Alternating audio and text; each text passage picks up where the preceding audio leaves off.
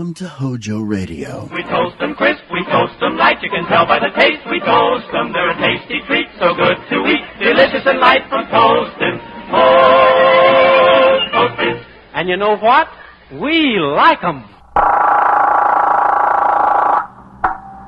21st Precinct, Sergeant Klein. Who's dead? Who? He was killed. Ah. Where is it?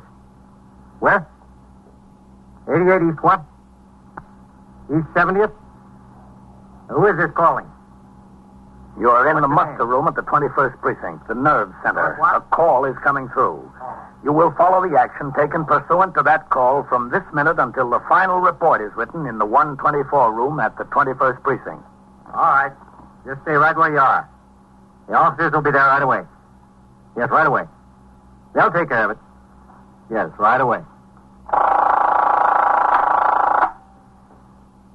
21st Precinct. It's just lines on a map of the city of New York. Most of the 173,000 people wedged into the 9/10 of a square mile between Fifth Avenue and the East River wouldn't know if you asked them that they lived or worked in the 21st. Whether they know it or not, the security of their persons, their homes, and their property is my job. My job and the job of the 160 patrolmen, 11 sergeants, and 4 lieutenants of whom I'm the boss. My name is Kennelly, Frank Kennelly. I'm captain in command of the 21st. What makes a city? Not buildings, not subways, not business. People make a city. From dawn to midnight, from midnight to dawn, people will pour their lives together and stir up a city where even love can lead to death. I was working my 8 a.m. to 6 p.m. tour. When I arrived at the station house, I signed the blotter and read over reports and communications that had accumulated since I went off duty 24 hours previously. Sharply at 8, I walked into the muster room and turned out the platoon for the day tour. As the men marched out the door to take over their posts, Sergeant Burns, the patrol sergeant, indicated he wanted to see me. I came around from behind the desk where Lieutenant Gorman was on duty as desk officer and Sergeant Klein on the boxes and crossed to my office. Sergeant Burns was waiting inside. Morning, Captain. Hello, Sergeant. Well, what is it? Bolney went sick this morning, Captain. Yes, I noticed it on the roll call. What about it? Well, he's been riding in Sector Car 2 with Warren. Yes, I know it. Listen, what's this UF-61 here? It says a radio stolen from a parked car. What kind of radio? And where was the car parked? I can't sign a report like that and send it on to division. Was that on my tour, Captain? Yesterday, yes. Don't you look these things over before they're written up? How did he get by you? Whose is it? Parker. Check his memorandum book and see if he's got the facts himself. If he hasn't, get on his tail. Yes, sir. All right. What about Bolney? Well, he's been riding as a recorder in Sector Car 2 with Warren. Yes. I noticed they hadn't been getting along so well together, always scrapping about who's going to take what pinch and so forth. No complaints to me, but I could see this had been going on. I warned them that I'd split them up if they didn't knock off. Well, it kept going on. After the tour yesterday, I told them I was going to put them both on fixed posts today. And Bolney went sick this morning? Yes, sir.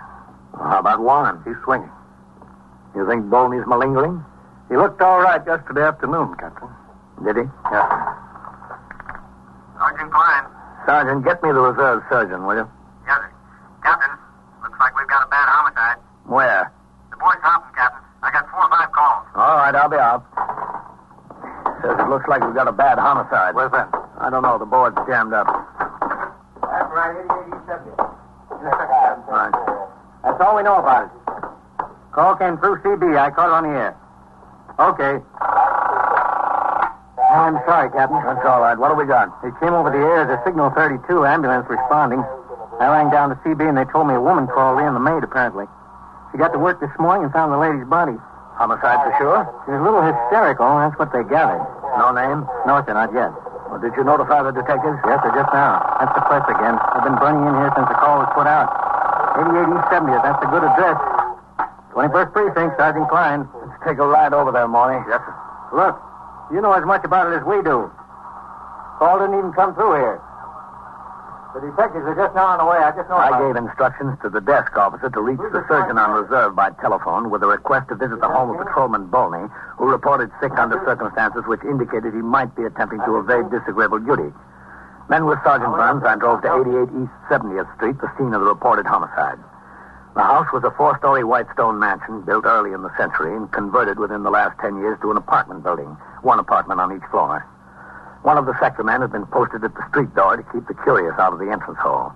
He told us the occurrence did, in fact, appear to be homicide. We went inside and took the small self-service elevator to the 3rd floor. The door to the apartment was standing wide open. The place was magnificently furnished. There were thick wall-to-wall carpets. I went over to talk to the maid who sat on the living room couch. She still wore the hat she had on when she arrived at work. Oh, Miss Edith. I'm Captain Kennelly. She was so beautiful, so beautiful. To walk in the bedroom like that and find her sprawled out, cold. Did you call the police? Yes, sir. I called the police. When I first opened the door of the apartment, I knew there was something the matter. I knew it. The television was on, newspapers, glasses were all over the front room, ashtrays full up. Miss Edith never left anything like that. Looks pretty straightened up in here now. Yes, sir. I turned off the television and picked up a little. Then I walked back to the kitchen. That's when I saw it. The minute I saw her, I knew it. Laying on the floor there in the bedroom, just stretched out. That yellow hair she had all turned everywhere. She always had it so neat. So neat, mister. What's your name? My name? Yes. Doris Ramsey. Ramsey? No, sir. With an O. My family spell it with an O. Head bashed in like that.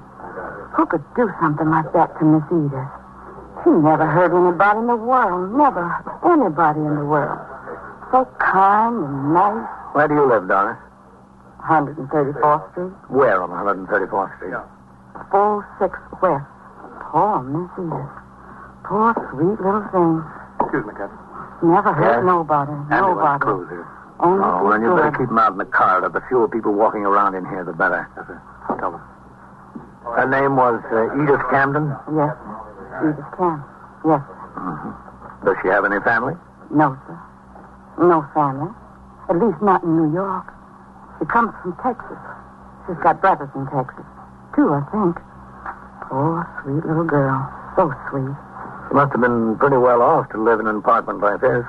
Did she live here alone? Yes, sir. All alone. She wasn't married. No, sir. Was she ever married? No, sir. Not that she told me. Did she go to business? What do you mean? Well, I mean, did she have a job or anything like that? Oh, no, sir. Not Miss Edith. Well, what did she do? She had a friend, Captain. Oh. Hello, Captain. Oh, hello, man. Doris, this is Lieutenant King. He's in charge of the detectives who'll take over this case. Yes, sir. You tell him everything he wants to know. Yes, sir. Poor Miss Edith. I don't know what I'm going to do without her. I couldn't work for nobody else. Nobody else. Where is it, Captain, in there? Yeah. Let's take a look. You sit here, Doris, all right? Yes, sir. It's all right. I'm not going no place.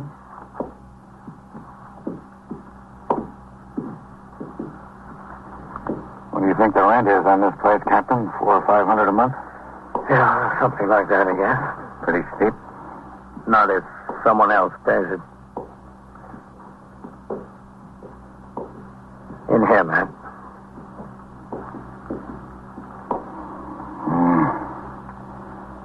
Pretty dress she was wearing. Not torn. She wasn't struggling with anyone. No, it doesn't appear that way. That's what she was hit with, I guess. What is it, do you think? I don't know. Looks like a fire tool to me. Hmm. Who was she? What'd she do, do you know? She didn't do anything. She had a friend. No. Well, the tabloids are going to have a field day with this one. Made to order for them. It sure is. There's all the elements. A mystery, a blonde, and Park Avenue. Yes, sir. Too bad she's not around to read about it. The call had come in at 6 minutes after 8 a.m. It was now 8:25. At the moment, little more was known about the case than what we could see. A striking blonde named Edith Camden was dead from a blow across the base of the skull in the bedroom of her apartment just off Park Avenue. Within minutes, the apartment began to fill up with specialists and experts. Detectives from the Manhattan East Homicide Squad arrived to work with detectives from the 21st Squad. As required, the chief medical examiner and the New York County District Attorney were notified. Latent fingerprint experts and a photographer from the police laboratory were summoned. Superior officers of the detective division, who had been notified in accordance with the manual of procedure, began to arrive on the scene. At 10 minutes before 9, when I left the apartment, the investigation was well underway.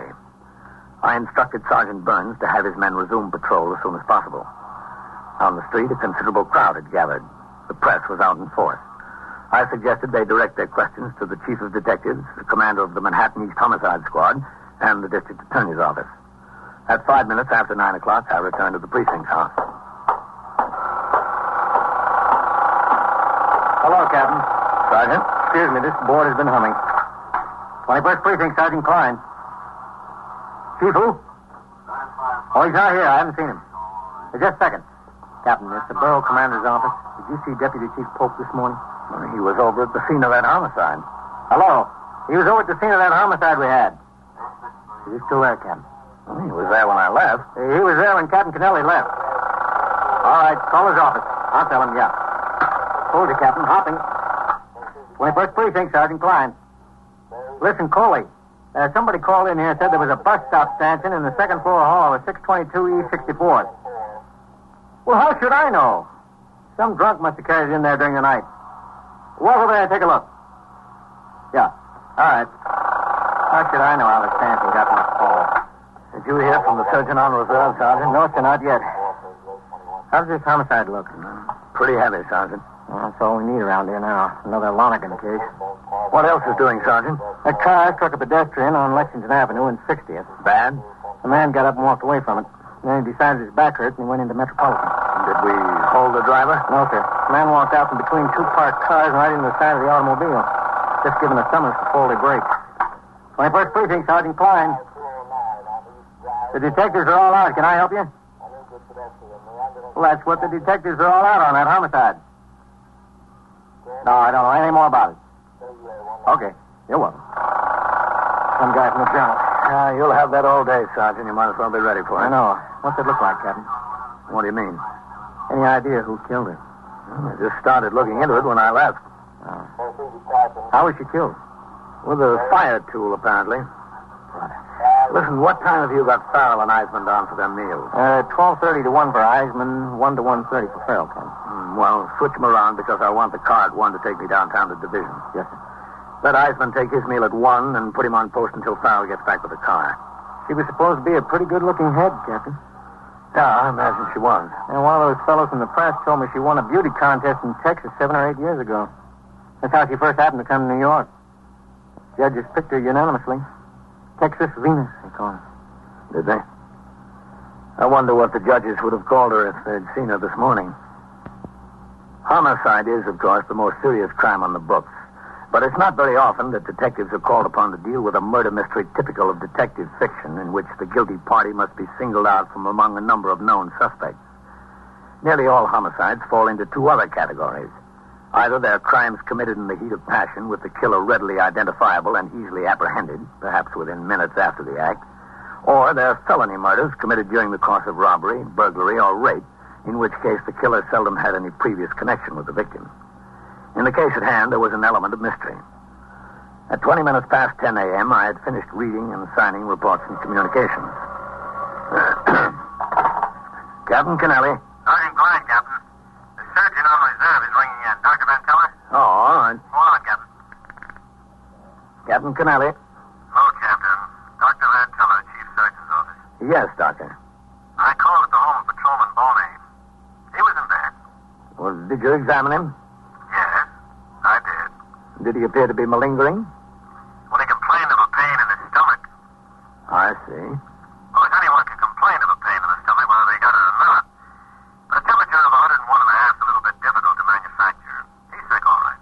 Oh, well, what's the matter with him, Doctor? Well, it looks like this virus is going around. That's what I say it is. Well, how long do you think he'll be out? A couple of days, that's all. All right, Doctor, thank you. Bye, Captain. Goodbye. Much obliged. Captain Kennelly. Sergeant Klein on TS, Captain. Joe Wagon of the News is out here. He wants to see you. Oh, about what? About what, Joe? About the homicide, Captain. Tell him I don't know anything about that. He ought to talk to the detectives. Yes. Captain says he doesn't know anything about it, Joe. Talk to the detective. Oh, just a second. He wants to see you anyway, Captain. All right. Matt, tell him to come on in. Yes. Go on in, Joe. Oh, Sergeant, Yes, sir. who's on post number 6? Singleton, Captain. Come in. When he rings in, Sergeant. Yes, sir. Hello, Captain. Yeah, leave the door open, Joe. When he rings in, tell him I've got a written complaint from a citizen about a peddler selling fruits and vegetables from a wagon over there. Tell him if he runs across that peddler to check and see if his license is okay. Yes. Oh, sit down, Joe. Big doings up here today, Captain. Well, I can't tell you anything about it, Joe. I don't know anything. I was only there for a few minutes this morning. What'd the apartment look like upstairs? Plush? Yeah, it was plush, if you want to call it that, but you better talk to Lieutenant King or the Chief of Detectives or the Homicide Captain. They've got it all over there. We don't know anything here. But, Captain, I got tired of waiting out on the street. I saw all the big brass going in and none of them coming out. You get tired of standing first on one foot and then the other. What's the deal? Who did her in? Joe, I told you, I don't know anything. You're the captain of the precinct, aren't you? Well, I still don't know anything. What is this, Frank? The Wilhelmstrasse? Somebody's got to know something. Now, be patient, Joe. You've got a morning paper. You've got all day to get your story. You'll get it. I'm embarrassed to call my city editor. Well, don't be embarrassed, Joe. He understands. You never know how to talk to him. Get your story out there, Joe. The Chief of Detectives. Excuse me, Captain. Thanks a lot. The muster room was alive with activity. Lieutenant Matt King of the 21st Detective Squad had walked in the door with the Chief of Detectives and the acting captain in command of the Manhattan East Homicide Squad. Close on their heels were reporters from all of the 7 daily papers with general circulation in New York, the Associated Press, and a newsman from CBS Radio. Lurking on all sides were photographers from most of the papers and motion picture cameramen. It was apparent that these top officers had avoided talking to the press at the scene of the homicide, but now they were cornered. I walked out into the muster room where the questions were being fired at a rapid rate. Chief, did the medical examiner fix the time of death? Not yet, not definitely. Sometime during the night. Sure there is. Let us go alive. All right, take it easy. Just a Quiet. Listen, Chief, we don't have anything for a story yet. Nothing. Give us a break, will you? Well, I'll tell you what we'll do, boys. There's some things we know we can't tell you yet. Give us a couple of minutes to decide what we can tell you, and you'll have a story. Okay? Okay, here's the captain's office. Use it. Coming through, then. Hello, Frank. Chief. Rough deal, huh? Rough? Wicked. Go ahead. Help yourself. Come ahead, Frank. Thanks. Listen, give us a break, will you? Close that door. They'll find a way, those guys. How you been, Frank? Okay, fine. How's Ellen? Good. I'll give him my best. Well, I guess I'll have to tell those boys something, Matt. They're entitled to their story. Yes, sir, but I'd like to keep quiet about the boyfriend for a while. I don't think there's any point putting him into it yet, Chief. No, neither do I. We can tell them that Edith Camden isn't a real name. She's just been using it since she came to New York. Yes, sir. What else? Well, she worked as a model. Not a cover girl. No, sir, for a fashion house, then in a store, but I think they know that. How about suspects? Well, who, Chief? Well, supposing I say there's 4 or 5 people we want to talk to, but that we can't divulge any names at this point. Yes, sir, that'd be good. You might want to mention her address and phone book, that we're checking every one of her friends. No, I'd better say acquaintances. Yes, sir. Yes, just that address and phone book ought to make them happy. Always does. 30 detectives assigned to the case. How's that? Fine. They want to know if there was any evidence of her being killed by a burglar or someone who entered the apartment with criminal intent. I think you can tell them that the place wasn't broken into, Chief. Okay. Want them to let them talk to the maid, Matt? I think all they'll want is pictures of her. We can go that far. All right. Guess that about does it. Frank, let's get together some night, huh? Oh, I'd be glad to, Chief. I'll tell Mary to call Ellen and set it up, okay? Fine. Okay, Matt. Show me to the wolves. Yes, sir.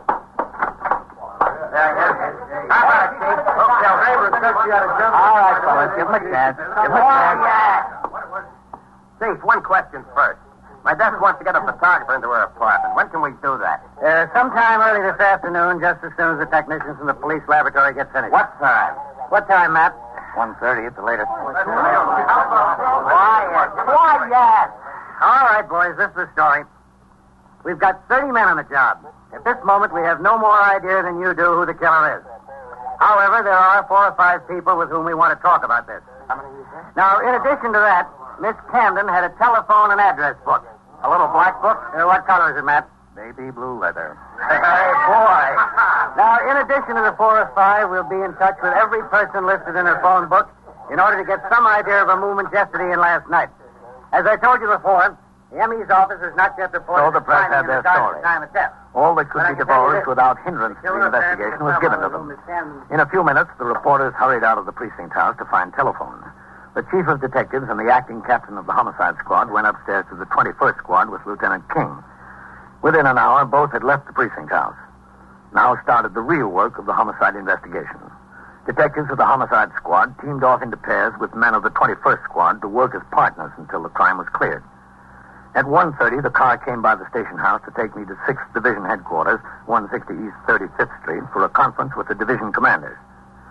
While I was out of the precinct, a well-dressed graying man in his late 40s was brought in by Detectives Whitey Howard of the 21st Squad and Edward McInerney of the Manhattan East Homicide Squad.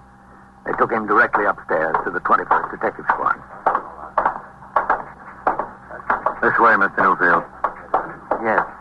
You don't think it will take long, do you? I wouldn't know about that, sir. Come in. Lieutenant, we got Mr. Newfield here. Oh, good.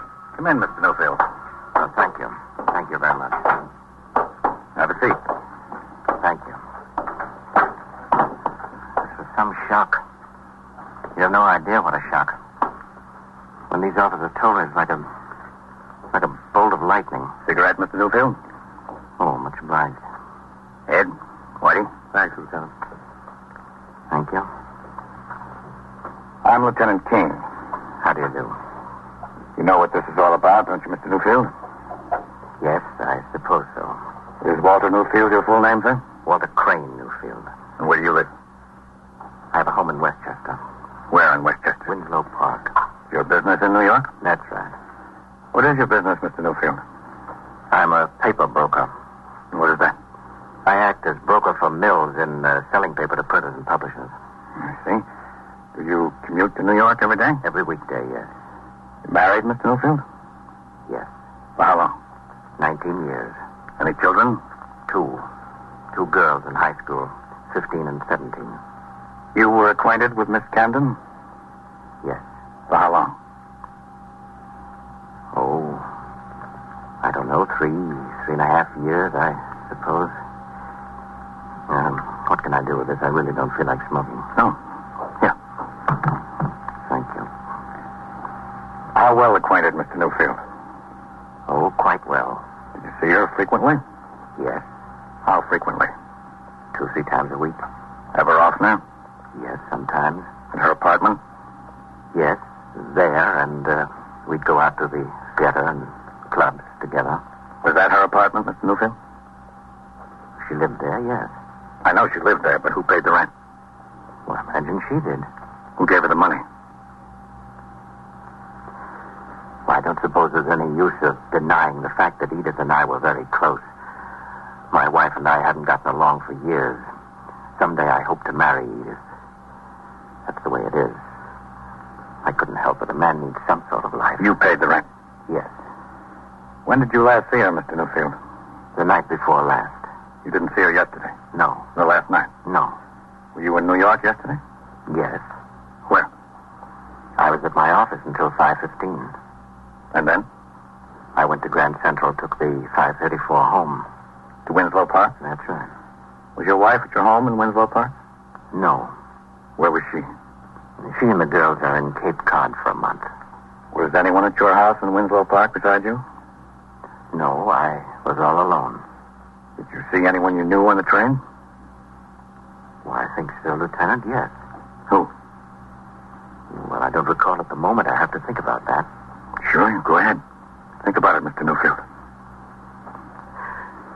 Lieutenant, I know this can't help coming out. This whole thing is bound to get in the papers. I don't care about myself or what anybody says about me, but those two young girls of mine, this is going to be terrible on them. Just terrible. It'll be worse on them, Mr. Newfield, if you continue to tell us lies. Well, I haven't told you any lies. Just said you didn't see Miss Camden last night. That's a lie, isn't it? No, it isn't. Said you were home in Winslow Park last night. That's also a lie. We know you never left New York. How about the truth, Mr. Newfield? How about the truth? Well, I don't know what to say. I don't know what to do. I haven't had time to think. I have nothing in the world but those two girls. Please think of them. That was your job, Mr. Newfield. I've got mine. The interrogation of Walter Crane Newfield continued. So did my conference at division headquarters.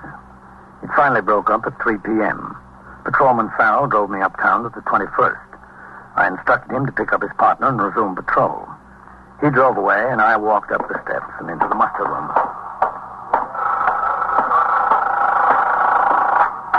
21st Precinct, Sergeant Klein. All right, 17. Hello, Captain. What's doing, Sergeant? It's nothing like this morning, sir. That's good. Where's Lieutenant Gorman? I'm filling in for him, Captain. DA's office called for him to come down in a hurry. Yeah? A burglary case went to bat this afternoon, which he made the arrest when he was a sergeant in the 64th last winter. Well, this is a fine time to let us know, isn't it? Well, the boy was going to take a plea, but he decided to stand trial at the last minute. Oh. All right. Stand right up to the desk there, would you please? Yeah. Okay, Whitey, book him in. Yes, sir. Just a second. Hello, Matt. Captain. Walter Train Newfield. Matt? Yes, Captain. What's this? That homicide. Middle name is C-R-A-N-E. Train? Is that right? Yes, that's right. That's fast work. He got twisted up in his own life. N-U-F-F-I-E-L-D. How'd it happen? When he finally told us, he said she was going to break it off. She had a guy she wanted to marry. Age? 47. He was so enraged, he picked up a fire iron and hit her over the head. What's the charge? Murder first. Why'd he do it? What'd he say? He said he killed her because he loved her. Well, if you've got to kill somebody, that's as good a reason as any.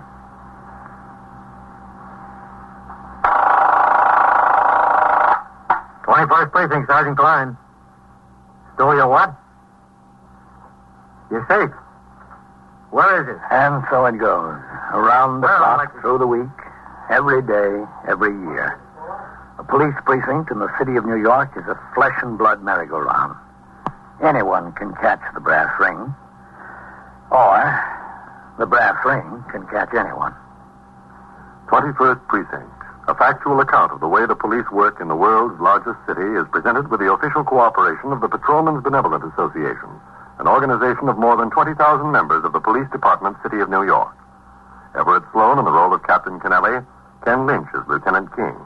Featured in tonight's cast were Lawson Zerby, Wendell Holmes, George Petrie, Joseph Julian, Frank Reddick, Eric Dressler, and Rosetta Lenoir. Written and directed by Stanley Ness. Produced for CBS Radio by John I. Forefathers went to trading posts 3 long days' journey to get powder and shot. Today I drive my Pontiac to town in a few minutes to see the latest Paris gown. Is this new Pontiac equipped with freewheeling? Naturally. Has it synchro silent second? Of course. Is the body by Fisher? Certainly. Well, apparently Pontiac has all the latest developments of automotive engineering. Absolutely. That is why Pontiac is today the chief of values. HOJO Radio. We're your old-time radio headquarters. Stay tuned.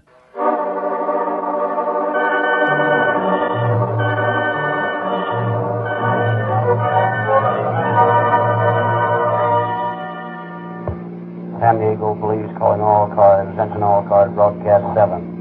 Starting a hold-up and murder on the National City site. Bandits wearing tan coveralls, dark glasses, and driving a black Ford Roadster without a windshield. These men are armed, so be careful. That's all.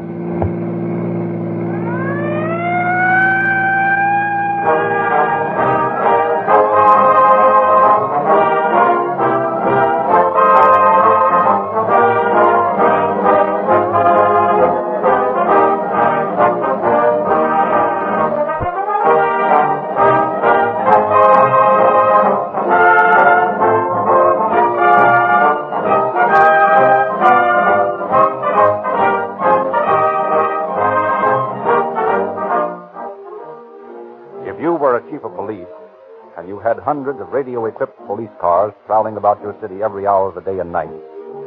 Would you risk your reputation by letting ordinary gasoline slacken the speed and cut down the power of your emergency cars? Or would you select the finest gasoline money could buy, so your police cars could answer emergency calls at top speed, so they could catch any criminal getaway car in a chase? Many of your brother police chiefs would advise you that Rio Grande cracked gasoline has the reputation in police circles of being the fastest, most efficient gasoline made. The police chiefs of Los Angeles, Oakland, Berkeley, or Maricopa County, Arizona, and many, many other cities and counties use Rio Grande cracked gasoline exclusively because it comes as close as possible to perfect performance. Yet it fits expense budgets. For the cost records of these cities show year after year that Rio Grande cracked gasoline delivers more miles as well as faster miles from every gallon. Every motorist can get this same gasoline that powers more police and emergency cars than any other brand from the independent Rio Grande dealer in your neighborhood. Ask for Rio Grande cracked and enjoy the thrill of police car performance in your car.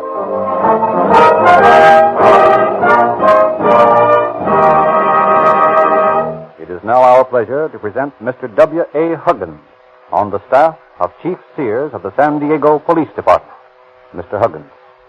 Every man who plots a hold-up or some other crime invariably thinks he is smart enough to get away with it.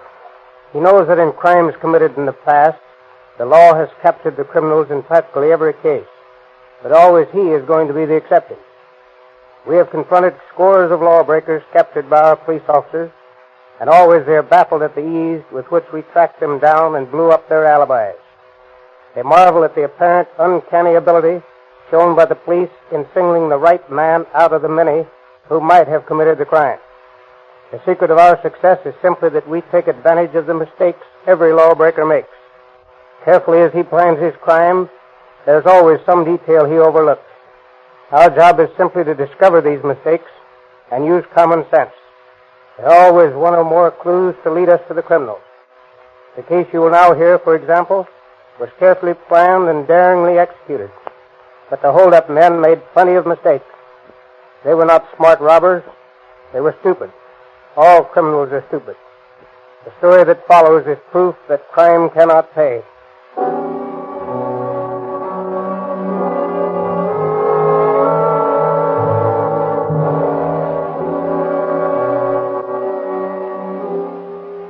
Shortly after midnight, in the middle of May 1929, two shadowy figures stealthily work at the lock of the service entrance of a Ford agency in San Diego.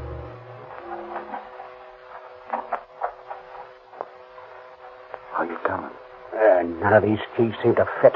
That's funny. Well, here's the last one. I'll try it.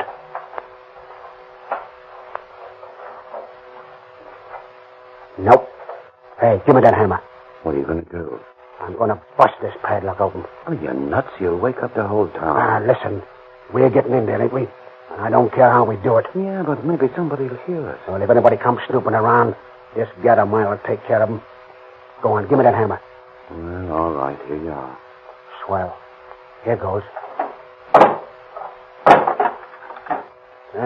That's more like it. Did the business all right. Sure, it did the business. That's the way to get things done. Force, my boy. There once was a mug that lived in the old days by the name of Alexander the Great. He found that out. When he couldn't untie a knot, he cut it with his sword. Yeah? Well, let's drop the history lesson and get into this joint. Here, give me a hand on this door.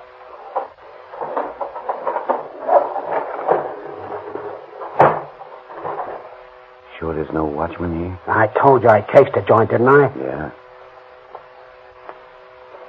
Well, you heard me. There ain't no watchman. Okay. Hey, douse that flashlight, will you?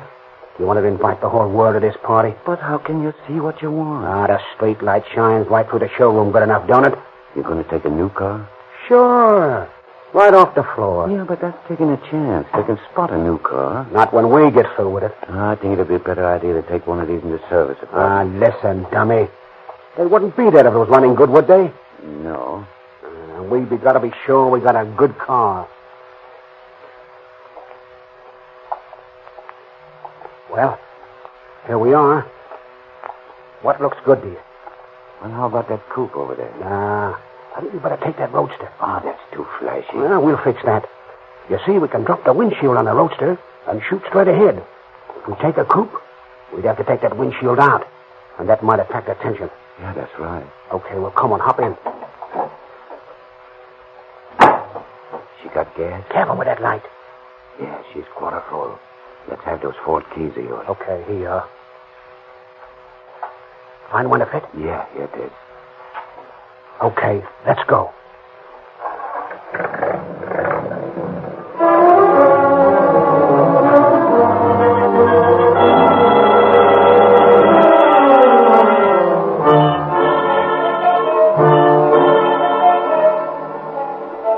While police scour San Diego for the stolen car, Cochran and Colson are working on it in the garage back of their bungalow. Finally, after 2 days of secret activity, they pridefully view the result of their labor. That's a big difference from the shiny gray job we drove off to Florida the other night, eh, Marty? Yeah. Nobody could call it a professional paint job, but it's just what we want. And that rotten black paint makes it look like any number of other heaps around the town. Oh, say, listen. Don't you think we'd better put some damp rags on the headlights and radiator so they'll rust? Yeah, that's a good idea. Now, listen. The way I figure is this. That wide stretch of road along the National City Dike is the best place to pull the job. Yeah, there's not much traffic there. What time does the money car come through? Well, it leaves Caliente in time to get to the bank in town here around noon. So it'll come along and, well, about 11:30. We'll knock over Monday, see, you know, when they're bringing in the take for the weekend. Figure we'll have much trouble with the Mex guard? Nah, there's only 2 of them. They bring the dough over in a coupe. They've never been knocked over before, have they? No, that's why they're so careless, I guess. But if they get tough, why, we'll just bump them off. Oh, gee, we don't have to do that, do we? Might. What of it? Ain't $100,000 worth of beef? Yeah, I guess so, but... Remember that mug Alexander? He had the right idea. Cut right through the knot.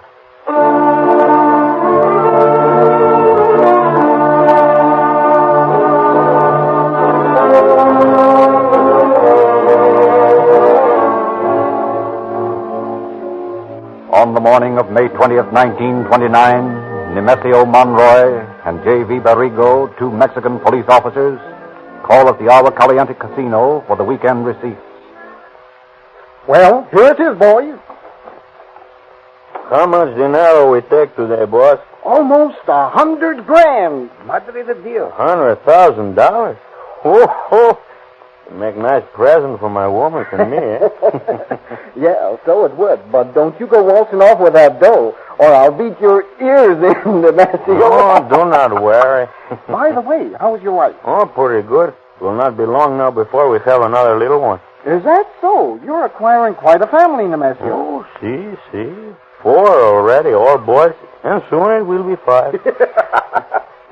Nemesio, is raising his own army for the next revolution. Well, you better get started with the dough, boys. See, muy pronto. Adios, senor. Goodbye, boys.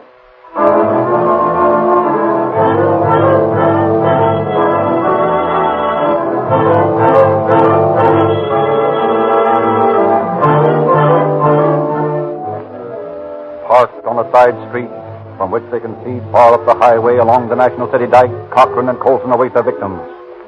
Ignorant of their peril, they are approaching, laughing and joking as they drive through Tijuana, bumping along the dirt road to the customs gate.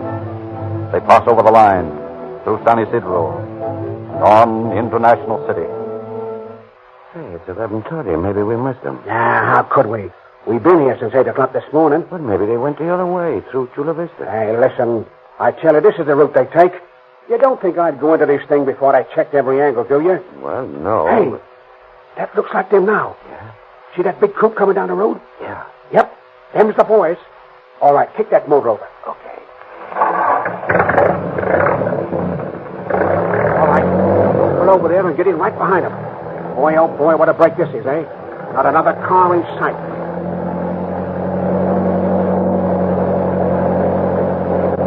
Swell. Now, just like this. Keep that distance behind them while I turn this heater on them.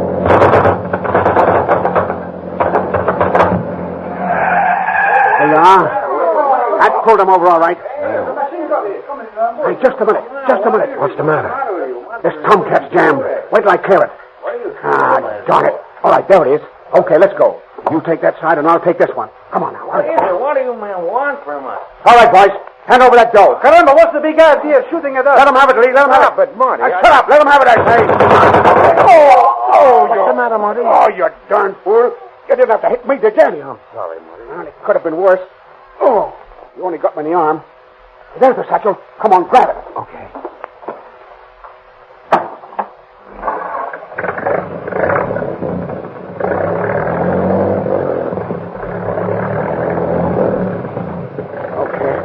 Now to duck these overalls and dark glasses and get me to a doctor. Gee, Marty, it was a crying shame to bump off those poor devils. Hey, what are you bawling about? You You nearly murdered me, didn't you? Oh, well, it wasn't necessary to kill those guys. They didn't have a chance. You remember that mug Alexander the Great? He turned on the heat first and talked afterwards.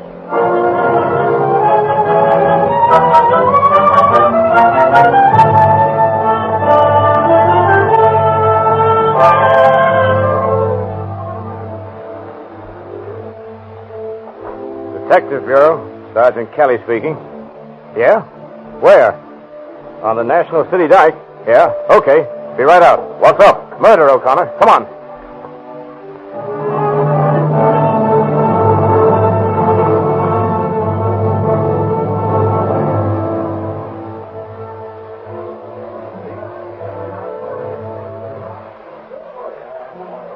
Now, did any of you people see this happen? No, sir. That is, yes, sir. Well, now, which do you mean? Well, you see, me and my friend George, we was over there in the dumps, and we done hear the shooting. Well, what did the men look like that did the shooting? Well, I couldn't exactly tell, mister. What do you mean you couldn't tell? Didn't you see them? Well, sir, I did, and again, I didn't know. Well, what do you mean? Well, sir, you see, when these here now bullets started whizzing around, why, George and me, we just naturally hid under some tin roof until it was all over. Well, didn't you see anything? Well, I done saw them drive away. How many were there? Well, the two. That's all I seen. What were they dressed like? Well, I don't take no particular notice. Seems like they had on these here now jumper things like the garage mechanics wear. Anything else? Well, sir, let me see now. If I just remember correctly, they had on them sunglasses. Did you get their license number? No, sir.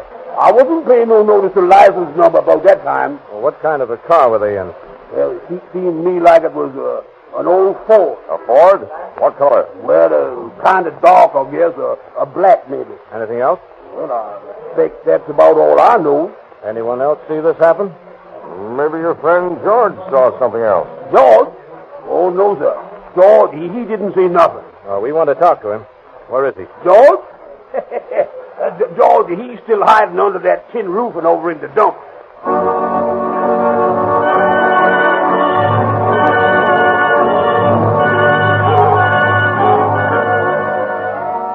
Meager are the clues the police have on which to work. Old black Fords are under suspicion, but finding the right one is as easy as finding the proverbial lost needle. Things look black for the police when help comes from an unexpected source. Well, this is a tough one. Yeah, it sure is. Two guys dressed in jumpers and dark glasses in an old Ford. I'll find 100 people answering that description in a half an hour. Yeah, and you won't be any closer to the right ones. That's right. Detective Bureau, Sergeant Kelly speaking. Yeah? Well, I have some information that might be of assistance to you. Yeah? What's that? Well, a couple of men drove up near my house about noon today in an old Ford. Yes? Well, they met by another car, which, they took them away. One of them seemed to be wounded. The Ford is still parked here in the street. What's the address, Mr. Hartel?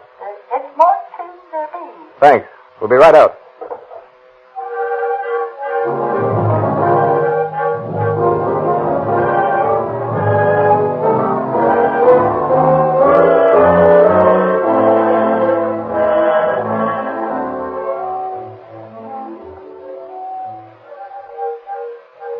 Now, what did these men look like, Mr. Hartel? Well, they were both about 25 years old. One was around 5 feet, 5 inches tall, and the other one was maybe 2 inches taller. How were they dressed? Oh, had on some old clothes. Could you identify them if you saw them again? Absolutely. Well, here's hoping you get a chance to. Well, let's have a look at this car. The dealer's license. Is that number on your hot sheet, O'Connor? Let's see. Yeah, that's the number of the car stolen from the Ford agency last week. But this is an old Ford. The one that was stolen was a new car. Oh, just a minute. This is a new car, too. Take a look at the position of the brake and gear shift. Oh, this is a new car. Painted over, huh? Sure. Hey, wait a minute. What's this? What? Something stuffed into the corner under the brake pedal. Well. The jumpers and the dark glasses. Well, what's that mean, hey? That means this is the car the murderers used, Mr. Hartel.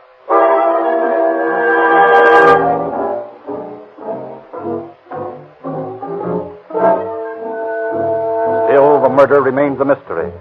Although Kelly and O'Connor have a slight description of the criminals, they have nothing definite to go on.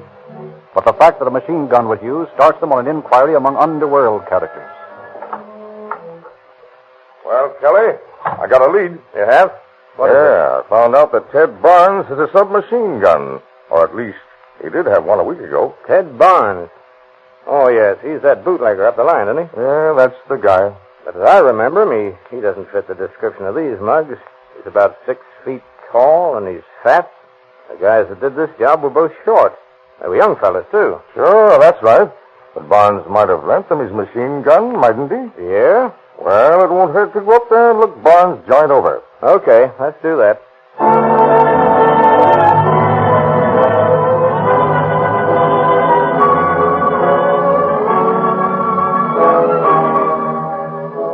Armed with a search warrant, Kelly and O'Connor follow up this latest elusive clue. More than sure that it will end nowhere.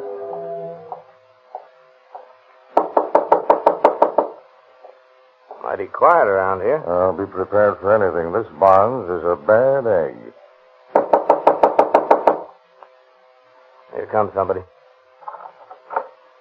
Well, what is it? We want to see Ted. He isn't here. Where is he? Out. Well, we'll come in and wait for him. You can't do that. I don't know when he'll be back. We'll come in just the same. Say, what's the big idea? Who are you? We're police officers. Oh, yeah? Yeah. See that? That buzzer don't mean anything. This is a private house, and you can't come in without a warrant. Well, we thought of that. Here's the warrant. Oh. Well, Come on, Kelly. Oh, I see you've got a hospital here. What's that? Look, there's a guy in bed over there in the corner. Keep your hands off that gat, mister. I got you covered. Get that automatic out of his reach, Kelly. Right.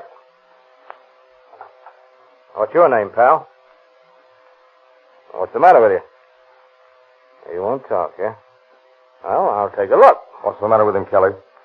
Bullet wound in his arm. This looks like our man. Who is this guy? I ain't saying nothing. Well, you're Barnes' wife, aren't you? Yeah? Well, where is he? I don't know. So he and this bird held up the money car, and he ducked out and left you to care for his pal, eh? That's a lie. Well, that's the way it looks to me. Ted didn't have a thing to do with no hold-up. What about this man here? Who is he? Let him tell you. Did he hold up the money car? I don't know nothing about it. Well, we'll have to arrest you, too. What for? Well, we'll book your friend here on suspicion of murder, and we'll book you on... You can't arrest me. I ain't done a thing. Looks to me like you're an accessory after the fact. At least that's the way we're going to arrest you.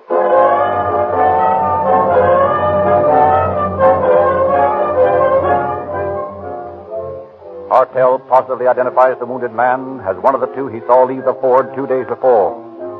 Police cover the town and discover the bungalow court in which an apartment was taken by a Joseph Renane, who answers the wounded man's description. However, effects discovered in the apartment identify Renane as one Marty Colson, an ex-convict on parole, after serving part of a sentence on an arson charge committed in Los Angeles County. Papers in the apartment show that his partner is one Lee Cochran. Mrs. Barnes is the important link in the chain of suspects. Police question her closely. Now, look here, Mrs. Barnes.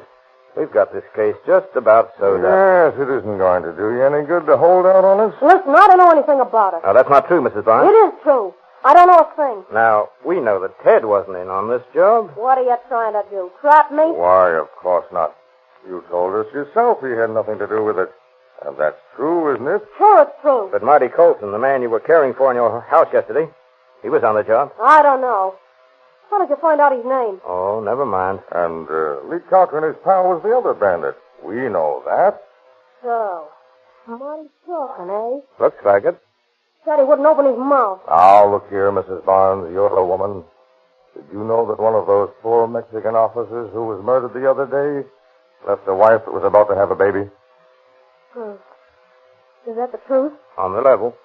Oh, we know Ted didn't do the job, but we want to get Cochran. We want to see some sort of justice done. We can't give that poor Mexican woman back her husband, but at least we can make Cochran pay for the penalty of his crime. Now, if you were in that poor woman's place, and if Ted had been murdered, you'd want to see justice done, now wouldn't you? Yeah. Yeah, I guess I would. All right. You can help us. Oh, we want Cochran. Where did he go? Well, I think he went up to L.A. He and Ted. Oh, I mean he... Oh, so Ted is with him, huh? Listen, you said you wanted Cochran. I ain't talking about Ted. I got constitutional rights. You can't make me testify against my husband.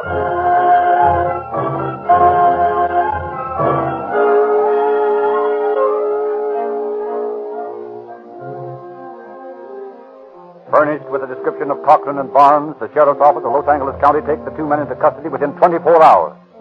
For more than 2 months, while they were awaiting trial, and all through the courtroom proceedings, Colson refused to talk. He makes the communications that are necessary in writing. But from the moment of his arrest to the moment when he stands before the judge to receive his sentence, Silent Marty, as he has come to be called, has never uttered a word.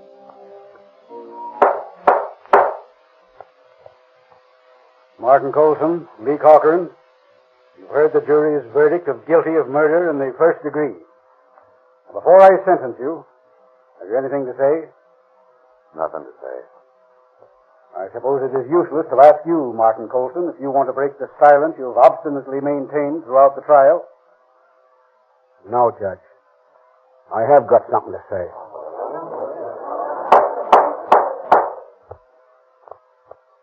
Before you sentence me, I've got something important to say, Your Honor. I want to die. I want to pay my debt to society. Let Lee go, Judge. I'm the one you want. I planned the whole thing. Hang me, Judge, and let my partner go.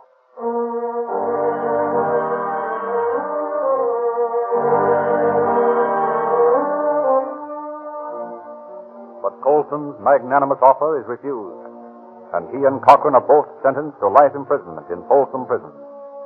Ted Barnes is sentenced to a year in the county jail as an accomplice after the fact. In Folsom, Martin Colson retains his grim silence, only rarely talking to his fellow prisoners. His nickname of Silent Marty follows him behind the grim gray walls of the northern prison. Desperate, morbidly brooding, Colson determines to beat the rat. For months, he works secretly on a crude diving apparatus, and then one day he attempts to escape through the powerhouse water intake pipe into the prison moat. But his apparatus fails to function, and he is dragged from the moat half-drowned. Serves a hitch in solitary for his attempted break. But as soon as he's back in the cell block, he and his cellmates set about fashioning 2 pistols from the bits of metal they conceal in the machine shop. Then, on the morning of February 27th, 1933, as the men are marching to their daily tasks,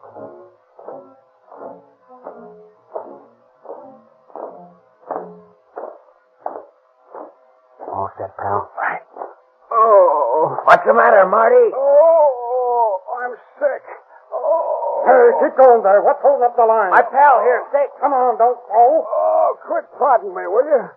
Oh, on the up and up. I got cramps, something awful. You better let me take him to the hospital. Okay, pull out.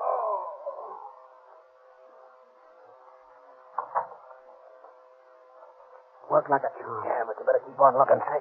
Now, you hold up the guard in the hospital. Yeah? And I'll make the operator call the warden down here. Yeah. If anybody gets fancy, bump 'em off. You know what that means if they catch us? Sure I do. But remember that mug, Alexander the Great, right through the knot. Okay, here we are. You all set? Let's go. What do you want? My partner here's sick. Come this way, then we'll... All right, grab his gun. Okay. I'll get the operator. Okay. What are you... Shut up, you. Don't ask no questions. Call the warden and tell him to come down here right away. Tell him it's important. But look here. George, I tell you, will you? Or you're breathing your last this minute. Oh, all right. Hello, warden. This is the hospital. Can you come down right away? One of the men is very sick. Yes, it's important. Please, hurry. That's enough. You don't have to cry over the telephone. Don't touch that board. It's hot, I say. Now get into that other room. The warden comes? Yeah. This guy here nearly tipped us off. But it's okay. The warden tried to call back. When he doesn't get an answer, he'll think that guy's awful sick and he'll be down on the double. Good. Then he'll listen to us. He'll hand over the keys and give us a safe conduct out of this hole. Yeah. He ain't got no guts. Wardens never have. No. They're strong guys like us. Yeah. Like that Alexander mug that gets places in this world. Yeah. You bet I'm telling you, pal. Listen. What's that? The prison siren. They're wide. Hey, where you going? They'll never get me. Okay, you win. Where's your pop? He wasn't. Hey, I guess he shot himself. He said you'd never get him. Hey, and he was a swell guy, too. Lots of education. Say, do any of you guys know who this mug Alexander is he was always talking about?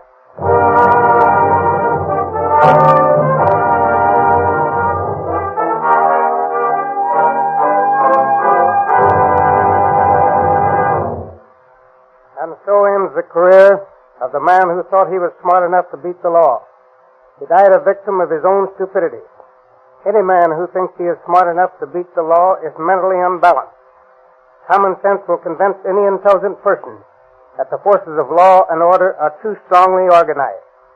Let tonight's story of criminal folly serve as a warning to any criminally minded listener that you can't get away with it. The time-worn old slogan is today truer than ever. Crime does not pay. Thank you, Mr. Huggins.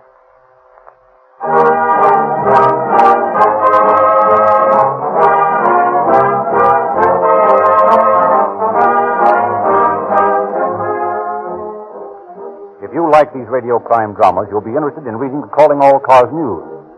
This month's issue illustrates 15 free gifts for boys and girls. Get this unique publication free wherever Rio Grande cracked gasoline is sold. And wherever you find Rio Grande cracked gasoline, you'll find Sinclair motor oils, too. These independent dealers know that Sinclair has pioneered most of the refinements recently announced by other oil companies. It was Sinclair who perfected the de-waxing and de-jellying processes to purify motor oil. Modern high-compression engines need Sinclair motor oils to ensure continuous lubrication of those fast-moving, finely fitted parts. As one of the world's largest makers of lubricants, Sinclair engineers work with every automotive manufacturer to develop perfect lubricants. The manufacturer of your car has specified a Sinclair oil or lubricant for every moving part. And your Rio Grande cracked gasoline dealer is equipped to give you this Sinclair scientific lubrication.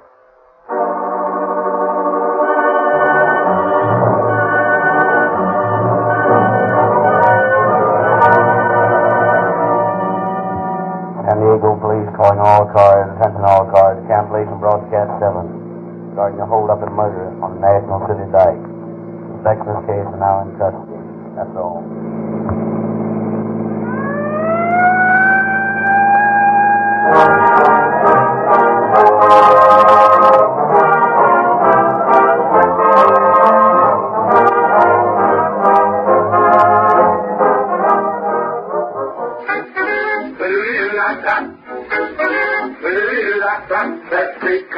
It's a pot, 12 ounces, that's a lot, twice as much more nickel too.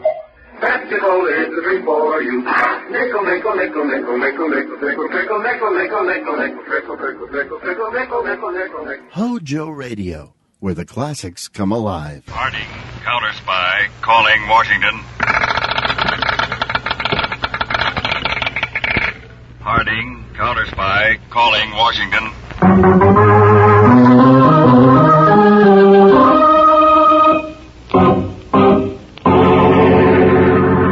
The Blue Network presents Phillips H. Lord's Counter Spy.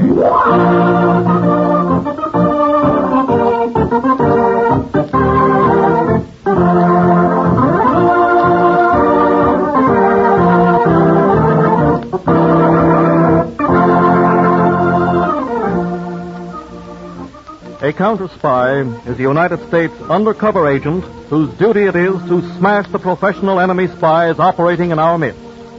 Imagine ace counter spy of them all as David Harding.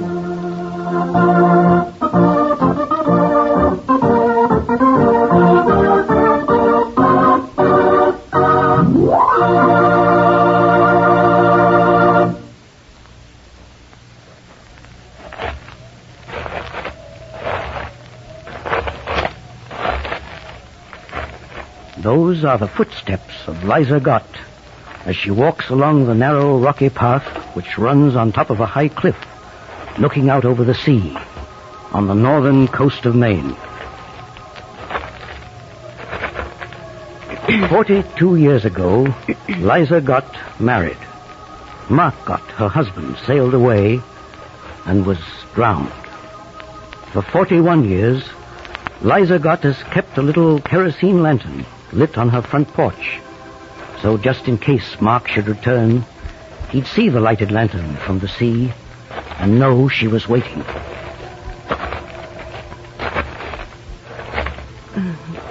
Well.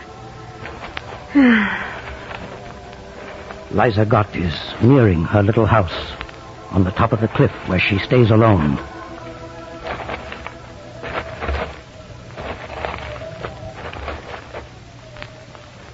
Liza sees something on her front porch. She can see it by the light of the lantern.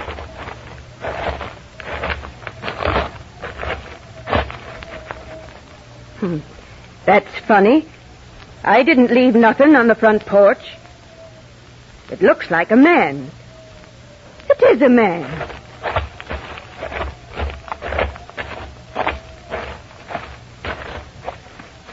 What are you doing on my front porch? Oh. Wake up. Oh. I said, what you doing lying on my front porch? Oh, I was just lying here. I'm exhausted. Guess I fell asleep. You're a stranger. Yes. I've had a narrow escape. I landed here in a lifeboat. Saw your lantern lit, so I came up here. When I found nobody was in, I was too tired to go anywhere else. What happened to you? I was in a small Norwegian lumber schooner. There were 5 of us. Just off the horseshoe reefs, we were torpedoed. I got the lifeboat over alone. The others were killed in the blast. I was way after. I'd have been killed, too. One of those terrible German or Japanese submarines? Yes, it happened yesterday morning. I've been rowing for land ever since. Then I heard a bellboy. And about an hour later, I landed on the beach, down there. You've had a terrible time, ain't you? Could you give me a little food? Let me stay here tonight? Come in. You've got to be took care of. Thank you.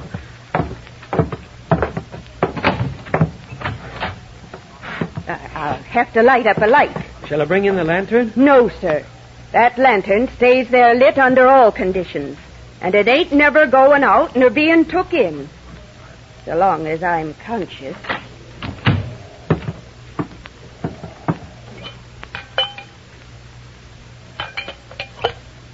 There. Now you can see. I'm sorry to trouble you. Tain't no trouble at all. May I inquire your name? Liza Gott. And it's got 2 T's and no E before the L. Liza, not Eliza. What's your name? Berkman. Frank Berkman. You look pretty tuckered. Here. Now just lie down here on this sofa and make yourself comfortable. Oh, I have been through a good deal. Well, now you stretch right out. You put your head up here. And your feet down there. Now, are you quite sure you're comfortable? Oh, I never was more comfortable in my life. Well, that's good.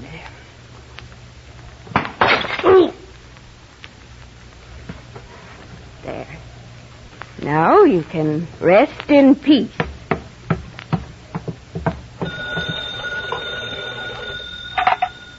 Who do you want? Danny, this is Liza. Get me quick as you can the counter-spy headquarters in Washington. And I want to speak to the head of it. No young stripling. You gone, Daffy? Do as I tell you, Fanny. Get me the head of the counter-spies. Well, I still think you're Daffy, but I'll ring 'em.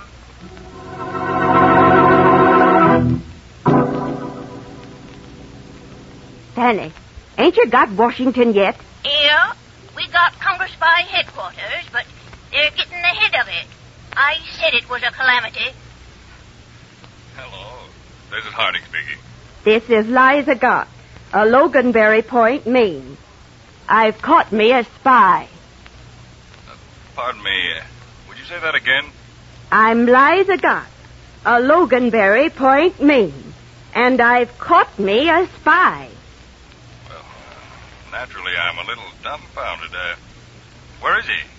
Well, lying on the sofa over there. But if he hears you, why doesn't he get up? What?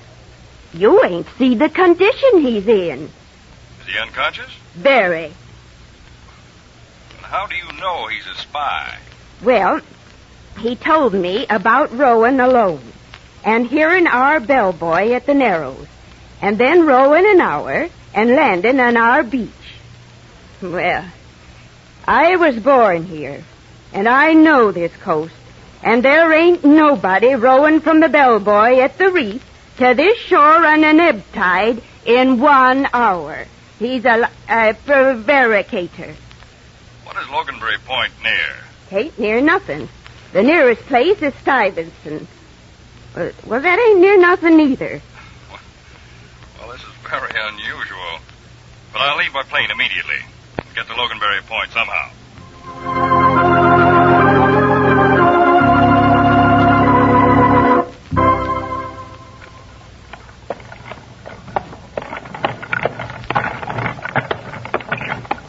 Well, it's very nice of you, Captain Stinson, to drive me over to Loganberry Point.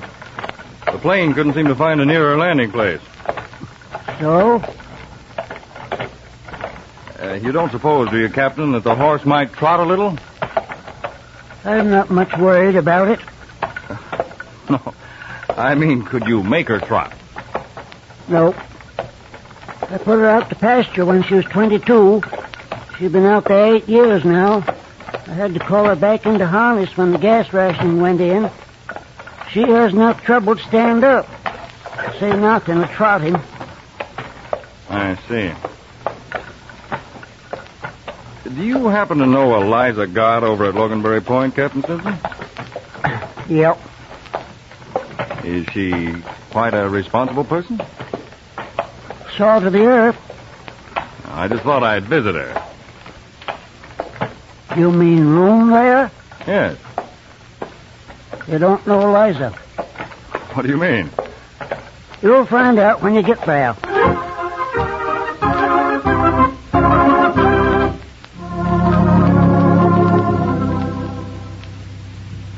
Come right in, Mr. Hardin. Thank you, Mrs. Gott. I took a plane as far as Stuyvesant and then had to drive over. Now, where's this man you captured? In the woodshed. Woodshed? That's where he is. No man but my past husband ever spent a night under this roof. And there ain't no man ever going to.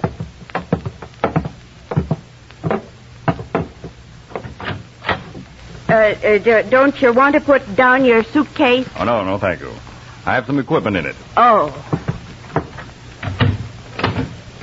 Now, you'll have to go the rest of the way yourself.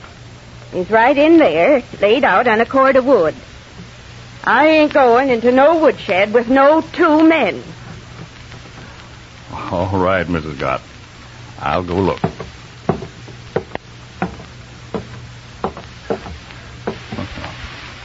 Sort of the worse for wear. Come on. Here, come on. Go away. Go away. Now, come on, sit up. Yeah, sit up. Oh, it's you. Are you the man she'd been waiting for? Yes. Then get me out of here. If I had to pretend I was unconscious, or she'd have killed me. What do you mean? After she dragged me out here, she'd come out every hour. And if I was conscious, she'd hit me over the head with that piece of stove wood. Knock me out. Look at my head. I can't tell how much of it is your head and how much is bumps on top of your head. She'd hit me over the head, just as cool and systematic as though she were a pile driver. Let me have your fingers. I want to take your prints. No. You'd better, or I might call Mrs. Gott back. Yeah, that's better. I'll telephone your prints to Washington, and we'll see who you really are.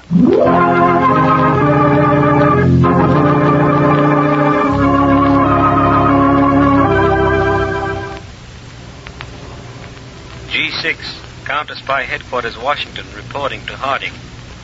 The fingerprints you just telephoned in are prints of Dr. Sleston, who left San Francisco for Portugal 18 months ago. He was employed in the Stillwell plants while they were experimenting on cargo-carrying air transports. It looks like Dr. Sleston is the one we have been expecting the Gestapo to try and smuggle into the country. Come in. I'm glad to know it's Slesson that we've got. It's quite obvious Slesson has been sent in to secure all possible information on the newly contemplated cargo-carrying transport. This is a job the Gestapo probably allowed him about a week to complete. And then they must have made arrangements to get him out. I'll check with you later tonight. Well, Berkman or Slesson, You just heard that conversation. We know who you are and why you're here. I guess there isn't any sense to my denying. After all the plans, I had to bump into that woman. You going to talk? No. I see. Well, as the people of Loganberry Point would say, there's more than one way to skin a cat.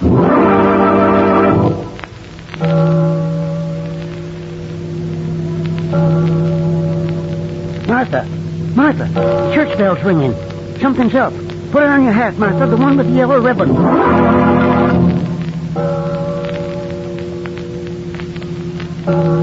The church bell's ringing, and it ain't go-to-meeting night. They must be calling us for something special.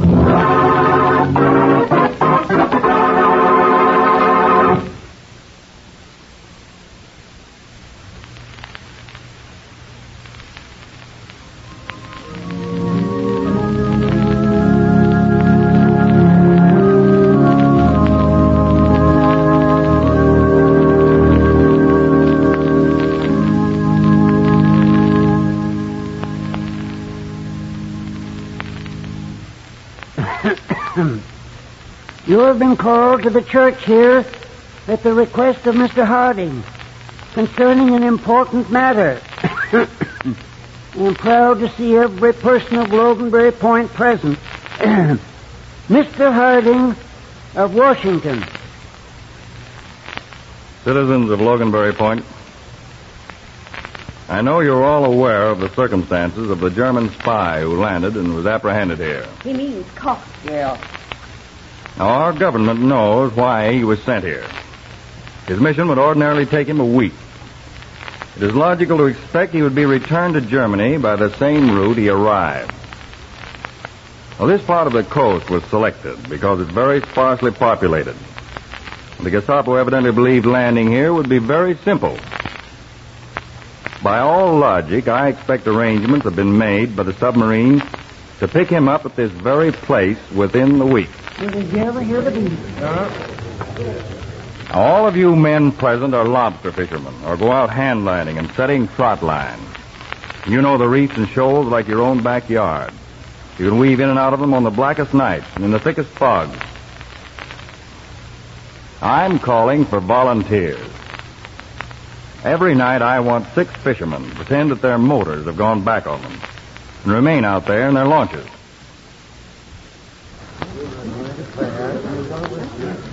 Now, it's a dangerous undertaking. There's a chance you might be captured and even tortured for information. How many of you men are willing to volunteer?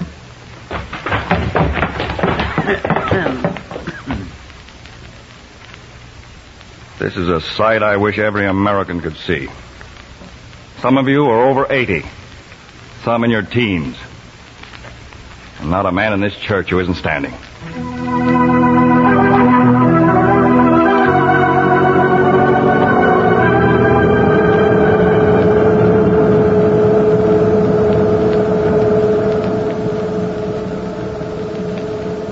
We are breaking water, Herr Kapitän. Wegen the surfers. Gut. Machen Sie auf. It is very foggy and dark, Herr Kapitän. We are among the reefs. I suggest you come on deck. Aufpassen. Ich komme sofort. Bleiben Sie bei den Motoren. Get a hold of it. Get the ropes around it. What's going on? What is that? Throw me that rope, or I will shoot. When we surfaced, we came up right alongside that little fishing boat. There is a fisherman on it. Good. Bring him aboard. We will question him about these waters. Take him down to the control room. He looks like an old man. Get him below. Bring him aft. The Captain wants him below decks, in the control room. Blackout ship. Jawohl, Herr Kapitän. Charge batteries. Hans Borchmann will soon be here. He smells fish all over him. Get down there, you fish! Well, what are you doing out in your boat? Late at night in the fog. I was doing me a mess of fishing. My cussed motor broke down. So? Perhaps it didn't break down. Perhaps you're out here spying. You think they'd give me an important job like that? An old seaman over 70? See, with a wooden leg. Yeah, you're right. You are too old. What's your name? Stinson. Captain Egbert R. Stinson. So you're a captain. Captain of fish, perhaps. Well, if you understand, sir, for 50 years I was captain of sailing ships. And I never lost a one. Yeah? If you are so good, where are we right now? In the devil of a fog, if that'll help you. You know what I mean. What's our location? How far off Horseshoe Reef are we? You're a quarter-mile northeast of it. You're lying. I know it. So you dare lie. I think we can take care of that. Mate, a hot iron from the galley. But I will get the wire first, Nick. Well, I never see a room with so many gadgets in it before. We didn't need all these wires on a sailing ship. How far are we from the lighthouse? Lighthouse? Oh, let me see. As the crow flies, I think I'd say about 1,000,000 miles. You talk. You will talk plenty. All right, I'll talk, you dirty vermin. The sea is clean. It's decent. Not a foul like the likes of you. Before you're through, you and this rotten hook will be at the bottom of the sea, but the fish won't trouble your carcasses. There isn't one foul enough to eat you. Curse you and all your foul kin. Here and there. Get on that fire axe, they kill you. Go ahead, shoot. Against me. There. Keep on shooting. Keep on. I'll have it all smashed before you can kill me. Der ist wahnsinnig geworden. Vollständig verrückt. Kill him. What is the matter? Shoot this crazy fool. Come near and I'll chop your head off. Look, idiot. Crazy fool. 6 bullets to stop him. Have the chief engineer and electrician both cover central control at once. Jawohl, Herr Kapitän. Chief engineer, electrician, report it to central control at once. Inspect, repair damage. Rig for hand control. Till we see what that maniac has done to our automatic gear. Herr Kapitän, the master rheostat is damaged. Impossible to say how long it will take to repair. Main periscope eyepiece also is broken. The depth indicator dial is completely wrecked, Herr Kapitän. How long will it take to repair? 2 or 3 hours, Herr Kapitän. The compressed airline is breached. Several hours to repair. Also, main ballast hand valve jammed. Verflucht noch einmal! All this damage with the axe.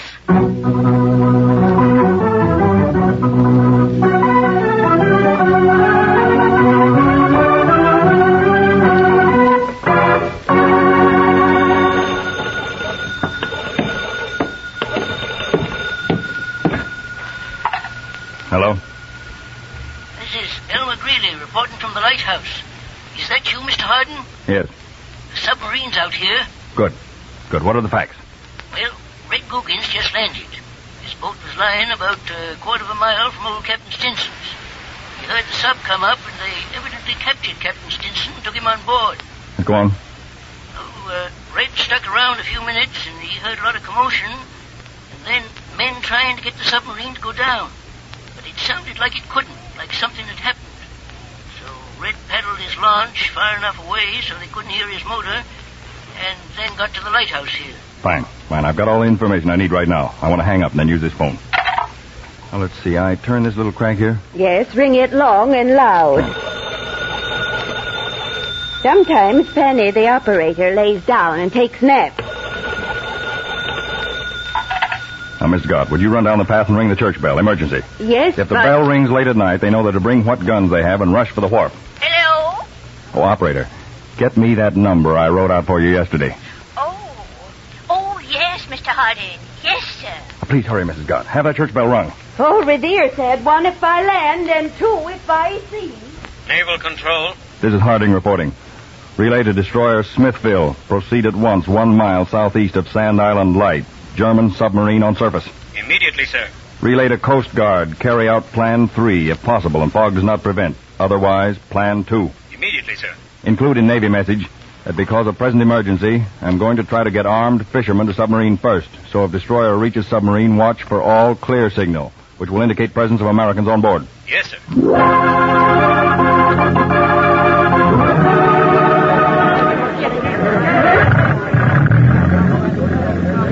of you with the slowest motorboat start out first.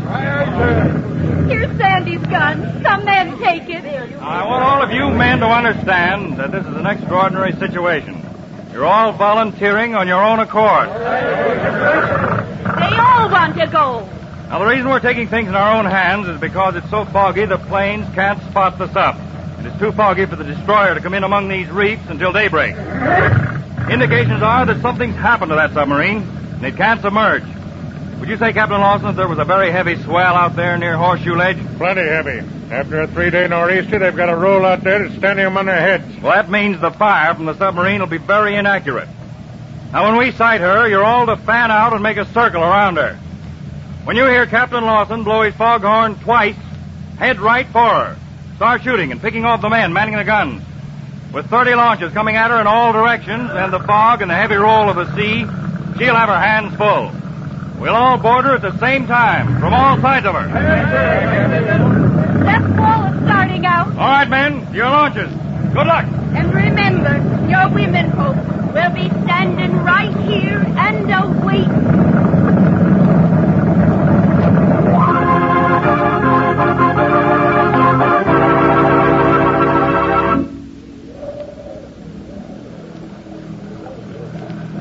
That's her, Captain Lawson.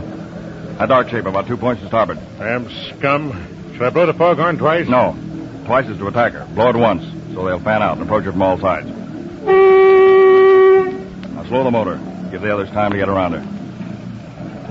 I didn't realize how patriotic I'd be till I started thinking of them Burmans setting foot on our shore. I've never seen a thicker fog. She spotted us. Shall I head for her? No, she's only shooting at the sound of our motor. Who are you? Hands off or we shoot. We won't reply. Let him stew. Who are you? Get ready, Captain Lawson, to blow your foghorn. 2 blasts. I ain't had so much fun since Elijah's cow fell in the well. All right. Sound the signal.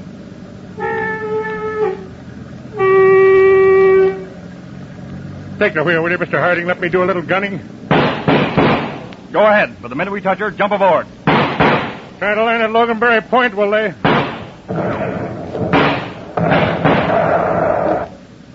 The whole German crew's on deck. Captain Mulligan's alongside.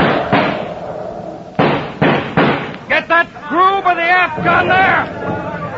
They're falling like tenpins, Harding. Just board her. Let your own boats go so others can come alongside. Press right into her, Harding. I want to get on her. Watch yourself now. Jump. Come on, gentlemen. Come on,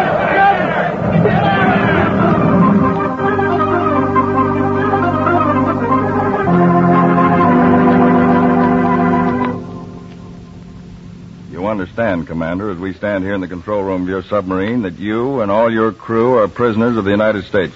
Tja, das ist zu erwarten. Kriegschancen. I am helpless. And there at your feet an old sea captain with 12 bullet holes.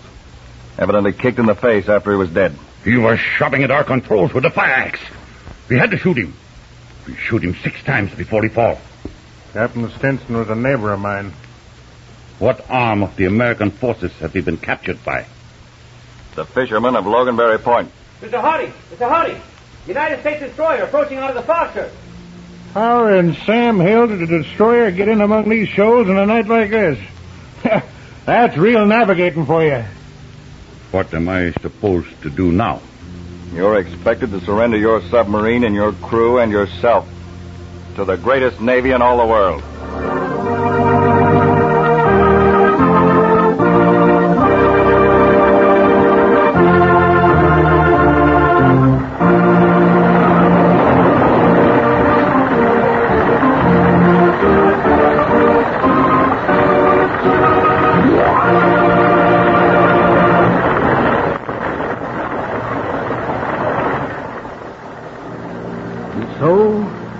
His neighbors at Loganberry Point return the earthly remains of one who has lived among us for so many years. Captain Stinson, if he had had 1,000 lives, he would have chosen no other way to have given them all. And so we of Loganberry Point not mournfully, but with pride in our hearts, say goodbye to a great American who lived as an American and died as one. God bless America, the land of the free.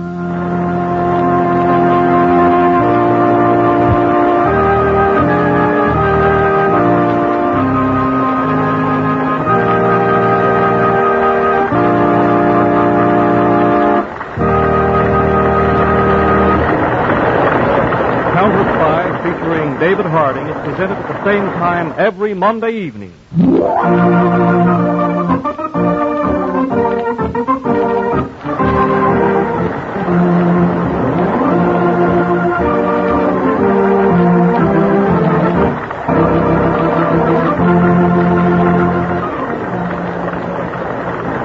We suggest that you tell your friends that you make it a weekly date to gather around the radio this time, as America's 8th counter spy works to protect us from the spies of our enemies.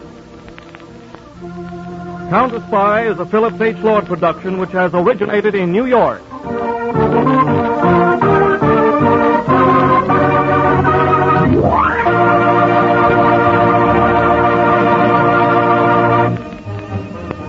This is the Blue Network.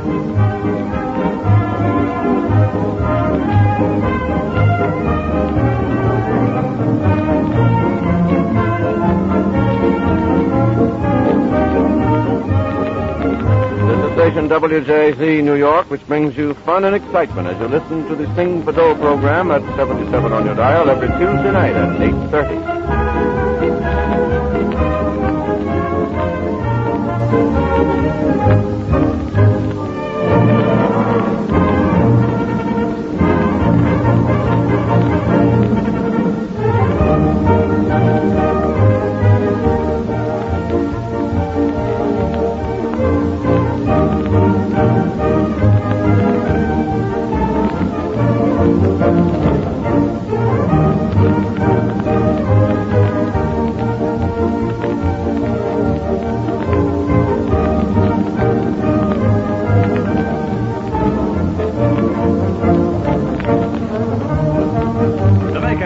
More enjoyable, treat yourself often to refreshing, delicious Wrigley Spearmint Chewing Gum. Here's a taste treat you can enjoy indoors, outdoors, at work, or at play. The cool, long-lasting mint flavor refreshes you. The smooth, steady chewing helps keep you fresh and alert. Adds enjoyment to whatever you're doing. Wrigley's Spearmint Chewing Gum. Refreshing, delicious. Keep it tuned right here to HOJO Radio for more classic old-time radio. The FBI in Peace and War, ordinarily heard at this time throughout the year, is taking its usual summer vacation and will return to CBS 4 weeks from tonight on September 1st. Broadway's my beat. From Times Square to Columbus Circle. The gaudiest, the most violent, the lonesomest mile in the world.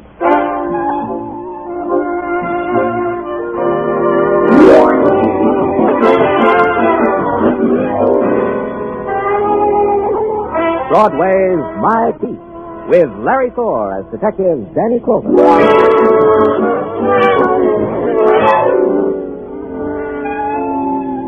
Broadway. It's a promise you make to yourself in some dismal part of your life, or it's a name you say like a curse. It's a place of golden women and mirrors of chrome, or it's a beggar who will tear off a piece of his soul for a cup of coffee. It's anything you want, any time you want it, and it's My Beat. By 9 o'clock, police headquarters had settled down to its nighttime routine. So far, business was slow. I was sitting in my office straightening out the detail sheets that always accumulated on my desk. Lieutenant Clover, good evening, sir. Well, Dr. McClure, Dr. Robbie McClure. It's a pleasure to see you. Sit down. Sit down. Thank you. Yeah. Thank you, Lieutenant. Hey, what's the matter? What's the matter, Doctor? You look pale. Well, I could give you all the clinical reasons for the way I look. Now, Lieutenant. Let me get you something, Doctor. I'll be right... No, wait, Lieutenant. Last month, there was a shooting. It's not that I want to confess to.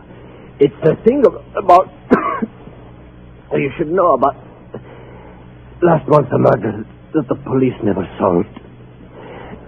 Daddy, I don't want that to happen to me. I don't want that... Dr. McClure. Dr. McClure. Sergeant Tartaglia. Yeah, Danny. Come here. Yeah. Well, what's the trouble, Danny? Close the door. Oh, what's all... Danny, what's the matter with Doc McClure? He's dead. What? Flip his coat aside. You'll see why. Oh, Danny. And the size of the wound, I'd say it was from a .22 fired from up close. Tartaglia. Yeah? Call downstairs and tell him about Dr. McClure. Then get a detail to find out everything you can about the doctor. Friends, relatives, bank account, everything. Right. And in the morning, I want the files on every murder that happened about 30 days ago. Unsolved murders. On my desk in the morning. Right. Good. I'll see you. Where are you going, Danny? I'm going to wind back McClure's life. I'm going to find out why he had to die.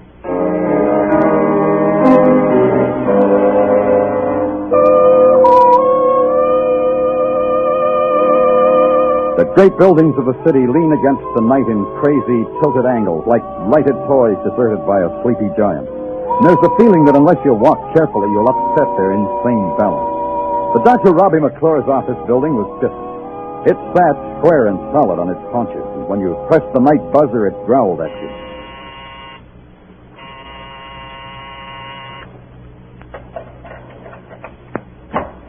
Well, sure, my mare, but ain't any clove at the turbot. Canter in, me boy, canter in. Same old Pippin. No, not the same, Danny. There are bald spots in me fetlock that I ain't so quick to break from the starting gate like I used to. From a dashing, mounted policeman to a flabby night watchman. Ah, that's a bit of pasture, Danny, me boy, a bit of pasture. Maybe you're wrong, Pippin. Maybe it's sweet pasture and you don't know it. Pippin, you know Dr. Robbie McClure, don't you? Sure I do. A great surgeon. But what a waste, what a waste. How do you mean? Sure he was a genius. Should have been a veterinarian. What else would I mean, Danny? What else, of course. You know what time he left his office tonight? I do. I have it right here in my book. Now, let me take a look. Oh, yes. There it is. 8:40 in the p.m. Was he alone? No. He was in the company of the sleekest, prettiest, raciest-looking filliest in my pleasure since I cavorted in the mounted police. Did you have her signature? Oh, no. She was the doctor's patient. Or guest, or best bet for tomorrow. Night watchmen are discreet, Danny. Some ladies, they don't ask to sign out. Well, ask him from now on, Pippin. Huh? I mean it. Have you got any idea where they went? No, Danny, but they took a cab from that hack stand out there in front. Did you see whose cab they took? Yes, I did. I opened the door for them. They took Irv Newman's cab. If you want Irv, you'll probably find him at his home. I know those hackish critters, you know. Well, thanks, Pippin. If you get a lump of sugar in the mail, it's from me.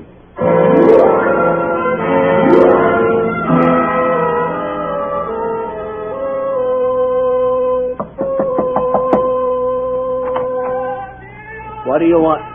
What? Hey, it's Danny. Hi, Irv. Hey, Rose, it's Danny. Danny Clover of New York's finest. So he's going to help me wash the dishes already? Pay no attention to Rose, Danny. She's moody tonight. Come on in. Thanks, Irv. Sit down, Danny. Sit down. Irv, I offer you something, a glass of tea, a cold beer. I got it. How about one of Rose's blintzes, huh? Hey, Rose. Never mind, Irv. Don't bother Rose. What's the bother? Even if she's moody, she can't rasp you up a blink. Oh, I'm here on business, Irv. Some other time. Oh, business? Hey, Rose. Huh? Come here. Huh? Shut off Caruso. Huh? Make quiet Caruso. What's you, Caruso? Caruso. Now we'll talk, Danny. What kind of business brings you down here to Orchard Street, the land of the knish and the bagel? Pippin told me you drove Dr. McClure somewhere tonight, Irv. Where'd you drive him? Park Avenue. Yeah, here's the address, Danny. I was just making out my records. Thanks. Was he alone? At first, no. Later, yes. Translation? First, he is with a doll. Lean over, Danny. Rose shouldn't hear. A Zostic-type doll. You know what I mean? Then he is without the doll, around 50 if she opens the door of the hack and slips out into the traffic. McClure tells me to keep going. I think they had an argument. What about? Danny, I'm the type to eavesdrop, especially when they shut that glass panel. The address Irv Newman gave me was a study in millionaire respectability, Scrub Park Avenue, Brownstone. The butler took my hat and sighed and told me it was all right to go down the corridor into the living room if I tiptoed. I did. Then all of a sudden it hit me. The light from a couple hundred bulbs set in a crystal chandelier. And when I finally squinted through it, I couldn't quite believe it. It wasn't the size of the room. That was only about 100 yards long. It was the walls, from ceiling to floor and all the way. The walls were decked with murals, Mother Goose murals, paintings of every fairy tale and nursery rhyme character in the book. And on the floor, smack dab between Marjorie Daw and her seesaw and Jack and his beanstalk, sat a man. He was wearing three things: a goatee, a full dress, and a beanie, 3 propeller type. Well, hello there. And hello to you. My butler said your name was Danny Clover. But my butler lies. What is your name, sir? Danny Clover. You see what I mean? Grab a toy out of the toy box, sir, and sit down. Mr. Fletcher. Here, take my latest product. Child psychologists claim it's remarkable for improving the coordination and tactile responses of a 4-year-old. Really? Has it helped you? Immeasurably. We place the ball in the cup, so. Then we squeeze this lever, so. Yep. Then we catch the ball. Oops, we missed. Oh, I guess we overestimated ourselves. Now, Mr. Fletcher... Oh, we'll call me Fletch. Don't stand on ceremony just because I'm the president. Oh, does Margaret know? Huh? Oh, no. I mean the president of the Fletcher Toy Company. I make toys for children, sir. I bring gay bits of sunshine into their otherwise drab little lives. And, as you see, I test my products before I market them. Incidentally, sir, what is your business? Police. Police? Police? Stop your screaming. You'll wake up Snow White over there. Sir, what right have you to be in my house? Technically none, Mr. Fletcher, but there's a little matter of... A matter of invasion of privacy. What do you want? There's Dr. McClure here this evening. Dr. Robin McClure. In a word, yes. Why was he here? I'm his patient. Is that a good medicinal reason? Simply sterile. Are you a sick man, Mr. Fletcher? You don't look sick. Dr. McClure says I'm a hypochondriac.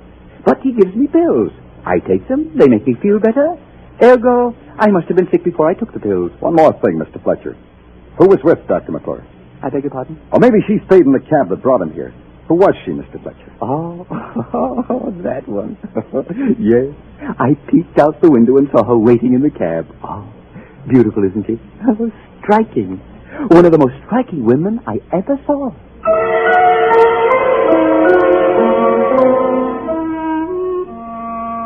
I blew at the top propeller in Fletcher's beanie, and then the butler came in and ushered me out in the downdraft. Lying must have been one of the little games they played in that $1 million house. Fletch said the butler lied. Then Fletcher lied about a girl he hadn't seen, a girl who was a question mark or an answer in the murder of Dr. Robbie McClure. If I was going to wind back McClure's life, I needed some sleep. All that got wound up were the sheets in my bed. And in the morning, I started it all over again in the good doctor's office. You're early. The doctor hasn't come in yet. You'll have to wait.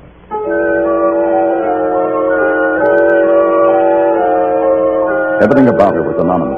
The white shoes, the white stockings, the starched white uniform, the starched white face, and the mouth, scarlet and thin, that she wore like a ribbon of merit. For a new patient, fill out this card, please. Not a patient, police. Lieutenant Danny Clover, Broadway Special Detail. Oh. Dr. McClure asked you to come here? You could say it that way. I'm here to investigate his death. What? You mean something's happened to him? He died in my office. He was murdered. I don't believe it. I don't believe it. Oh, I'm sorry you had to be told like that, but we don't always have time to be gentle. You were his nurse, Miss? Oh, yes. You know, I have an agglutination test to make on some RH negative blood, Lieutenant. May I do that? While you investigate? Go right ahead. Where do I find the doctor's patient record? In that metal file box. You've been with the doctor long, Miss Elliott? 3 years. Pardon me, Lieutenant, I need that slide. It's the usual question. Did he have any enemies? You knew him. What do you think, Lieutenant? Doesn't matter what I think. He was a fine man. Generous and kind. I'll need that slide. Oh, sorry. This is strange. In the patient's file? What's strange, Lieutenant? This card has a name and a date. All the other cards are filled with case histories. All this has is a name and a date. Dorothy Rivers, June 29th. Isn't that strange, Miss Elliott? The files are the doctor's responsibility. He had his own way of keeping. Then you don't know anything about a patient named Dorothy Rivers or this date? Nothing, Lieutenant. Now, take this with me. You're the police. You do anything you like. I'll have to turn the lights out now, Lieutenant, for the test. Go ahead, Miss Elliott. Go ahead. This will do for now. And thank you, Miss Elliott. Goodbye, Lieutenant.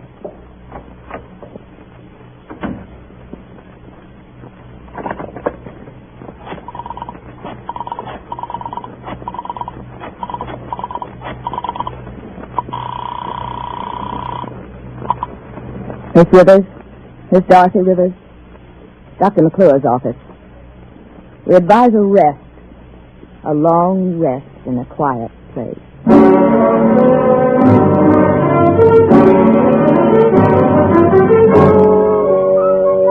You are listening to Broadway's My Beat with Larry Thor as Detective Danny Clover.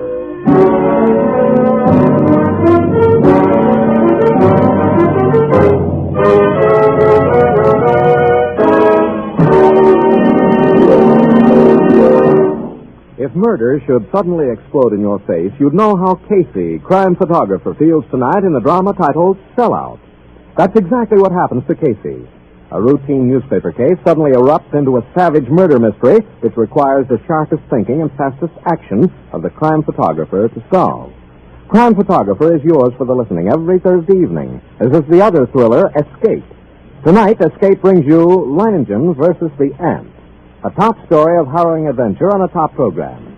Remember Escape and Crime Photographer tonight over most of these same CBS stations. Now, back to Broadway's My Beat.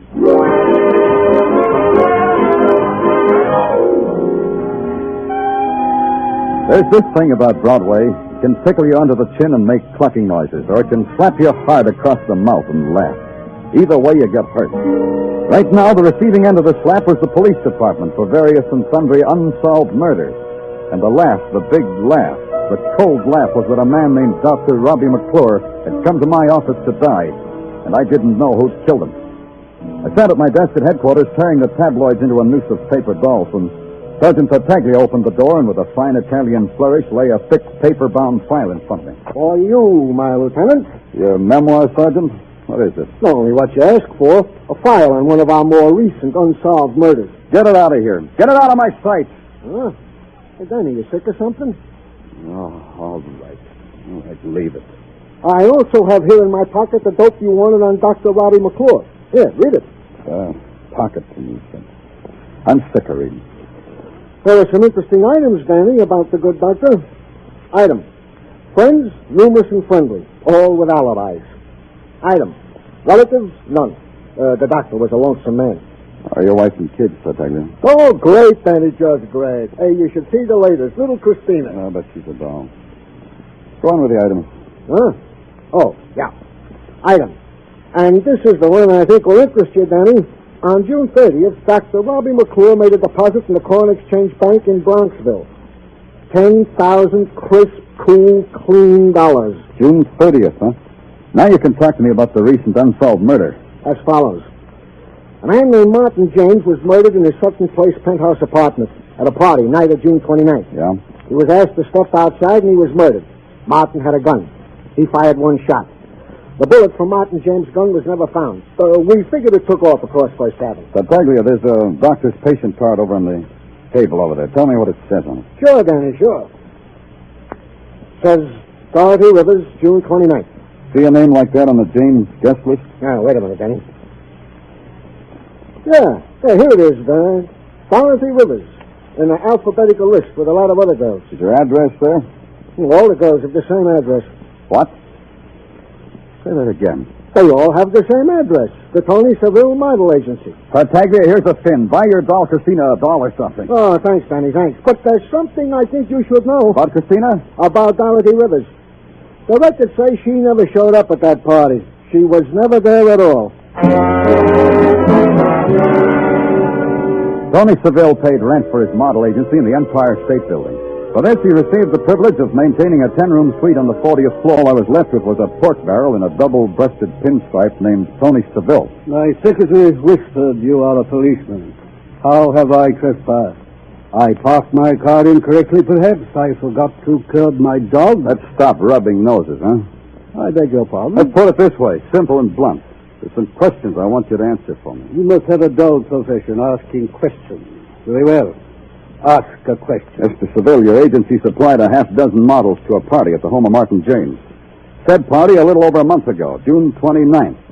Said home a penthouse on Sutton Place, right? Possibly right. However, don't underline your details with a sneer. My agency furnishes models as decorative baubles to any social function. One of your decorations on the evening I'm interested in was named Dorothy Rivers. How do I get in touch with her? You're a detective? Detective. What's her address, Seville? May I suggest a Dragnet detective? Or any of the numerous machinations you police are so adept at? Her address, Seville. Where do I find her? You should be told. We only give the model's address to an approved client. I don't approve of you. Look, kid, sometimes I can forget I'm a cop. I can forget right now. I think you mean it. Yeah, try being cozy for one more second. I don't know where Dorothy Rivers is. I haven't seen her for a month. You can do better than that. The day after the party, she phoned. She said she was going on a vacation. You're doing fine, Seville. Keep it up. There's nothing more. I tried to get in touch with her several times since. She checked out of the hotel. She left no forwarding address. You're telling the truth, aren't you, Seville? The truth is this. As far as I know and care, Dorothy Rivers could be dead. Beginning at the 40th floor, I picked petals off a tired daisy. At the 38th, Dorothy Rivers was dead. 37th, she wasn't dead. 36th, dead. 35, not dead. I don't remember how it came out, because when I got off at the ground floor and walked into the yellow heat of 34th Street, a character stopped me by tapping me lightly on the leg with the front bumper of his cab. The character was the character named Irv Newman. Don't look so scared, Danny. Brakes I got. I could stop this cab on a thin latke. Latke schmatke, so long as I got my health. You're charming, Danny. Absolutely charming. Hey, told me at headquarters I'd find you around here. I got something for you. One of Rose's blinkers? Maybe better than that yet. You know the girl he was asking me about? The one I picked up with Dr. McClure, the professional man? What about her? I spotted her for you, Danny. Where? Tell me where. So let me tell you. Happens I got a friend, Danny, a truck driver. He's a peach of a fella. His name is Clem. Every morning gives me a push with the truck so I can start this lousy hack. Where did you spot the girl there? So I'm telling you. While Clem is pushing me with his truck and I'm gliding along in my hack like in a gondola, I see this girl coming out of building. What building? 6 West 23rd Street. So I turn around, I wave to Clem. He should stop already. Yeah? Danny! Danny, didn't let me finish!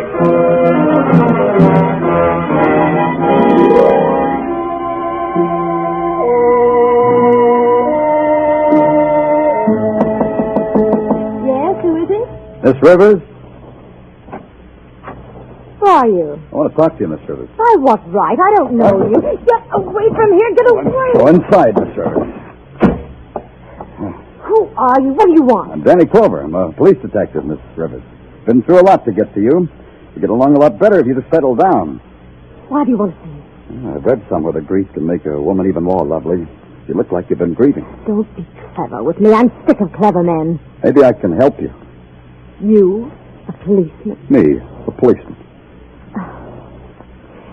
It's all over now, isn't it, Mr. Clover? Just about. You want to know what happened at Martin James' party, isn't that it? The guest list said you were invited, but you weren't checked off. That mean you weren't there? I was there. Through the back entrance, Mr. Clover, because he said that was the way it should be done. Who?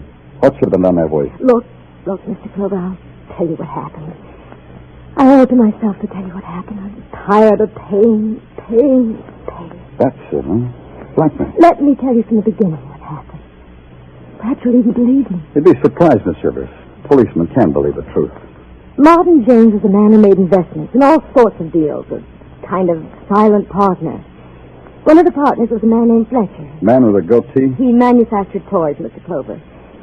I went to the party with him. Mr. Clover! What's the matter? Mr. Clover! The window! He's gone. Who was it? Who dared to see? Oh, maybe you should have told me his name, Miss Rivers. Now you don't owe anybody anything.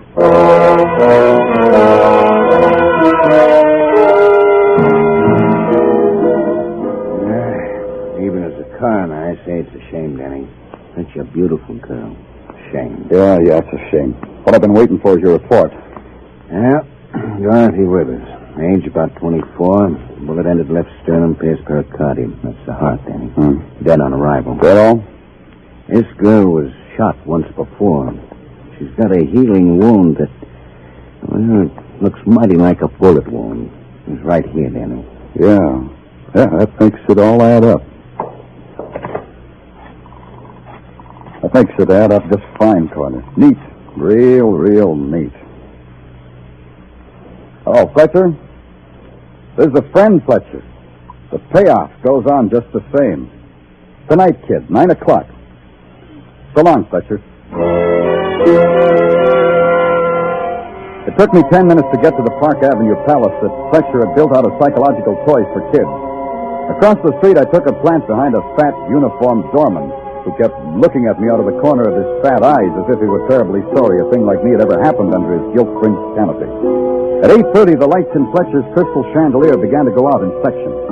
In 5 minutes, he was on the street, hailing a cab.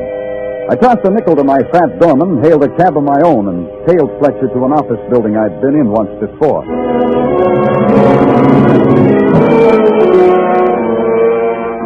I watched him slip tip at a bill and then walk down the corridor to a self-service elevator.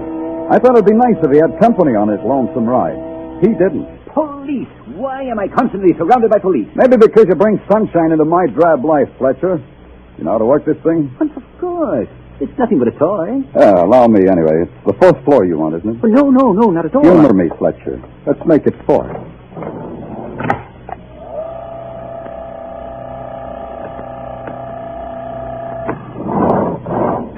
Right down this hall. 438, Dr. McClure's office. That's where you want to go, isn't it, Mr. Fletcher? There are obviously some titillating gyrations going on in that mechanical policeman's brain of yours. You will reveal them to me, please? I was waiting for you to ask me that in just that way. Here we are. After you, Mr. Fletcher. Oh, thank you. Now I reveal. The payoff money, Fletcher. Give it to me. Of course. I see.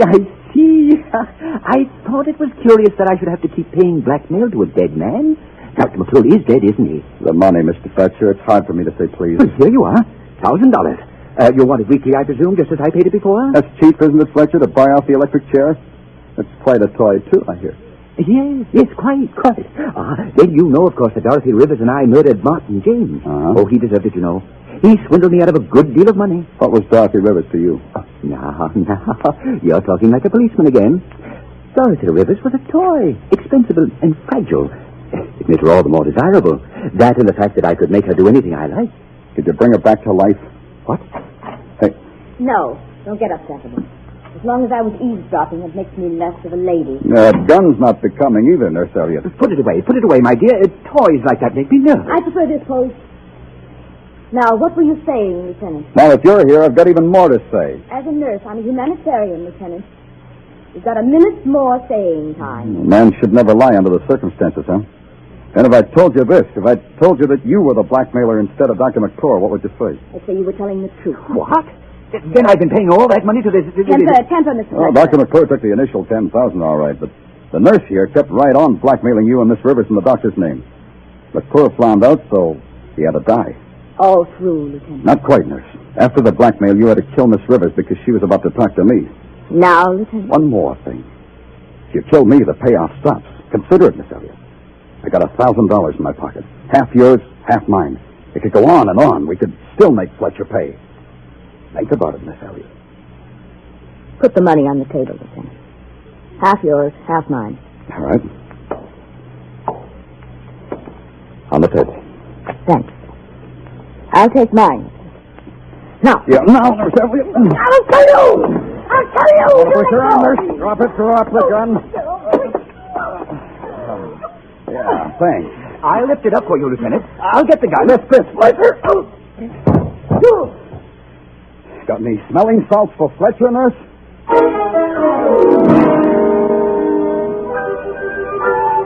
It took 3 police officers to carry Nurse Elliott away.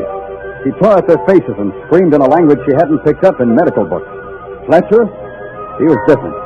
He settled himself in the Black Maria, pulled out a solid gold yo-yo, and played with it all the way down to headquarters.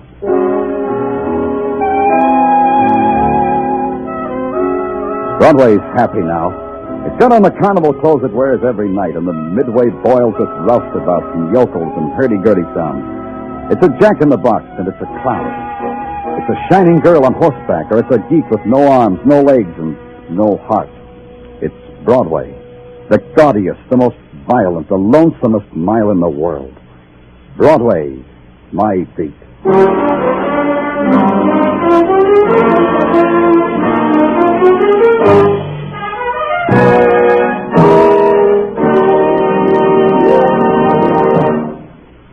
Broadway's My Beat, with Larry Thor as Detective Danny Clover, is produced and directed by Gordon T. Hughes, with script by Morton Fine and David Friedkin.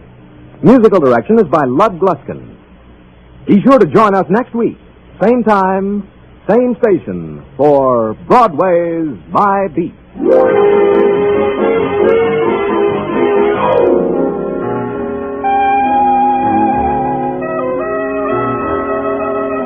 America can be proud.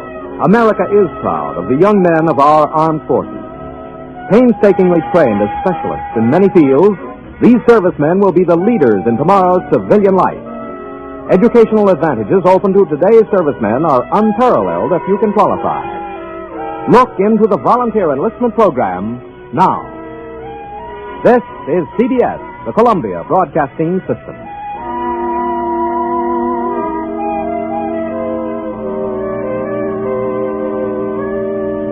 If you want the well-groomed look that helps you get ahead, socially and on the job, listen.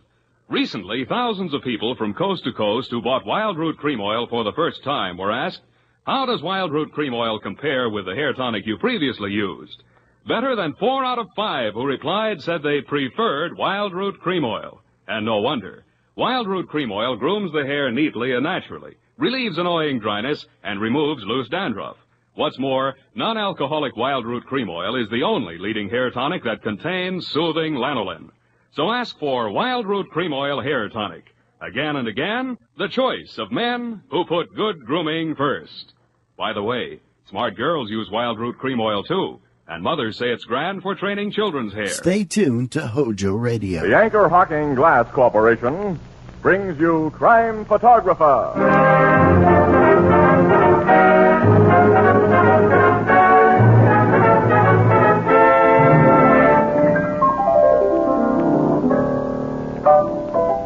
Did you see where my niece got engaged last week? Oh, is her name Princess Elizabeth?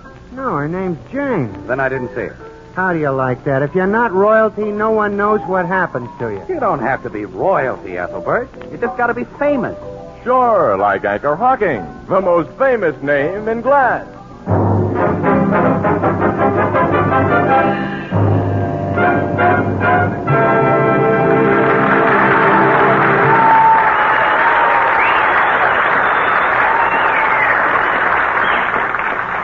Good evening, ladies and gentlemen. This is Tony Marvin. Every week at this time, the Anchor Hocking Glass Corporation of Lancaster, Ohio, and its more than 10,000 employees bring you another adventure of Casey, crime photographer, ace cameraman who covers the crime news of a great city. Written by Alonzo Dean Cole, our adventure for tonight, Self-Made Hero.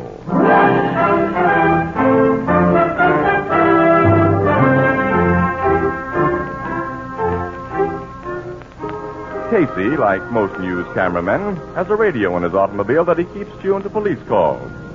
Tonight, as he and reporter Ann Williams drive leisurely toward the Express building after covering a routine assignment.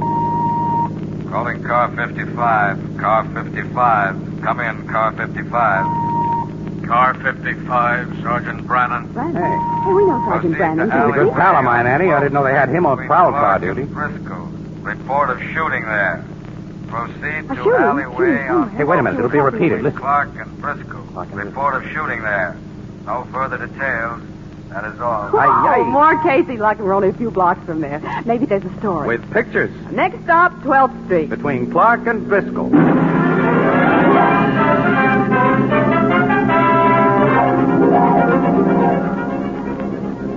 Oh, usual crowds collected, Casey. And there comes a police car, Annie. We're getting here a jump ahead of Brannon. Get out. Come on. Okay. All right, get back, you people. Get back. This ain't no Oh, there's a patrolman over there, The young Casey. fellow beside him must have had something to do with the shooting. Why, he's just a tall, lanky boy, I said Casey. get back, everybody. That means you and this lady, mister. Hey, we're press officers. Oh, you're pressed, huh? Where's the car? Here comes your sergeant. He knows it. Hello there, Brannon. Oh, hiya, Casey. Hello, Miss Williams. Hello, Sergeant. What's the trouble, Johnson? Why, this young fella here, Sergeant, he says someone took a couple of pot shots at him back in that alleyway. I didn't call for assistance, officer, until I'd done everything possible to help myself. Well, let's get inside this cigar store, then they can tell me what happened. Come on, Casey. All right, move back there. Let us through, will you? Come on, one side. Now, then, let's have your story, Bud. What's your name? The name is Wellington Cliffside. Only one F in Cliffside. At present employed as junior pharmacist at Black's 10th Street Drugstore. I see you carry a camera, Mr. Casey. Yeah. Well, anytime you say. I believe in cooperating with the newspapers. Now, wait a minute. I'm only a cop, but I still want to know what this shooting was about. Oh, certainly, Sergeant. Well, as I've already told Officer Johnson, during the past month I became suspicious of two men who've been making telephone calls from the drugstore. Mm-hmm. I made it my business to overhear parts of their conversation. And what I heard, Sergeant, convinced me that they are spies. Spies? Foreign agents. Well, they must have become suspicious of my suspicions. For tonight, they acted. Acted? Yes, sir. A few minutes ago, I was standing there at the corner waiting for a young lady of my acquaintance when these two men passed me. The two men have been making the mysterious phone calls, huh? Yes, sir. I saw them go into the dark, deserted alley back of us. I followed them. Now I know they meant to lure me to my death. But when I entered the alley... He says they grabbed him, Sarge. Let him tell the story, Johnson. Well, they seized me, Sergeant. One of them slashed at me with a knife. Oh, look, you can see the tears he made in my overcoat. There in the left sleeve, huh? Mm-hmm. And here in the front. The knife didn't get stuck into you yourself? No, I broke away, and they ran, with me in hot pursuit. Uh-huh. Then they pulled guns and started shooting. Their bullets missed you? I was lucky. I chased them to the end of the alley. With them shooting? Well, I considered it my duty, Sergeant. Then what happened? Then I found that they disappeared, probably into one of the buildings on this street. I knew I couldn't find them all by myself, so I yelled. Huh? I should say I shouted for assistance. This policeman came up and, well, he can tell you the rest. There ain't no rest, Sarge. Except I couldn't find no mysterious strangers around like this young fella described. Okay, Johnson. Did this guy show you where the shooting and stabbing took place in that alley? Yes, I did, Sergeant. I'll show you. You stay here. Roberts. Yes, sir? You keep Mr. Wellington Rockside company while I have a look around out here. Come on, Johnson, and show me. It's Wellington Cliffside, Sergeant. Okay, thanks. You're welcome. Well, Mr. Casey, I suppose you want to take some pictures of me for your newspaper. Yeah, I think they're worth a couple of pictures, though. Hold up that overcoat sleeve to show the tear in it while I back off and get you in focus. All right. That's a terribly phony story that he told, Casey. Phonies can make good laugh copy, Annie. Kid's an amateur Dick Tracy. I'll hold out the front of my overcoat, too, Mr. Casey, so you can get a picture of the knife cut there. Yeah, that'll be fine. Okay, Wellington, now hold it. Thank you. Wellington. Myrna. Look at that girl, Casey. Bobby sucks. Oh, Wellington, they told me how those awful men had tried to kill you. Oh, you're not hurt. Oh, well, I got the best of them, Myrna. But you can see what they did to my coat. Wellington. Oh, isn't it lucky you had on your old one? Excuse me, Mr. Cliffside. Is this the young lady you were waiting for? Yes, Mr. Casey. Miss Williams, Mr. Casey, this is Miss Myrna Adams. Mr. Casey is on a newspaper, Myrna. He's just been taking pictures of me. Oh, how nice. How do you do, Miss Adams? I knew all about those spies Wellington was after, Mr. Casey. I was the only one he told about them. Oh, Wellington, you've been wonderful. If they'd hurt you, I don't know what I'd do. Oh, gee, Myrna, it was... Sergeant Brannon's coming back, Casey, and there's a woman with him. Sergeant. Did you find any clues in the alley that might help us catch those spies? Funny, young fella. Is this the guy, Mrs. Levy? That's him, Sergeant. That long string bean of a kid. What? This lady lives in the flat building next to the alley. She happened to be looking out of her window when you were cutting holes in your own coat with a penknife. All the windows were dark in the alley. The alley was dark. I got the kind of eyes what see good at night. And why should I burn electricity when I'm only looking out my window? I mind my own business. I wouldn't tell the cops if they hadn't come asking me if I saw something. And she saw you fire those shots. I didn't fire any shots. No, but you set off some homemade firecrackers that sounded like shots. Here's pieces of them I found back there. Sergeant, look, I saw you light a match to those firecrackers, young man. Firecrackers? Myrna. There weren't any spies. No one tried to kill you. This was all a bluff. Myrna, look. You cheater, you cheap rug cutter, you firecracker shooter, you faker. You gotta listen to me. I never want to see you again. Don't go away, Myrna, don't. Yeah, you stay here, mister. Will you? I gotta explain to her. You gotta let me explain, Sergeant, please. She's gone. You've got some explaining to do to the judge after I run you in. Hey, Roberts, make out your report on this guy, and we'll take him to the station. Okay, Sarge. Come on, you. All right. Hey, Brannon. Yeah? What, Casey? Don't run that kid in. And why not? Well, couldn't you see he was making a grandstand play for that Bobby Sox gal, and it flopped? Well, he's already taken one on the chin and hard. Now, look, Casey, we cops have too much trouble with his kind of I pony. know, but do me a favor, will you, Brannon? I'll do one for you sometime. I don't make trades. But I don't get any kick out of pinching goofy kids either. Look, Casey, you can have Wellington Brookside if you only take him away from here. If you don't, well, that mob out there has heard what's happened, and they'll kid him right. I'll take him away. Okay, thanks, Casey. I'll tell him to get in your car. Hey, what's the idea, Casey? I don't like to see a kid KO'd twice in one night, Annie. Look, and when you get to the office, kid, don't write this story, for laughs or otherwise. I'm forgetting the pictures I took. Oh, I get it. Okay. All right, come on. I'm going to drive the kid home, and I'll drop you on the way.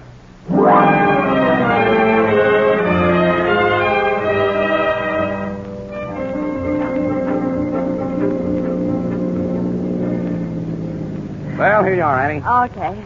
So long, Casey. Goodbye, Wellington. Goodbye, Miss Williams. See you in a little while, Annie. Okay.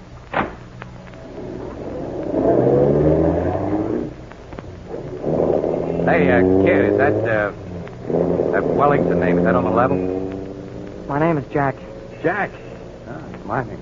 Okay, Jack. I don't want to bother you, Mr. Casey. It's nobody. Look, forget that Mr. stuff. Just plain Casey's all I rate. Cigarette? Yeah, thanks.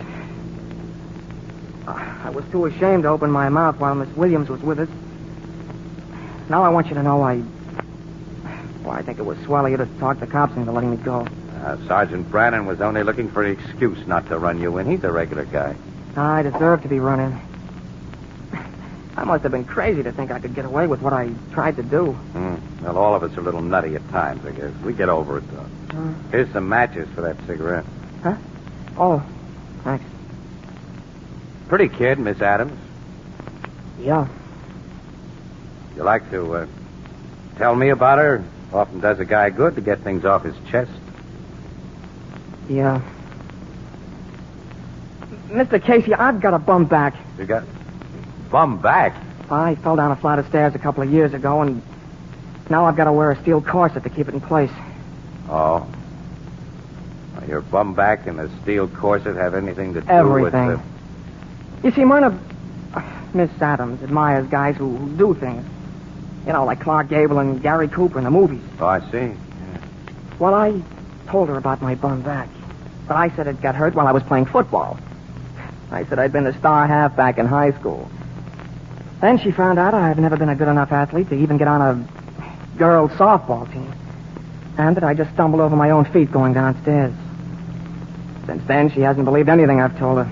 Except for maybe a minute tonight before the cops called my bluff. She thinks I am, well, just what I am. Big, skinny clown who can't do anything regular guys can do. That's out of my own imagination. Maybe if somebody talked to Myrna, she might look at things a little differently. Miss Williams might do that. Oh, Miss Williams is another girl. She couldn't do any good. Oh, you might, though. Me? Yeah, she respects old guys. Old? Well, I don't mean you're so very old, but you must be all of 30.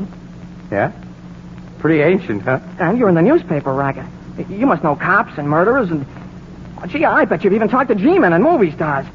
Oh, Myrna will think you're almost as important a guy as Clark Gable or even Humphrey Bogart. Oh, now, wait. She'll listen to you, Casey. Will you go to her and explain that I'm not just a heel? Now, listen, Jack, Oh, please, Casey. Well, okay, fella. Oh, gee. Thanks.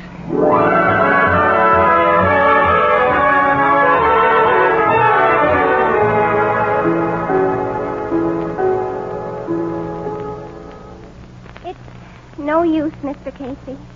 I think it's very fine of you to try to defend Mr. Cliffside, but I never want to hear his name again. I consider him a drip. Oh, now, look, don't be like that, Miss Adams. He's a nice kid. He's crazy about you. No, Mr. Casey. He and I are through. Forever. I'm sorry. Well, there's nothing more I can say, so I'll shove off. Oh, don't rush away. You've talked so much about Mr. Cliffside, I haven't heard a thing about you. Me? Uh-huh. You've rescued people from burning buildings and captured burglars single-handed and... You're a real hero. Whoever told you that was having a pipe dream. Oh, no, you're just being modest. Like I think all men should be. Say, look, where did I put my hat, Miss Adams? Oh, come on. Please sit down, Mr. Casey. No, and let's get better acquainted. There. I've always wanted to meet a man like you.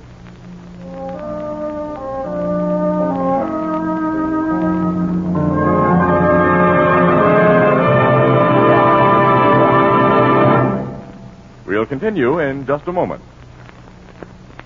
Good evening, Dorothy. Hello, Tony. What's our subject tonight? Pie plates.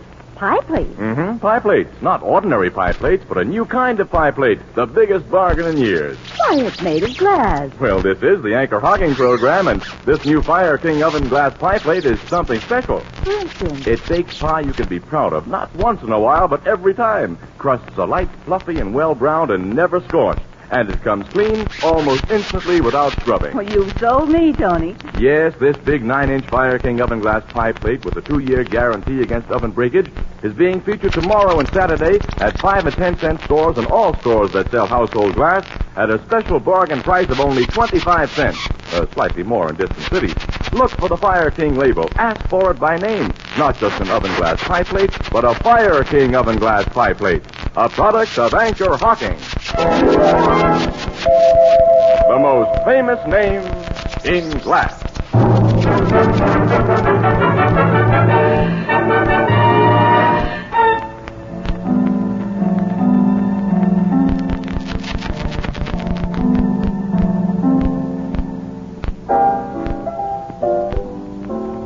Give me a cup of black coffee, Ethelbert. Okay, Casey. You want one, Miss Williams? No, thanks, Ethelbert.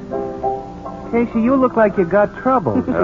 I'll say he has, Ethelbert. In a neat red-headed package, trimmed with short skirts and a pair of bobby socks, a hero worship complex, and a very unbashful personality. It isn't funny, Ann.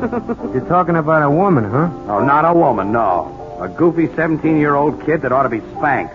Wish I had the nerve to do it. She's developed a crush on Casey. Phones him at the office several times a day and waits for him on the street so she can gaze at him and sigh. Casey, how did you get yourself into anything like that? You ain't no cradle snatcher. Ethelbert, all I did was to call on her one afternoon last week in order to try and square something for somebody else. She isn't the girl that Cliffside kid set off the firecrackers on account of. That's who. Huh? But Cliffside doesn't know yet that Casey squared things so beautifully. Will you get it, Walter? I put off telling him that she won't listen to anything that I say in his favor because, well, he's miserable enough as it is. You know, he phones me a couple of times a day, too, Ethelbert, to ask how I'm making out with her. I can't stall him much longer. Oh, I must have been nuts to get myself mixed up in something like this. Telephone for you, Mr. Casey. What? Who is it? Mr. Cliffside. I thought I was about due for my nightly call from him. He's probably been trying to get me at the office. Well, since you can't help him, you better stop stalling and tell him the truth, Casey. Oh, I can't, Annie. Excuse me. You know, Miss Williams, Casey sure has a talent for getting himself into situations that ain't too easy to get out of. Hello? Casey? Yeah, Jack, how are you, fella? Casey, I've just learned the truth Huh? about you and Myrna. What do you mean? I met her on the street a while ago. She told me nothing could ever be fixed up between her and me, and that she was in love with you. Now, listen, That's kid. a swell stunt you pulled. Kidding me into thinking you were my friend and then double-crossing me. Listen to me, I've will listened to you long enough. I called up now to let you know that what you've done is the last straw. When I leave this phone, I'm going to the river. The river? I don't want to live any longer, Casey. I'm going to end it all. You young dope, where are you? Never mind where I am. Jack, I've got to meet you. I've got to talk to you. You or no one else is ever going to talk to me again. I won't be in your way after tonight, Casey. You can have Myrna. I don't want Myrna. Jack! Goodbye, Casey. Jack! Hey, kid! Hey! Operator! This is the operator. Look, what was the number that just called here? You've been disconnected, sir. I know that. Oh, never mind. Annie. Yes, Casey? Annie, that darn fool kid says he's going to throw himself in the river. What? The way he sounded, I don't think he's bluffing. We got to stop him, Annie. You know where he is?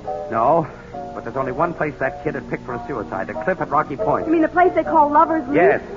Oh, but Casey, that's way I know out how far it is, Annie. But he wasn't calling from around there because there isn't a public telephone within a mile of the place. You'll have to reach it by bus, but we've got a car. Look, Annie, I may need you to convince him that I'm not trying to steal his murder. Come on.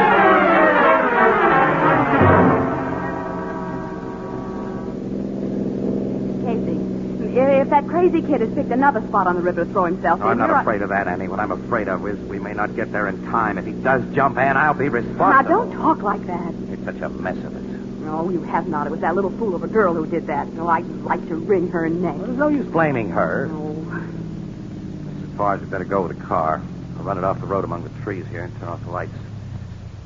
If he saw it, he'd suspect I was after him. He'd maybe get away. And if he hasn't gotten here ahead of us Well, and now already... stop thinking like that, Casey. I'll get out of the car and come on, Annie. All right. We'll go out to the cliff through these trees. The moon's pretty bright. Won't be seen on the road. And this is a horrible, desolate place. Yeah. Annie, we can see the edge of the cliff from here. And there's no one on it. Well, that means he hasn't gotten here yet. They mean he has gotten Now, here. will you stop imagining things? Casey, someone's coming through the trees on the other side of the road down there. Well, I see. Someone tall and lanky. It's the kid. He's going toward the edge, Annie. Yeah, he sees you. He's running, too, for the edge. Hey, wait, kid, wait! I gotta talk to you. No one's ever gonna talk to me again. Jack, you've got to let me talk. Run, Casey! He's almost at the edge. Stop! You can't reach him in time. Oh, he stumbled. Grab him before he gets up. I got it. Let me go with you. If he hadn't stumbled, he's only a few feet away from the ledge. Young fellow, for the scare you've given us, I ought to knock your teeth out. Why don't you stop me? What do you care what happens to Well, me? he shouldn't care. Can't you realize that Casey's only interested in Myrna because, well, he was trying to help you? And let this sink in. If I weren't sure that he couldn't have any romantic notions about a child like your Myrna, I wouldn't be here with him. You mean that you're Casey's real girlfriend, Miss Williams? Well, use your own judgment, if you have any. I should have figured that. I'm sorry, Casey. Well, okay, kid. Now, we're taking you back to town. We'll cut through these woods to the car. All right. I can't stop you from taking me back, but I still don't want to live, Casey. While I was wrong about you, I wasn't wrong about having lost Myrna. She told me herself tonight that she hated me. Jack, there are millions of girls in the world. Must you have just one particular one? I don't want anybody else. Ever. Whether you're a true monogamist. Hey, car's turned into the road. Wait a minute. Wonder if the driver knows it's a dead end at the edge of the cliff. Yeah, guess he's seen where he was heading and stopped. Hey, wait. Let's see who this is. Hey, Casey, that man getting out. Holding his hands above his head. Yeah. Guy getting out behind him has a gun. Man, that guy with a gun is Blackie Owen. The racketeer? Yes. Don't, Blackie. Give me a chance. Don't. Oh, he shot him. Casey, be quiet, both of you. Keep back of these trees, out of sight. Okay. Blackie Owens is a dead shot, and none of us has a gun. If he knew we'd seen what we have seen, our lives wouldn't be worth a nickel. He's getting back in the car. He's driving away. Wait, don't move from here as he turns off this branch road.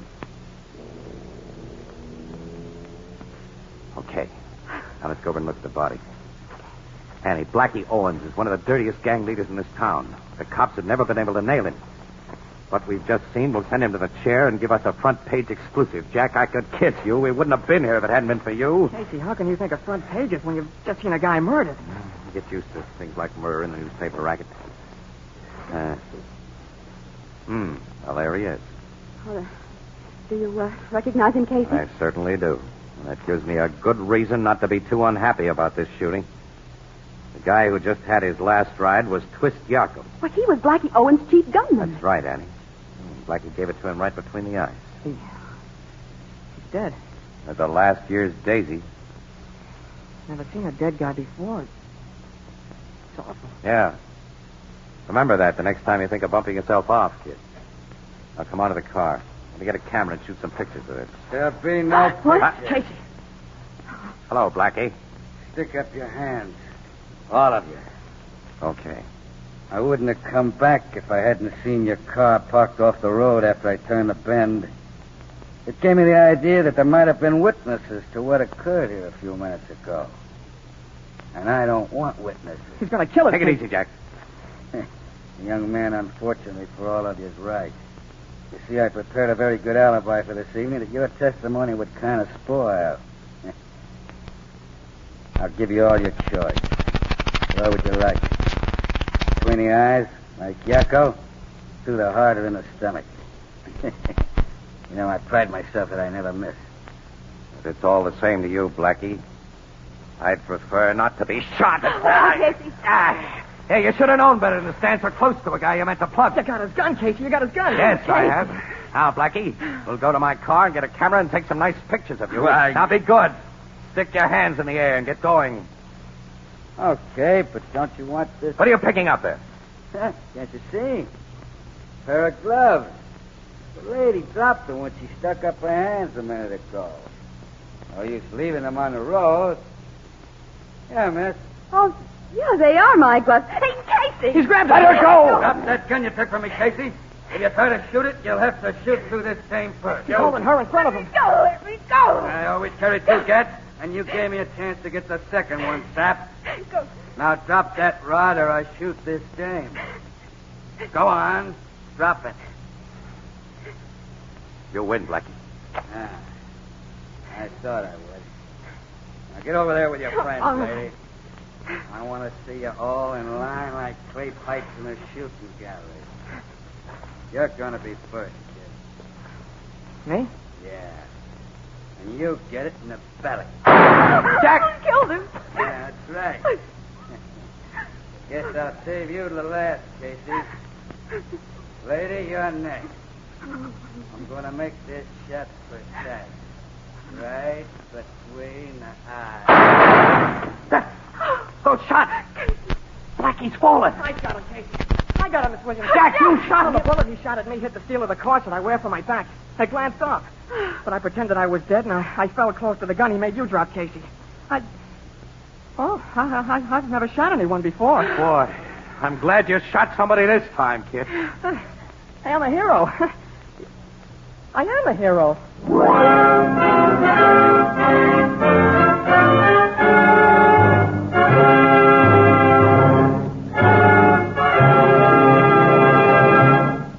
We'll join the crowd at the Blue Note in just a moment.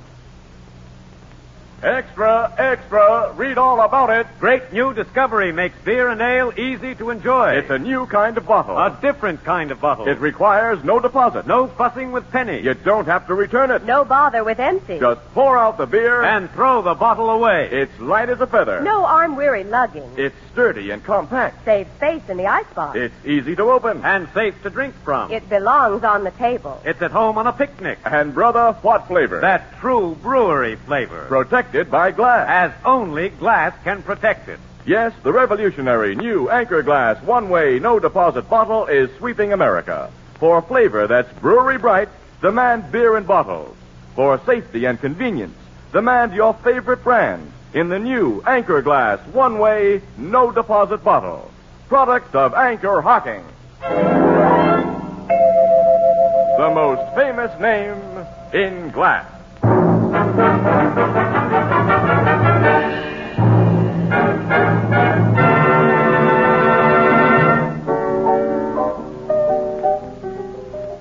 Say, Casey, didn't you and Miss Williams kind of overdo that stuff about Wellington Cliffside in this morning's paper?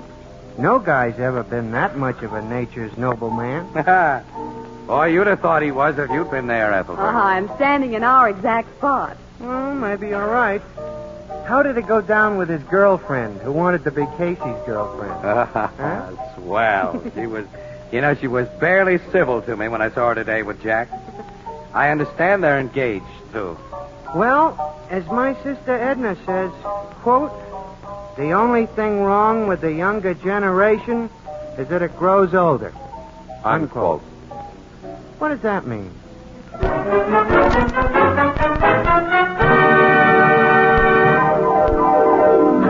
Crime Photographer, starring Stotts Cotsworth as Casey, is brought to you each Thursday by Anchor Hocking Glass Corporation, makers of Fire King oven glass, Anchor glass containers, Anchor caps and closures, all products of Anchor Hocking, the most famous name in glass.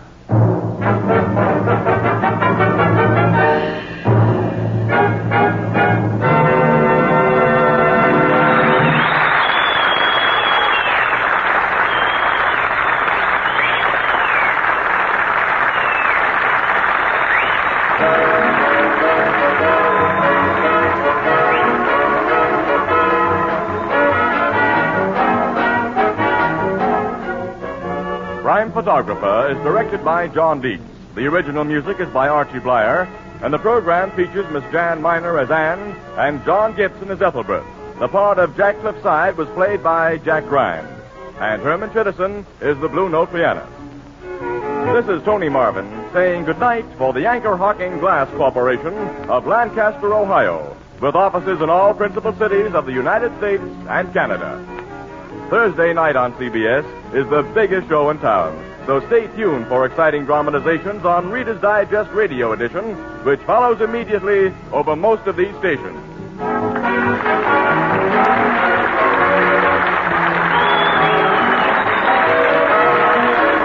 This is CBS, the Columbia Broadcasting System. Now, here is your Wheaties man, Frank Martin. Go out and get the Wheaties. It's National Wheaties Week. Yep, this is the week everybody's trying Wheaties. See yourself how Wheaties at 7 can help at 11. A better breakfast beginning with Wheaties can help make a wonderful difference because there's a whole kernel of wheat in every Wheaties flake. So eat happy, work happy. Wheaties, breakfast of champions. Get yours. Get yours. It's National Wheaties Week. HOJO Radio, where the classics come alive.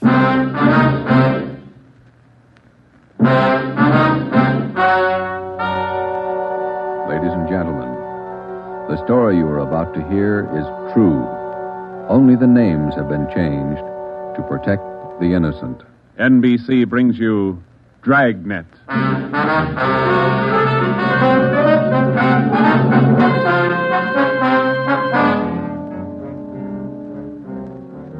You're a detective sergeant.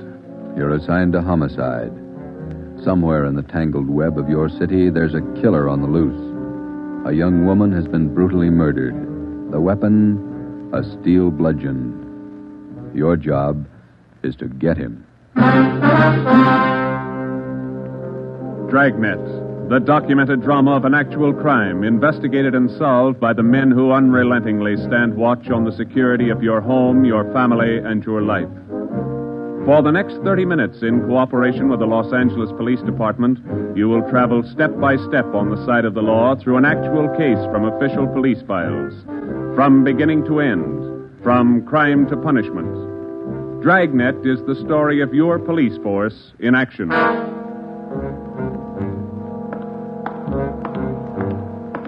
It was Thursday, March 19th. It was foggy in Los Angeles. We were working the night watch out of Homicide detail. My partner's Ben Romero. The boss is Ed Backstrand, chief of detectives. My name's Friday. It was 9:14 p.m. when I got to the old Central Jail building, 3rd floor. The crime lab. Hi, Joe. Hi, coming, Lee. Just ran a spectrograph. What'd you find? The paint flake from the victim's head matches that paint on the hunk of pipe. Any prints? No, the pipe was clean, no latent prints. Well, that figured. Anything else? Got those blood test reports. A couple of slides for you to look at under the comparison mic. Mm-hmm. Thanks, Lee. Oh, hi, Joe. Didn't hear you come in. What's it look like, Ben? Well, here's the blood test reports. This one is blood found on the piece of pipe. Type A. This one's blood from the victim. Type A. They match. That's right, boys. Doesn't mean too much, though.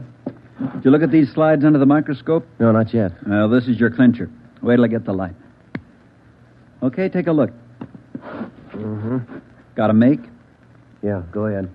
Well, this slide here on the right, that's a slice of hair from the victim's head. On the other slide is hair found on the steel pipe. Yeah? She had wavy hair. Both specimens are flat. Same hair, Joe. You got anything on that piece of pipe, Lee? Nothing. Just ordinary steel pipe, 14 inches long. What else you got? The plaster impressions of those footprints we found by the body. Here they are. Crepe soles? Tennis shoes, new ones, size 9, good impression. Ground was soft. Man about 150 pounds, according to the length of stride, roughly about 5 feet 10 inches tall. Yeah, new shoes, all right. You can still read the manufacturer's label. That's right, made by the Sport King Company. Well, that's something to follow up. Yeah, sure, you could start with the tennis courts. Only about 1,000 or so in L.A. Maybe you'd rather track down the brand. These particular tennis shoes are the biggest sellers in the country. Yeah. Where'd you like to start, Minneapolis or Pullman, Washington? What about that glove? Yeah, you might look for a missing glove. Yeah. They go well with the shoes, just about as common. White cotton work gloves with a blue top. Here's the right glove. You find the left one. Blood on a glove? Type A. Well, that's good evidence, Jones, but where's the lead? Now, look, I don't ask you to pay my parking tickets. You want to see blow-ups? Okay. Right over here. Oh, yeah. This is the vacant lot where they found the body. Yeah, that's right. Here's a close-up of her showing the location of the murder weapon, the glove, and the footprints relative to the position of the body. Looks as bad as yesterday. Sure did work her over, didn't it? The rest of these are morgue shots. Interested? No, I checked them this morning. Once is enough, Lee. Yeah, that winds it, boy. You want to go over the stuff in her purse again? You find anything more? No, nothing you haven't seen already. The usual. Makeup, comb, barrette. That's a hair clip. Mm-hmm. Few cheap stones in it. Loose change, a quarter, nickel, few pennies. Her ID card. Yeah. Helen Corday. 33 Naomi Place. Age 21. 21. That's not very old, is it, Lee? Not to die. No.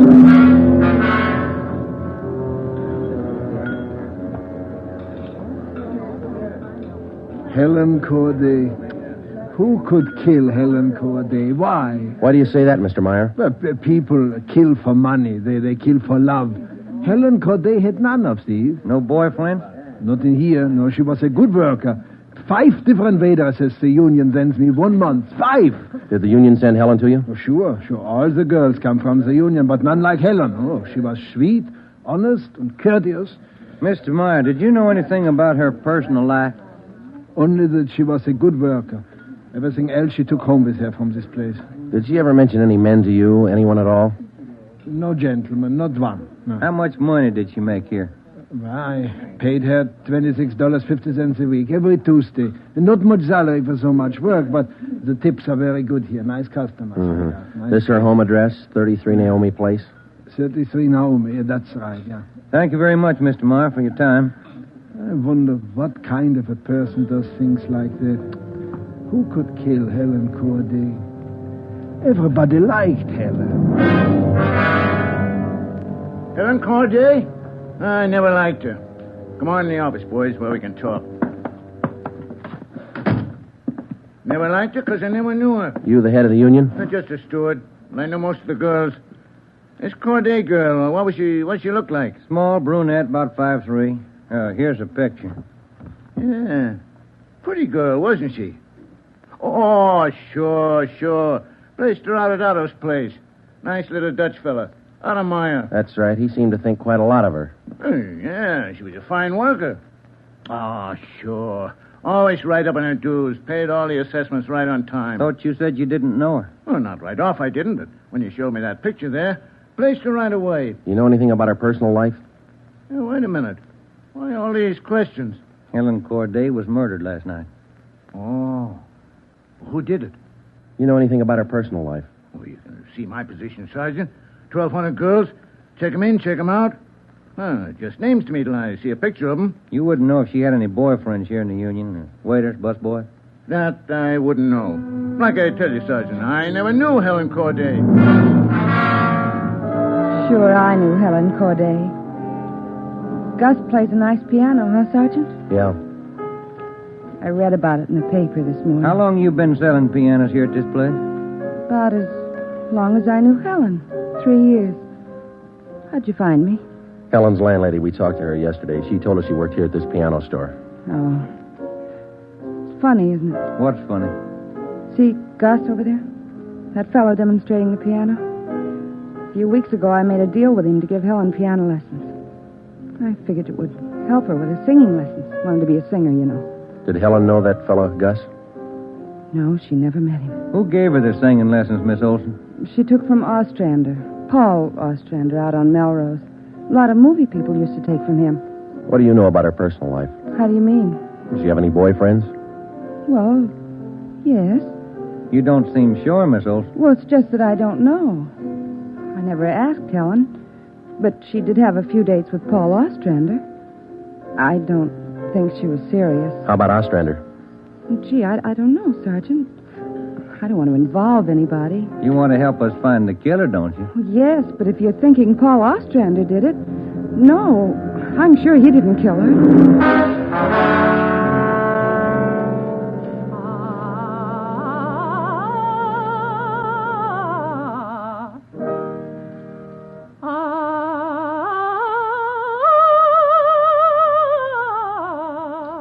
That's all for today, Victoria. No, gentlemen, I did not kill Helen Corday.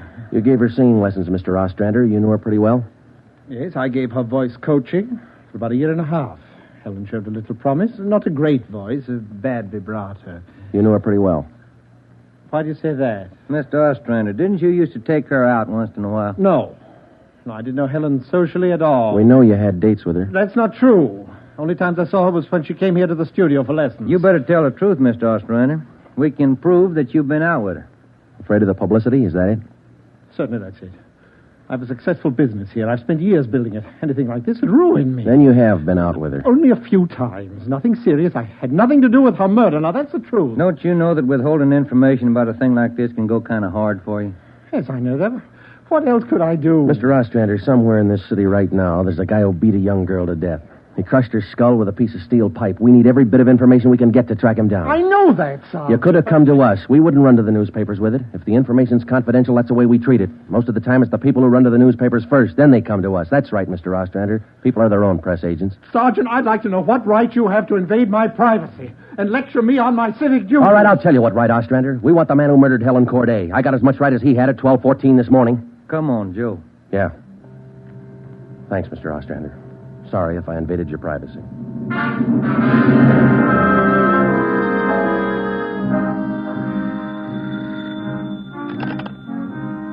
Chief of Detectives Office, Helen. No, I'm sorry, ma'am. You got the wrong extension. Try 2511. You're welcome. Hi, Friday, Romero. Chief's been looking for you. Thank you, Mike. Come on, Joe. Yeah. Hello, Joe. Ben, sit down. What'd you get? A notebook full of notes. A crime lab full of evidence. Nothing to tie them together. These some of the people you interviewed? Yeah, those and about a dozen more we didn't even take notes on. It's hard to figure, Skipper. Everybody seemed to like this girl. Helen Corday. No known relatives. Single, unattached girl, living all alone in the city. Few friends and no enemies. None we can find anyway. Are you satisfied that all the people you interviewed are in the clear? Well, if we're going to stick to the simple robbery motive they are, the kind of money Helen Corday made wouldn't interest those people. How are you doing on the outside leads? Nothing. If we could just find one hole someplace, anything. All right, now look. You've got a lab full of evidence across the street. You've got a book full of names here. You've got the pieces. Now fit them together. They just don't add. Well, go over them and keep going over them until they do add. Anything from the informants? No, nothing so far. No tips on anybody that's been dough-heavy lately. Nobody shooting off their mouth. The guy we want won't advertise. Figures himself a pretty smooth operator. But he probably made a mistake somewhere along the line. We'll find it. Got a hot shot, Ed. Yeah? 3220 Casino. Woman. Probable attack. All right, Friday. You and Ben run it down. We ran down the hot shot call for 3220 Casino. Turned out to be a typical dead-end lead. Her name was Mrs. Lillian Horn. For the past 5 years, Mr. Horn had been paid regularly on Wednesdays. He spent all day Thursday drinking up his paycheck and beating his wife. The call had no connection with the Corday murder. We made the usual call into communications. Unit 80K to Control 1, 80K to Control 1. Control 1 to 80K, go ahead. On that probable attack, 3220 Casino, code 4. 80K, roger. 80K to Control 1, KMA 367. That was the beginning. For the next 3 days, we followed up every lead and every call, but they were all blind. All units were alerted, and they had as much information on the killer of Helen Corday as we did. Ben and I cruised throughout the entire Central Division. We covered every probable call that might have some connection with the murder. Attention, Unit 41R. 1654 Swanson Terrace, a woman, victim of probable attack, code 3. Unit 41R. It didn't make any difference what the call was. If there was a possibility it might tie in with the Corday murder, we ran it down. We made it a 24-hour job. So far, if the killer made a mistake, we hadn't been able to find it. The Corday funeral was on Monday. They were all there. The girl's landlady, the voice teacher Ostrander, the girlfriend Marie Olson, the man from the union, and her boss Otto Meyer. But nobody else we hadn't checked. That was Monday afternoon. Monday night, we went back to the old routine, tracking calls during the night in the squad car, picking up small threads that led nowhere. 3 more days of the same thing. Thursday morning, 1 week after we found Helen Corday's body, we got an anonymous phone tip. I know who killed Helen Corday. His name's George Barlow. He lives at 418 White Oak Avenue. He used to date her up all the time. Get him and you've got the murderer. We checked George Barlow and about 10 others just like him. None of them knew Helen Corday. Saturday night, Ben and I were back in the squad car cruising the Central Division. Saturday night's a good night for robbery. By 10 p.m., we'd run down 4 various calls. 123, code 1. 123, roger. 12G, call your station. Unit 13R, 1254 Tower Road. A woman screaming. Investigate the trouble. Code 2. Let's handle that one, Ben. Yeah, okay. I'll notify communications. Unit 80K to Control 1. 80K to Control 1. Control 1 to Unit 80K. Go ahead. On your 1254 Tower Road call, we're in the vicinity. We will handle. 80K, roger. 80K to Control 1, KMA 367. Let's go, Ben. Control 1 to 13R. Disregard your last call. Handled by 80K. Yeah, it should be right about here. Oh, here it is. 1254. That man is trying to kill me. He's running down the street there. Where? He's getting to that car there, see? He tried to kill me. Come on. Where'd he go, Joe? Turn right at the next corner. That's him up ahead. He's got a good lead on us. Hit the siren. He's gaining, Joe. Took a left at the next corner. Oh, he isn't going to stop. Close in as tight as you can, Ben. Down to the floor now. Swing out to the left a little. I'm going for his tires. Right. All right, that'll slow him down. Pull up on him. Yeah. All right, you. Keep both hands on that wheel and get over to the curb. Cover me, Joe. Right. Out of that car, mister. Shake him down. Hey, take it easy, will you? I haven't got a gun. Put the cuffs on him. Hey.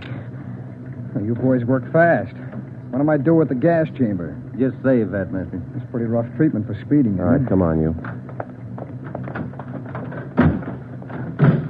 Look, I got a right to know where you're taking me. What's the charge? We'll let the girl tell you. What girl? You just sit there and be quiet, huh? Oh, I know where you're going. The place back on Tower Road. Well, I asked to use the phone. The girl slammed the door in my face. I don't know what you cops are trying to prove. I just wanted to use the phone, that's all. I even tried to scare her a little. I told her I'd hit her over the head if she didn't let me use the phone.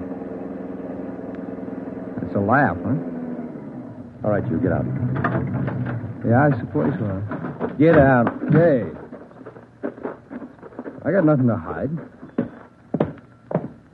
That little girl's gonna lie. You know that, don't you? Who's there? Police officers. It's the man. That's him. He tried to kill me. His full name's Frank Philip Larson, Ed. No previous record. This the girl's report? Yeah, that's it, Skipper. Judy Scott. How old is she? He's 19. He's a babysitter. Real tough boy, isn't he? Forced his way into the house, beat her about the neck and arms. A tire iron. We found it in his car. Jones is running it through the crime lab. Asked her if she had any money. She told him no. Struck her again. Where's this Larson live? Hotel out near Santa Monica. He's a clothing salesman. Ed works for a big men's store, Burns and Company. According to the house book sales record, he bought a pair of tennis shoes 2 weeks ago. Weighs 158 pounds, 5 foot 11 inches. Tennis shoes are missing. They're not in his hotel room, and he's not wearing them. What else did you find? A rhinestone. You mean a pin? No, just a small loose stone recovered from the rug in Larson's room. Crime lab got it? Working on it now. Ed, I think...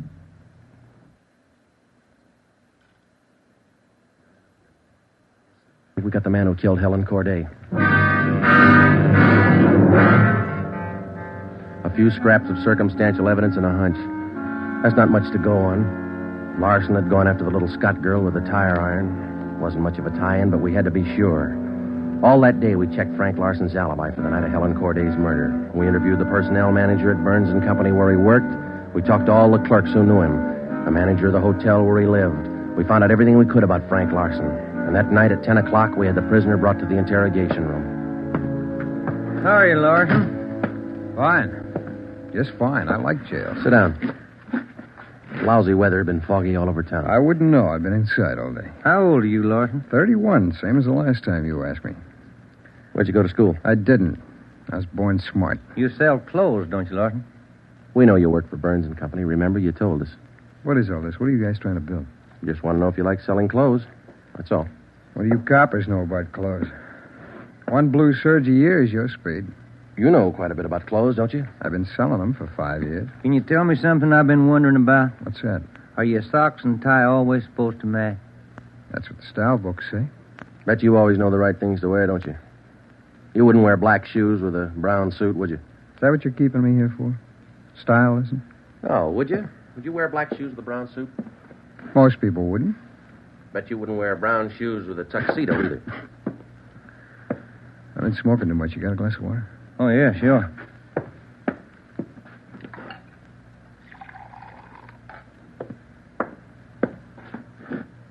There you are, Larson. Thanks. That's good and cold. How about it? Would you ever wear brown shoes with a tux? Nobody would. That's a navy blue flannel you got on there, isn't it? Yeah. It's a good-looking suit. Stop around sometime. Get you a good deal. Suit like that flannel there you're wearing. You'd never wear tennis shoes with an outfit like that, would you? What do you think? I think you did. I think you wore them the night you killed Helen Corday. Who? Maybe you didn't have the blue suit on, but you were wearing tennis shoes, Sport King, size 9. Sell for $5.95. You picked them up at a discount. Cost you $3.25. Where'd you get that? Out of the house book, Burns & Company. You wouldn't have those shoes around now, would you? We couldn't find them in your hotel room. Your boss, Mr. Craig, used to think a lot of you, Larson. Before you started drinking on the job, your commissions used to run pretty high up the last couple of months. What happened? That cheap rye get to you? Well, you two really nosed around, didn't you? When are you going to tell me what I eat for breakfast? Cornflakes, cup of coffee, donut, sometimes 2 donuts when you're hungry. Elsie waits on you at the Royal Cafe. She gets a dime tip. Can I have some more of that water? Help yourself, there's a cooler. Sure good and cold. How about it, Larson? Where are the tennis shoes? They wore out. In 3 weeks? Can't be very good tennis shoes. No, they didn't wear out. What'd you do with them? You know all the answers. You figure it out. We know you bought the tennis shoes. We don't know where they are now. We know you had them, size 9. 3 feet from the body of Helen Corday, we found 2 size 9 footprints made by a pair of Sport King tennis shoes. We figured the man weighed about 150 pounds. You weigh 158. Figured he's about 5'10". You're 5'11". You come awful close to being the same build as the man who killed Helen Corday, don't you, Larson? And you wear the same size tennis shoes, same brand name. A lot of people wear 9s. It's the average size. They sell a lot of Sport Kings, too. Everybody wears them. If we could find your pair, might make a difference. Doesn't mean your tennis shoes made the prints with the body. Doesn't prove it didn't, neither. What'd you do with them, Larson? I threw them away. That's too bad. Might make a difference. No, what difference could it make? I threw them away, that's all. Now, how about the mate to this glove? I never saw it before. Found this right-hand glove by the body of Helen Corday. Just an ordinary cotton work glove. Everybody wears them. If we could find the missing left glove, why, it might make a difference. Size medium. That's average, too, isn't it, Larson? I never saw work gloves. I wouldn't know. No, but you bought work gloves, haven't you? Not a pair of those. You mean like this, don't you? We only got one. What kind of work gloves did you buy? I didn't buy any. You just said you did. I never said I bought any work gloves. You bought tennis shoes, though, didn't you? I told you I bought the tennis shoes. Didn't I tell you I bought them? No, you didn't tell us. We told you. Found out from Burns & Company where you worked. All right, you told me. I bought them. You know that. Same kind of tennis shoes that made footprints by Helen Corday's body. It wasn't me. Then why won't you tell us what you did with it? I've already told you I threw them away. They were only 3 weeks old. Must have worn out awful fast. I didn't say they wore out. They got too dirty. No, you told us they wore out. Remember, Larson? I don't remember what I told you, but I don't have them now. We know you don't have them now. Where are they? He told us. They got too dirty. Right, Larson? Yes. Yes, that's what I said. Anyhow, you haven't got them now. No, I haven't got them now. All right, now, just for the record, Larson, which was it? Did they get too dirty or did they wear out? Whatever I said before. You said both before, Larson. All right, I said both. You haven't got anything on me. We got that little Scott girl statement from last night. She says you tried to kill her. She's lying. I told you she'd lie, didn't I? I only wanted to use the phone. She says you hit her with a tire iron. Did you hit her with that iron? No, I only tried to scare her. I didn't hit her with anything. Then how'd you get those marks around her neck and arm? Police doctor says they were made by that tire iron. I don't care what your doctor says. I didn't hurt her. Now, what do you mean, Larson? You didn't hurt her or you didn't hit her with that tire Neither iron? one. I just wanted to use her phone. How'd you know she had a phone? I didn't know if she had a phone. I just went up to find out. To find out what? To find out if I could use her phone. Thought you said you didn't know if she had a phone. I don't know anything the way you twist everything around. Sorry, Larson. We only want the truth. How about a cigarette? Yeah, I could use one. Here's the light. Larson, where were you Wednesday night, March 18th? How many times you going to ask me that same question? Just want to make sure we got it right. I told you this morning. I went to a show. I got out about 11, had a beer, and I went home. What time did you get home? About 11:30. Did you stay home? I went to bed. What'd you see at the show? I never remember the names. You ought to try to remember this, and it's pretty important. Well, it was a deluxe theater. It was Spencer Tracy and something. What was on when you walked in? The news. I never go in the middle of a picture. Neither do I. Spoils them for me. Yeah, that's right. The girl in the box office doesn't remember seeing you go in. What'd she know? It was Keno night. There was a big crowd. Did you win anything? I never do. Anybody hit the jackpot? I don't remember. They give away a lot of money at those neighborhood theaters. I always remember who hits the jackpot. Well, all right, you do. I don't. Do you remember if anybody won the jackpot? I told you, no. Did they have a jackpot at that show? I guess they do. I don't know. You knew it was Keno night. You should know if they had a jackpot. Maybe they had a jackpot. I don't know. I went out for a smoke. You said the cartoon was on when you walked in. Why do you always twist what I say? I told you the news was on when I went in. You remember anything about the newsreel? It was 10 days ago. How do I know what was in it? I only know it was a newsreel, that's all. You're lying, Larson. We checked your alibi. The manager of the theater had to cut the newsreel Wednesday night because the show was running long with Keno night. You didn't go to the show Wednesday night, did you? All right, maybe I didn't. I don't remember. What's the difference? The difference is you could have been in that vacant lot the same night, the night Helen Corday was murdered. I didn't kill her. You can't prove I did. Interrogation room, Friday. Hiya, Jones. It did, huh? You're positive. Yeah, okay. Thanks, Lee. Sure you don't want to tell us what you did with those tennis shoes? I'm not going to go back over all that. I've told you guys all I'm going to tell you. You know how the Corday girl was murdered? How would I know? I don't know anything about it. She was on her way home from work, as usual, about midnight. Of course, you were home in bed about that time. But you didn't go to the show that night, Larson. On her way home, Helen Corday always took a shortcut across a vacant lot. She was about halfway through the lot when the murderer tried to grab her purse. She screamed and he struck her. Hit her several times with a piece of steel pipe 14 inches long. He beat her to death with that piece of steel pipe. Then he dropped the pipe in the right-hand cotton work glove. He left 2 footprints, size 9, Sport King tennis shoes. I know all that. Well, here's something you don't know. When the killer scooped the paper money out of that girl's purse, he accidentally took along a loose rhinestone. A stone that fell out of a cheap barrette in the bottom of her bag. He carried that stone home with him. When he reached in his pocket to pull out the money he stole from her, the rhinestone fell on the floor. So? We found that rhinestone on the rug in your hotel room. Well, I haven't lived in that hotel room all my life. Maybe the tenant before me dropped it there. No, not this one. We checked the cement that held it in that barrette. It matches the glue on the stone. No, Larson, that rhinestone came from the hair clip that Helen Corday wore before she was murdered. That's enough to take you to the district attorney with. What am I supposed to say? We want you to tell us the truth. Why did you kill Helen Corday? Yeah. You want the sandwiches and coffee now, Sergeant? Bring them in, Mike. Looks like we're going to be here a long time. Yeah, I brought you ham, cheese, and liverwurst. And some fruit. Coffee's black. Cream and sugar on the side. Thank you, Mike. It looks good. What kind you want, Larson? Ham, cheese, or liverwurst? Oh, you're not hungry? Okay. Sandwich, Joe? No, thanks. I think I'll have an apple, huh? Yeah. Okay. I fixed you a plate there, Larson. Coffee's right here. It's a fine apple. Nice and fresh. This a Washington apple? Yeah, I don't know. Is that coffee hot enough? No, it's fine. Where'd Mike pick these up? Well, across the street. Eddie's? No, Oh, it tastes good. Well, drink your coffee anyway, Larson. It's getting cold. All right! I didn't want to kill her. She screamed and I hit her. All I wanted was her purse. That's all I wanted. She wouldn't give to me. She had to fight back, so I hit her. I didn't want to kill her. All she had to do was give me the purse and I wouldn't have hurt her. I was drinking and I didn't know what I was doing. I was drunk. I didn't mean to kill her. I didn't mean to kill her. Mike. Yeah, Joe? Stay with him. We'll call the stenographer.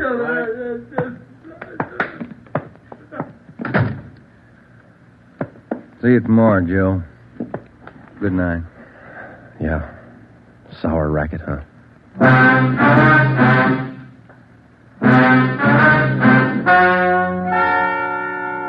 The story you have just heard is true. Only the names were changed to protect the innocent. Frank Philip Larson was tried and convicted of murder in the first degree. He was executed in the lethal gas chamber at the state penitentiary.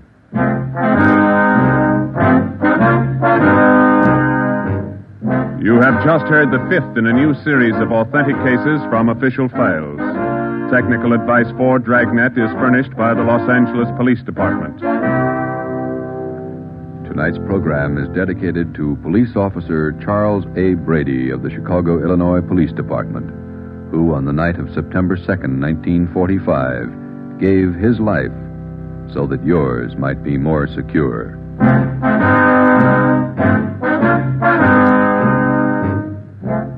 Dragnet came to you from Los Angeles. This is NBC, the national broadcasting company. I'd like to tell you folks about Kraft's golden cheese food, Velveeta. Velveeta is such good eating. Just taste that grand, rich, yet mild cheddar cheese flavor. And Velveeta is so good for you. It's rich in important food values from milk itself. For swell-tasting snacks, for good hearty sandwiches, for thrifty, easy hot dishes, it's smart to keep stocked with Velveeta. Get it tomorrow in the handy quarter-pound package or in the economical 2-pound loaf. The cheese food of top quality. Velveeta is made only by Kraft. Stay tuned to HOJO Radio. And now, in cooperation with police and federal law enforcement departments throughout the United States, Waterman's Pens and Waterman's Ink present Gangbusters.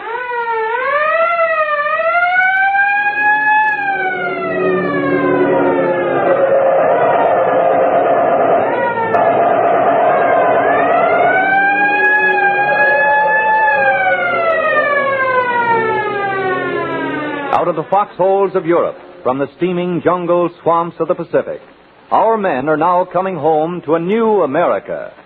A wave of crime has followed every war, and we must not allow lawbreakers to tear down here at home the very ideals that our men have fought to preserve. Tonight, Gangbusters presents the authentic inside facts concerning a killer who felt he was even too tough for the Army. And so Louis J. Valentine, who has just resigned as commissioner of the largest police department in the world, takes over to interview by proxy Chief A.S. Harper, Chief of Police of Amarillo, Texas. Commissioner Valentine. Chief Harper, I believe that one of the surest ways to combat crime is to expose it. Now we would like to have you rip this case wide open tonight. Well, Commissioner Valentine, I'd like to start back in October 1942 at 10:30 in the evening. A small-time gangster, Doc Rickett, was sitting with his girlfriend in a fashionable Cincinnati nightclub.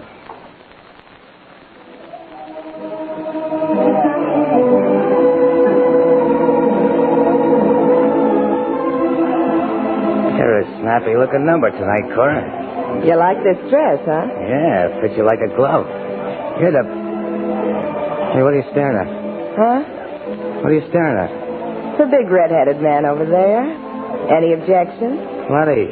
You're my girlfriend. The redhead doesn't think so. He's smiling. Why, that's... Hey.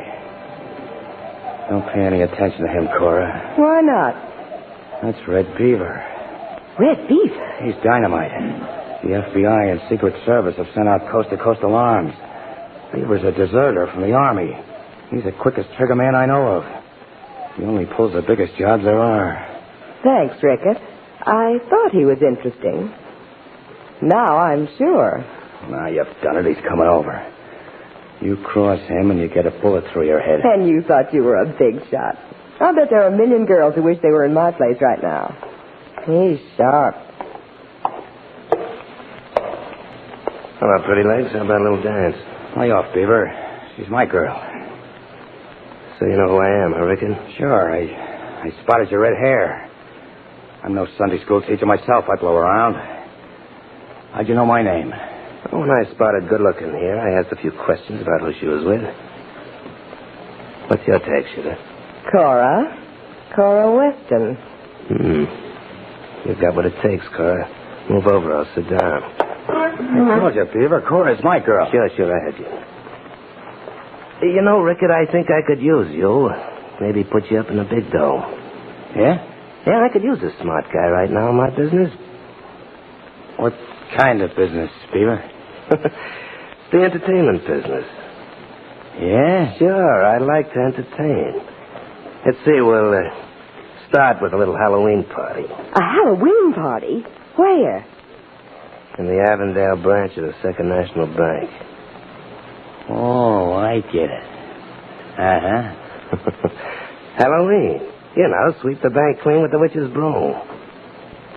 Suppose you take a walk for a couple of minutes, Rickett. I want a little board of directors meeting here with Cora. Well, Graham. Okay, I'll get a drink at the bar, then I'll be back. Smooth, honey. You're plenty smooth. You're kind of sugar-coated yourself, Beaver. Believe in holidays, Cora? I guess so. Why? Today's Columbus Day. Remember, Columbus discovered America and moved in. So I'm taking a tip from him. I just discovered you, so I'm going to do like him. Move in.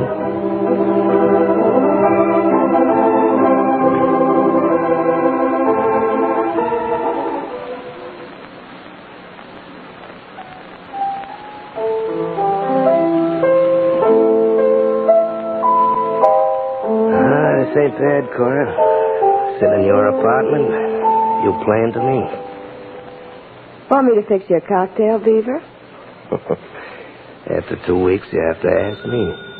I'll answer. Oh, no, I'll do the answering. Hello? Oh, is that you, Beaver? Sure, it's me. Well, I haven't got anything to do. Suppose I drop up, huh? No. Cora's my girlfriend now, Rickett. Oh, get your surprise package? Yeah. But a clown suit and a cowboy suit. What's the gag? Tomorrow's Halloween. You dress up fancy on Halloween, don't you? You ought to wear the clown suit, see? Good gag, huh? Oh. Besides, the clientele at the bank will have a tough time describing a clown and a cowboy. I get it. Work with me a while, Rickett, and you'll learn things.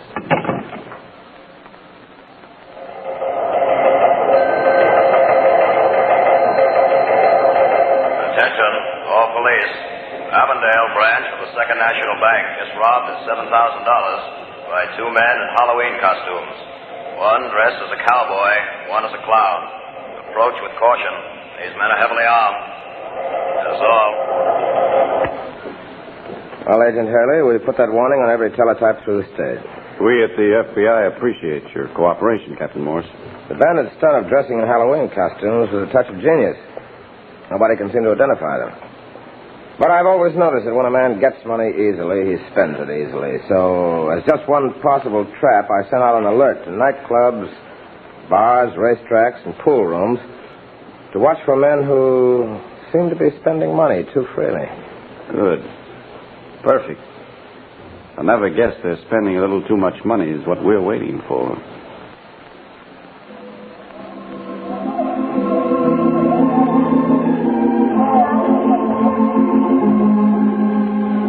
Like this nightclub, Cora? We've sure been covering them all, haven't we, Red? That's me, Cora. Everything in a big way. Yeah, but Red, you've been cracking so many banks. Every day, headlines in the papers. Ricketts so scared he doesn't even dare leave our hideout. He's pretty jealous, you know, Red. You taking me away from him. You leave Rickett to me. Baby, I've got the biggest job yet lined up. 100,000. Yeah? When? Christmas. At Christmas time, everybody gets presents. I figure maybe the Charleston Trust will want to give us a present. Why do you always pick a holiday, Red? Holidays are made for guys like me. On holidays, the suckers stuff up with takey and guzzle booze, right? They get slow and careless. Gee, I never thought of that. Booze makes them slip up. They're not themselves. Waiter. Yes, sir. Waiter, bring another bottle of that champagne over here. Huh? Coming up, sir. You're spending your money awful fast tonight, Red. That's the way I make it, isn't it? Banks have lots of money, you know. Yeah, but you've been drinking a lot. You said tonight, when a man was drinking, he wasn't himself. That's for other guys, not me. You couldn't tell by the way I talk I've had a drink. Here you are, sir. Important champagne. You know, someday I'm going to take a bath in that stuff. I wouldn't do that, sir. The bubbles tickle. Quick on the trigger, ain't he? Pour it. Certainly, sir.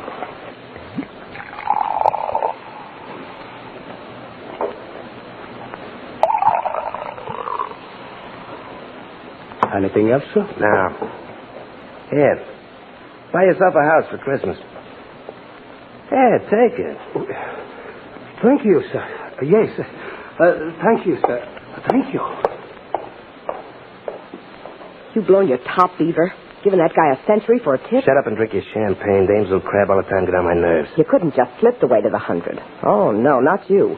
You had to make a production of it. I said shut up. First thing you know, you... Now you're putting that loose lip of yours or I'll slap you again. Now you've done it, you fool. That army sergeant saw you slap me. Oh, yeah? I eat army sergeants on toast. Oh, he's going to use that for an excuse to come over and meet you, huh? Going to chisel in like I did to get you away from Rickett. What's the matter? Something wrong? What's it to you? Can I do anything for you, miss? No. No. Everything's all right. Hey. What was you figuring on doing, chum, if it hadn't been all right? Take it easy, buddy. You've been celebrating a little too much. I suppose because you're in the Army, you figure maybe I'm easy pickings, huh? Now, look, I don't want any trouble as long as the young lady says she's all right. Okay, I'm leaving. Oh, so you were going to pull that Prince Charming stuff, huh? Put that gun away. This time, Sergeant, you ran into a tough customer. Oh, if you're so tough, why don't you join the Army? We need some good fighters. Oh, the Army, huh? I don't see you being so brave. And besides, I don't like the looks of an Army uniform. Red, follow me. We've got to get out of here.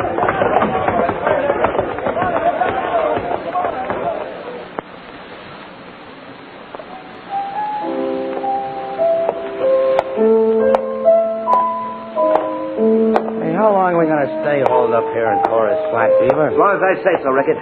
Stop playing that piano, Cora. Sit down, Beaver. You're driving us nuts with that walk. Shut up. If it wasn't for your nagging, this wouldn't have happened. Can you beat that? Red gets a snootful, blows his top, shoots an army sergeant, then tries to pin the rap on me. You hadn't ought to be so quick with that rod, Beaver. You going to start telling me how to operate? No, it ain't Killing comes pretty easy to me, Rickett. I'd remember that if I were you. The same goes for you, Cora. What's that? It ain't a woodpecker. See what it is, Cora. Open up in there. Cops. Stall them. Give us a chance to get out the back window onto the fire escape. If it's cops, I'll blast them from there.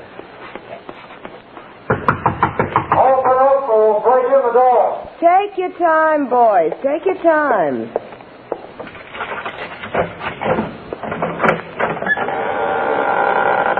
Okay.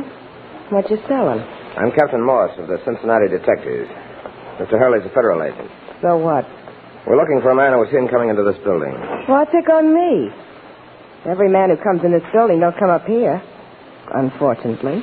Cut the comedy. We know he's here. Step aside. Hold it, copper. I'm old-fashioned. I don't let strange men into my apartment unless they've got search warrants. Really? Yeah. And that goes double for coppers. Well, by an odd coincidence, I happen to have a search warrant. Right here. Well, if you must come in... What was that? Come on. Come back from that fire escape into the room again. With your arms up. We guessed if we came in the door, you gentlemen might go out the window, so I had a few of my men out there. Smart guy, huh? I know one of them, Captain Morse, Rickett.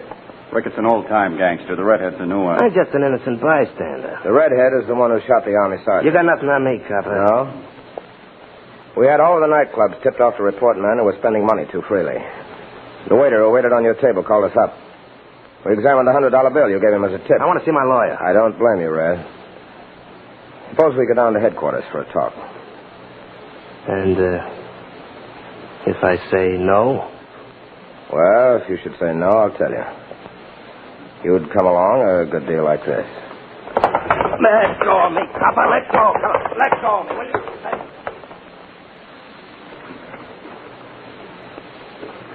So Red Beaver started moving fast, Chief Hopper. Yes, Commissioner. Red Beaver didn't know what had struck him till he was safe behind bars. But the crime history of Red Beaver had not yet reached its peak. Tonight marks the first broadcast in this L.E. Waterman Company presentation of Gangbusters.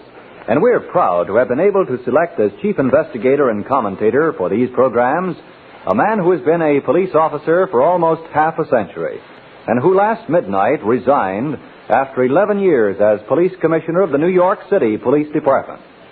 Louis J. Valentine, as head of the largest police force in the world, has made contacts with and influenced police procedure on a nationwide scale. Federal, state, and local police departments throughout the country know and respect Commissioner Valentine as being in the forefront of our constant war against crime. Gangbusters and the L.E. Waterman Company are proud that Commissioner Louis J. Valentine will act as chief investigator on these factual cases. Well, Commissioner Valentine, how does it feel to be facing a microphone? Frankly, Mr. Gardner, it's harder to face than a gangster with a gun. But the L.E. Waterman Company has provided me with an opportunity to do something I've wanted to do for a long time. To me, Gangbusters, which names names and states facts, is the ideal way to prove the folly of crime to those who might otherwise be led astray. And it's going to be my purpose to see that every program is pointed to bring about a better, safer, happy America for all. Thank you, Commissioner. And now, in recognition of your never-ending fight against crime, the L.E. Waterman Company makes the year's first network presentation of its Waterman's Deluxe Pen and Pencil gift set to you, Commissioner. Thank you, Mr. Gardner. It certainly is beautiful. But I already have a Waterman set, one that was presented to me when I became a captain of police in this department 19 years ago. And I'd rather miss one of Mrs. Valentine's home meals than lose that set. Well, Commissioner, I don't blame you. But we do want you to have this newest model Waterman's. Thanks, Mr. Gardner. I accept it gratefully. And I'll use them both. And now, Commissioner Valentine, back to the case of Red Beaver. Chief Hopper, Red Beaver was in the Cincinnati prison. Yes, Commissioner Valentine. And it was 16 minutes before 9 on the evening of February 12th. Red Beaver lay sprawled in his bunk, watching water pouring from his wash basin to the cell floor. Finally, he walked over to the bars separating him from Doc Ricketts' cell.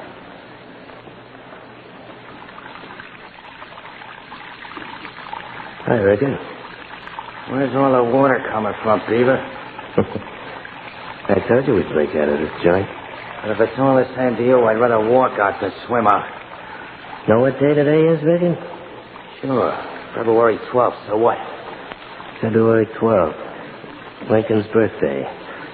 What do you want we should do? Eat birthday cake? You never heard what Lincoln did? He got him so shot. Is that what you're aiming for us to get? Yeah, but before he did, he freed the slaves. So? Today's Lincoln's birthday, so we'll do like him. We'll free the slaves. Us included. Just like that, huh? How? Plug up your basin, let the water run on the floor. Why? Yours is running plenty. You're going to start raising fish in there? Well, like I say. Okay.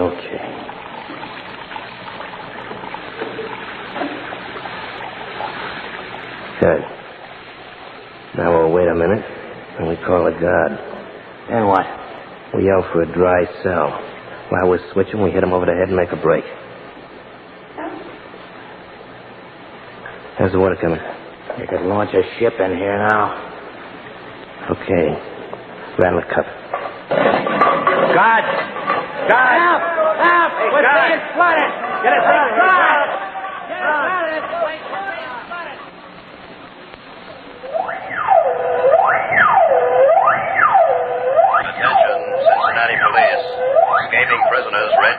Doc Rickett have just held up the Second National Bank and are escaping. Green, 1940 Chrysler sedan, license number 293-348. That is all. To Kansas City Police. Believe killer Red Beaver and pal Rickett are driving toward Kansas City. These men are heavily armed. Suggest roadblock.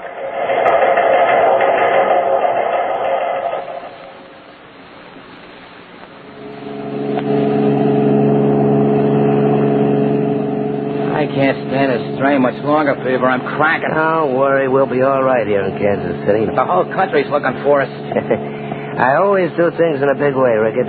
But I tell you, Kansas City's safe. I got it all figured out. Roadblock up ahead. Why, those rotten coppers. Coppers all over the place. I'll run over them. I'll kill them. Hold on.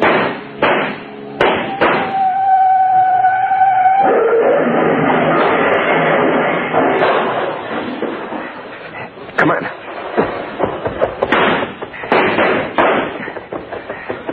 I'm all in. All this what's going on for days. This cop shooting at us.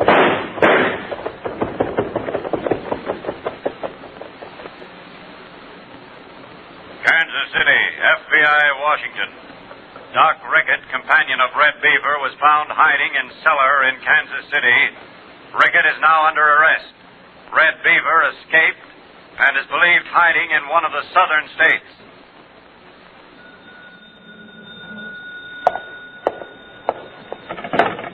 Hello? Hello, Edward? Oh, yeah, sure. This is Edwards. That you, Helen? Sure. Yeah. Wait a minute. Let me sit down, huh? You tired? I'm just not used to this Texas weather yet. How do you like it here in Amarillo? Oh, it depends upon how well you like me, baby. But I haven't seen you very often. I'll see you tonight. All right. Sure, we'll go to a club at... Wait a minute.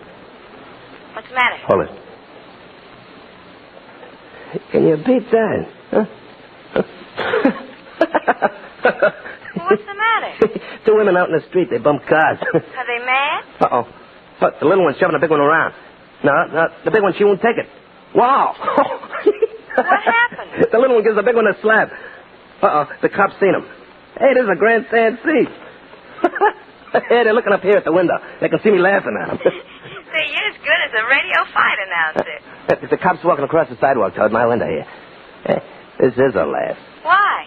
If you only knew, sister. Hey, mister, you saw these two women bump cars, didn't you? Sure, I seen them, officer. I was looking right out the window here. Which one was at fault? No, you don't. You don't get me between two dames, especially those dames. If one of them was cute, it might be different. Hello? Wait a minute, baby. I'm talking to the cop here. Well, I guess I have to take him up to the station house. Will you come up with me and tell what you saw? Now, wait a minute. I'm not going... Okay. Okay, sure, I'll go with you. I'd be much obliged if you would. Sure, I will. Hello, sugar. I'll call you back later. All right, Edward. I gotta go see justice done. Well, copper, lead the way. I'll put on my hat and be right with you. This is the gentleman I was telling you about, Captain Kirkman. He was sitting in the window and saw the two women bump fenders. Oh, I appreciate your coming up to the station, huh? That's all right. What's your name? Jack Edwards. Oh, I'm Captain Kirkman, and this is Captain King. I'm glad to meet you. Oh, sit down, Mr. Edwards. You got a pretty good police station here at Amarillo, haven't you? Oh, it serves its purpose. You a stranger in Amarillo? I've been here a couple of months. You want me to tell you about those two women bumping cars, huh? Yes, but you don't happen to know a man by the name of Red Beaver, do you? Who? Red Beaver. He's an escaped convict and a killer. No, I never heard of him. What do you ask me? I was just wondering, Red, that's all. Call me Red. My name ain't Red. It's Jack Edwards. Oh, I see. Here. There's a wanted circular for Red Beaver for desertion from the Army and killing an Army sergeant. No, I don't know what you're talking about. The detectives standing back to you all have their guns out, Red. No, I didn't kill nobody. It wasn't me. I didn't kill him. What a sucker I am. Yes, you are. All police officers have been on the lookout for you. Look at me ending up here. Them two dames that bumped their cars, I could bump them off. Didn't figure it might be a little plant to get you up here without any shooting. And I thought I was smart. Me, Red Beaver, being took in by this one-horse joint. I didn't kill that guy, though. We'll leave that to the United States Army, Beaver. They're asking for you. No, look, I'll do anything. I'll tell you anything you want to know, but don't let the Army get a hold of me. Don't let the Army get a hold of me, please.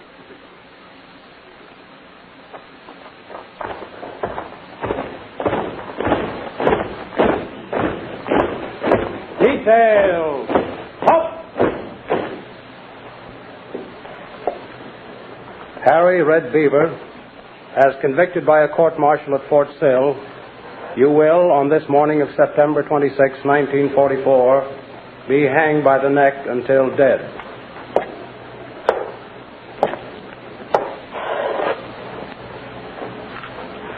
Harry Beaver, have you anything to say? No, I guess I ain't got nothing. May God rest your soul.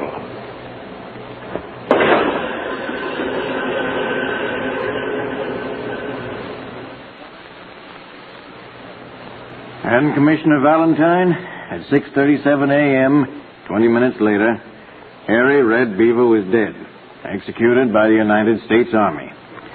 Chief Hopper, this has been a terrific case tonight. One I doubt that we will ever forget. I wish that every person in this country might have heard it. Yes, Commissioner Valentine. To Red Beaver, the men in the uniform of their country were suckers. He knew better. He knew how to get easy money. But it didn't turn out that way. And it never does. And now, before we present our urgent last-minute bulletins on persons wanted by the authorities at this very moment, the case of Red Beaver is over. But the case of the missing words remains a mystery to millions of Americans. Their only clue is the peculiar behavior of a fountain pen, a pen that sometimes writes on and on without ever seeming to run dry. And then again, it seems out of ink almost before it starts. The reason is that, in the first instance, the pen was filled with Waterman's wonderful blue-black ink, and thus gave thousands of extra words. The second time, however, a different ink had been used, and fewer words resulted. This tremendous difference, ladies and gentlemen, is because Waterman's blue-black is all ink, true ink, no solvents, no added chemicals, no dilution. That's why, by actual test, Waterman's blue-black ink gives you up to 6,500 more words per filling. Think of it. Up to 6,500 more words per filling than other inks tested. Now you can cut those messy pen-filling chores perhaps in half. Now you can write steadily for hour after hour after hour without pausing to refill your pen. And all you have to do is to make every filling a Waterman's filling. Yes, you can solve your own case of the missing words forever with Waterman's blue-black ink. And remember, Waterman's ink is also available in 7 other pleasing and distinctive colors. All come in the convenient tip-fill bottle. Each only 10 cents. Now, Gangbusters Nationwide Clues. Chief R.F. Worstner, Dayton, Ohio Police Department, announces a reward of $8,500 is being offered for return of 2.5-year-old baby Ronald Thompson and conviction of his kidnapper. Here is description given Gangbusters by Dayton Police of alleged kidnapper. Woman known as Mary Wilkie, 40 to 45 years old, 5 feet 6 inches, about 150 pounds, ruddy complexion, reddish brown hair, believed hennet, brushed back and up, speaks with slight accent, possibly southern or eastern, pleasing personality. Renew vigilance for this woman. Reward now offered by Dayton, Ohio Police, $8,500. From Denver, Colorado Police, urgent bulletin concerning suspect wanted for questioning in connection with murder of J.A. Richardson, that city. Suspect described as follows. Andrew Cyphus, alias Jack Wood, alias William Hammond, 36, 5 feet 6 inches, about 150 pounds, dark hair, brown eyes. When last seen, according to police, wore khaki shirt or jacket with blood stain on right shoulder and sleeve, where he supposedly was shot in struggle with victim. Suspect believed to have left scene of crime in company of woman in green Pontiac sedan. bearing Los Angeles license ending in numerals 80. Watch for Andrew Cyphus, wanted for questioning, murder, Denver Police Department. If you have any information concerning these clues, notify your local police, the Federal Bureau of Investigation, or gangbusters at once. Now, here is Commissioner Valentine. Next week, gangbusters will present the case of the red evening dress. It's about a girl and her love for a killer. Remember, next week, same time, same station, one of the most unusual cases Gangbusters has ever presented. In the meantime, when you are buying a fountain pen or when you're buying ink, just look for the name Waterman's.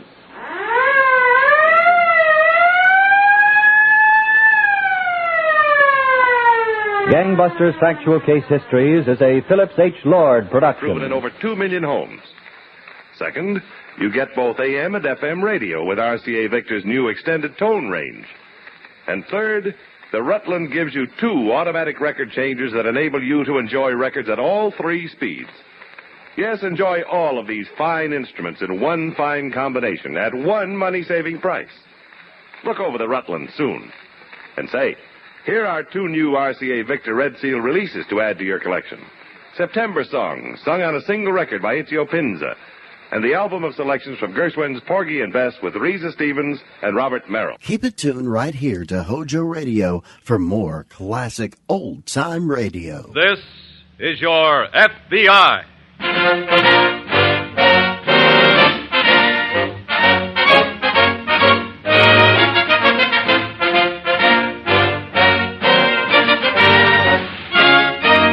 This is your FBI, an official broadcast from the files of the Federal Bureau of Investigation, presented as a public service by the Equitable Life Assurance Society of the United States. To your FBI, you look for national security, and to the Equitable Society for financial security. These 2 great institutions are dedicated to the protection of you, your home, and your country.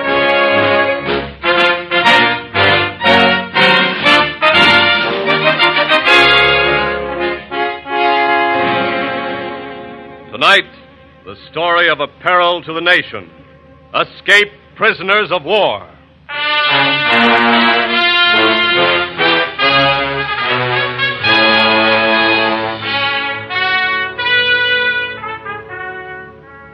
There are several million Nazis across the sea. Each one of them is a threat to the security of this country. There are several 100,000 Nazis right here within our borders, prisoners of war. Each one of them who escapes is a threat to the internal security of this country because they are Nazis. And for us, for our democracy, for our way of life, Nazis have but one feeling: contempt. The FBI proved that less than a year ago by a case that broke on the morning of June 19th. Early that sunny morning, 2 soldiers, 2 GIs, were walking through a patch of woods on their way back to camp. Hey, look, Eddie, a rabbit. What am I supposed to do, salute? Gee, did you see him go? Boom, right into the ground. Probably crawled down a hole to sleep. Gee, if he's just down a little hole. What are you pawing around for now? I always wanted to have a rabbit for a pet. All right, so you always wanted a rabbit. This is no time. Hey, Eddie. Yeah? What kind of a rabbit could dig a hole this big? A big rabbit. Come on. Hey, these leaves are just covering up the entrance to a tunnel, it looks like. For Pete's sake, Mickey. Hey, it is a tunnel. Come on in. I'm too tired. Oh, come on. What do you got to lose?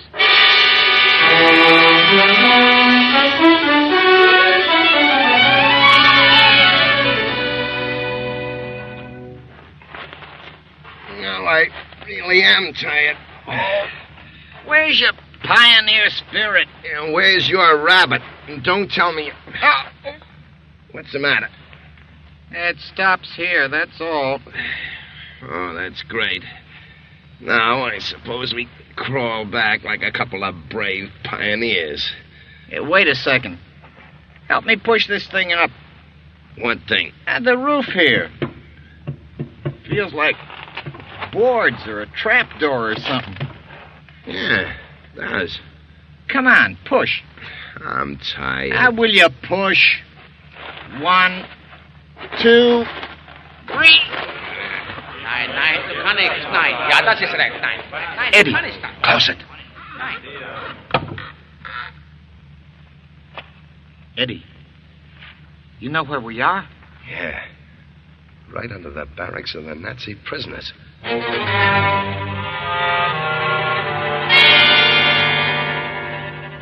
That was on Monday morning, June 19th. But the tunnel had already been used. During the night of the 18th, 2 Nazi prisoners had escaped.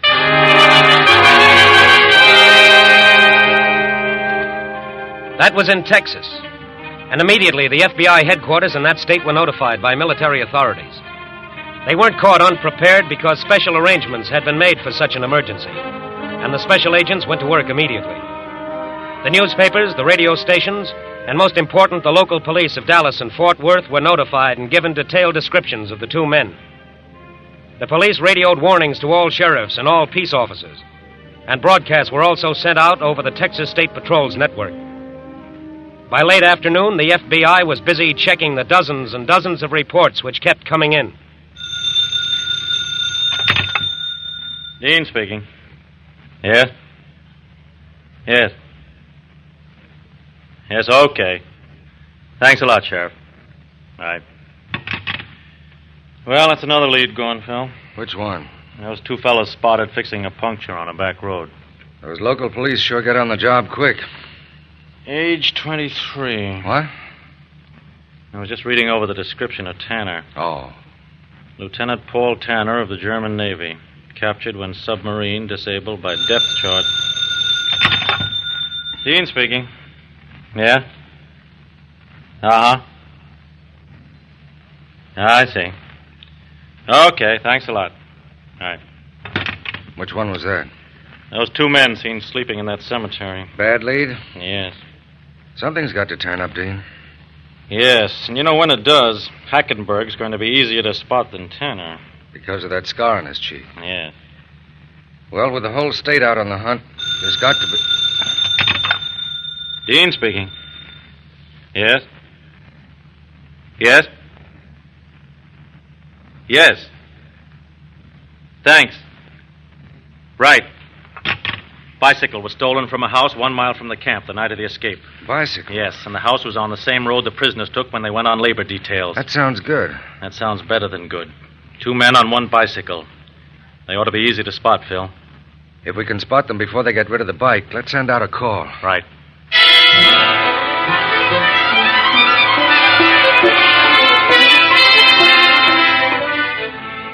Late that afternoon, a truck driver reported seeing 2 men on a bicycle on the night of the escape. An hour later came another call. A farmer had seen 2 men on a bicycle the morning after the escape. Then there were no more calls, no more reports. The search was intensified, but by 1 o'clock on the morning of the 20th, the 2 Nazis and the bicycle seemed to have disappeared, seemed to have vanished completely. Where were they? At that moment, at 1 o'clock on the morning of June 20th, they were sitting in a diner. Dressed in blue jeans and khaki shirts, drinking coffee, 2 escaped Nazis were sitting in an all-night diner in a small town in Texas, USA. You boys want anything with that coffee? No, thanks. You ain't from around here, are you? No. Just passing through. Yes. Where you heading? East. East, huh? I know somebody's going east. Maybe we will have something else. Do you have any pie? Sure, what kind you want? Oh, anything that's good. You pick it out. You trust me. Sure. Okay. 2 pieces? Yes. Okie doke. Whitey, let me have 2 cuts of that peach pie. Okay. Now, Whitey, now. I heard you. Gee, I'm getting hungry myself. Scramble me up a couple eggs? You just ate an hour ago. Well, I'm a growing girl. Scramble up the eggs, you cheapskate. Here's your pie. Thanks. Toast with them eggs, too. It's peach pie, boys. Dankeschön. I don't think we want the pie after all. But you ordered it. We have to go. Here. You didn't even finish your Come coffee. on, let's go. Let's go.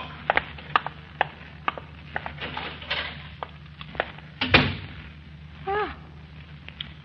Good night. Huh? How you come with those eggs, Whitey? Oh, keep your shirt on. You'll get 'em. You can put this pie back. What's the matter? Beats me. Didn't they want it? They didn't want nothing. They even left the coffee. Millionaires, huh? Come on, make with the eggs. The griddle ain't hot enough yet. Park yourself. Here, ring this up. I'll keep the change. How much? Dime. You ain't going to charge him for the pie, are you? I guess not. Hey, what those guys rush out for? Now, how do I know? That griddle looks hot enough to me. You want your toast, though, don't you? And coffee. How about a steak, too, Your Highness? Ha ha. Very funny. Whitey. Yeah? What's Tonkashin mean? Huh? Tonkashin or Tonkashine? What? One of those fellas said it to me when I brought him the pie. The pie you didn't eat, huh? Yeah. I think I'll have a piece myself. Oh, here. Tonkashin. What?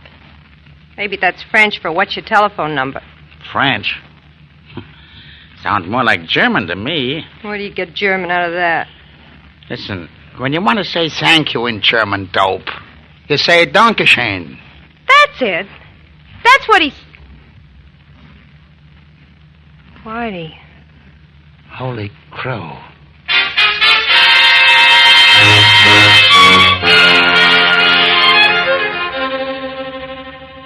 That diner was in a small town.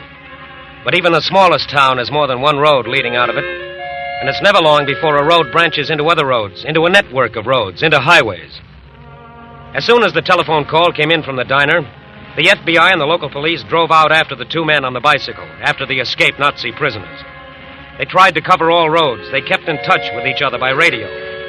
And they drove fast because they realized that even on a bicycle, a man can make time if he's desperate. Where are we now, Dean? About 20 miles outside of Vancourt. Must be awfully strong. Who? Whoever's peddling that bike. Get this far so fast. And with a passenger. Yeah, if they're still using the bike. Or if they haven't ducked off into a field.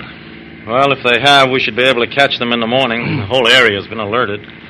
They managed to disappear completely for at least 24 hours so far. I know, Phil, but if we... That is a bicycle, isn't it? Looks like it from here. You have your gun ready? Yes. Dean, do you see anybody on the handlebars? No. Don't tell me it's going to be a farmer out for a joyride. At this hour of the morning? Say, Huh? pull over to the side there. Where are you going, mister? Vancourt. What for? Why do you want to know? We're federal officers. What's your name? Frank Johnson. Isn't it kind of late to be out for a ride, Mr. Johnson? Oh, my sister just had a baby. I rode over to see her. Oh, from where? Vancourt. You live there? Yes. Can we see your draft card, please? I'm sorry I forgot it. You know how it is when you get a call that the baby... What's the matter? Where'd you get that scar on your cheek? Germany. Where's Lieutenant Tanner? I really could not say, but probably very well taken care of. What do you mean? Americans are extremely hospitable and just as stupid. I think you'd better get in the car, Hackenberg. Captain Hockenberg. Captain Hockenberg. Dankeschön.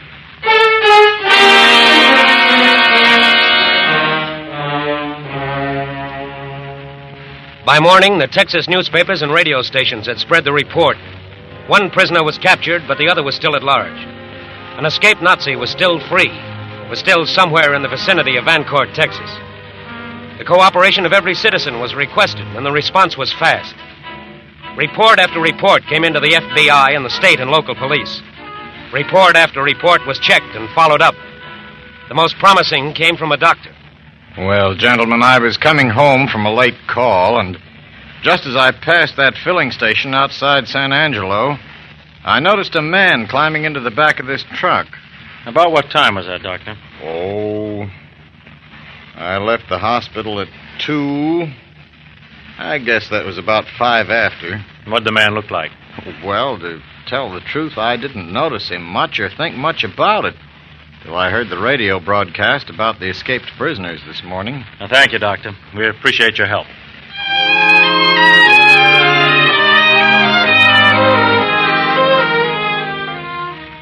That doesn't sound like much help. It doesn't even sound like a real clue. But the FBI checks everything, every report. Special agents immediately called the owner of the San Angelo filling station.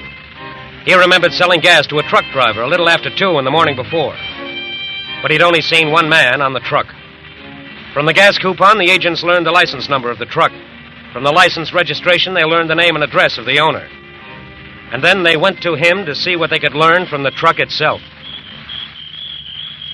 You can see for yourself. If I'm here fixing a blowout like I was, anybody could hop on the bag without me seeing them. Would be pretty easy, don't you think, Dean? Well, let's see if there's anything in the back to prove that Nazi was riding with you. Well, what you looking for? Oh, lots of things. Fingerprints? Yep, but with all this cloth back here, I doubt if we'll find any. The surface is too soft to... Phil, you have your flashlight? Sure. Shine it over here, will you? Is that your hatchet, Mr. Lang? Yeah, use it to open crates. You mind if we borrow it to send to our laboratory for a fingerprint check? No, sir, it's all... Hey. What? Well, that Nazi could have been riding the back of my truck and picked up my hatchet. Hey, I had a pretty narrow escape. Well, we don't know yet whether he was the one. Even so... Wait a minute. Shine that flash over here, Phil. Right. Oh, this may be something. That? Sure. Why, that's just a little piece of thread. Here's an envelope for it, Dean. Thanks. This little piece of thread, Mr. Lang, is going to take a long trip to our laboratory in Washington. What for? They'll find out what kind of a shirt it came from. And I got a hunch it came from the kind of shirt worn by prisoners of war.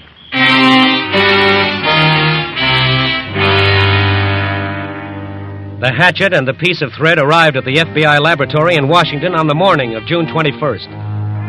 That afternoon, the result of the examination was teletyped to special agents in Texas. From a small piece of thread, from one fingerprint on the blade of a hatchet, there was proof, conclusive proof, that the hitchhiker on the back of the truck had been Lieutenant Paul Tanner of the German Navy. But where had he gone? Where was he now? An escaped prisoner of war, a Nazi, was still at large in the state of Texas.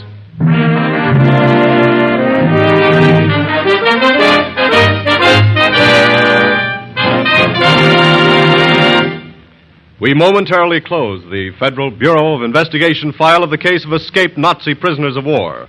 We will return to this case in just a moment. It is the year 1872. A distinguished Army officer, a young man with golden hair that reaches to his shoulders, is about to sign his name to an application for membership in the Equitable Life Assurance Society of the United States.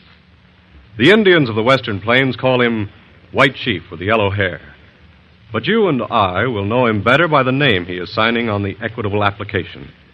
So let's watch his pen as it writes, George Armstrong Custer, Brevet Major General, USA. A name that has also been inscribed for all time on the roll of America's immortal soldiers. Now, we do not know what led General Custer to choose the Equitable, but we do know that he showed sound judgment. For in 4 wars and through 7 major depressions, this society has never failed to meet a single financial obligation. And for 86 years, Equitable funds have marched in the vanguard of American progress.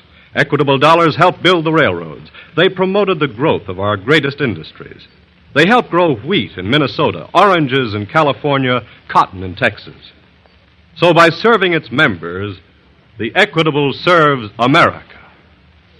And now, back to the file on Paul Tanner, escaped prisoner of war.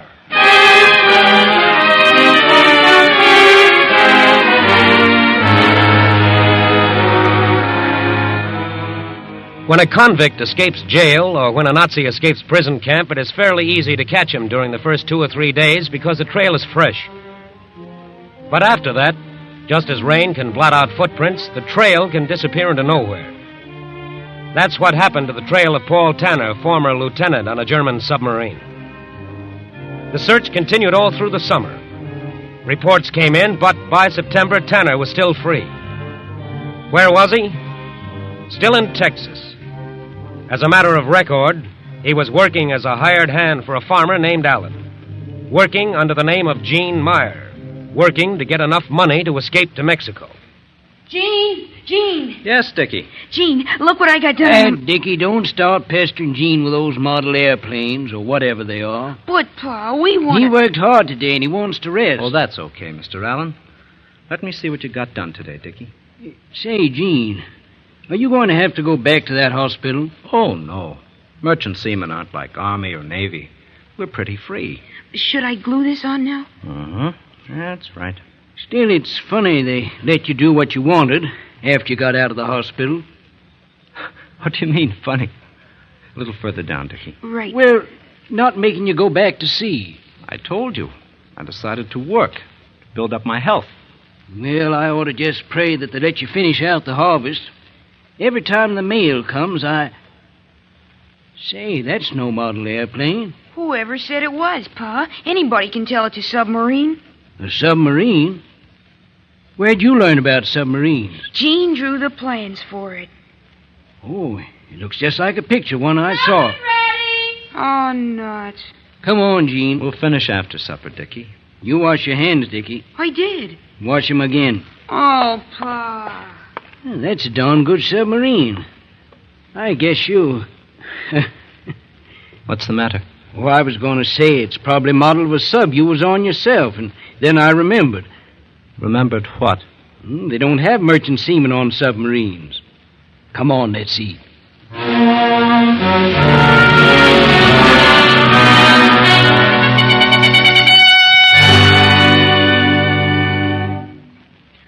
Sit down, Mr. Allen. Oh, thank you, sir.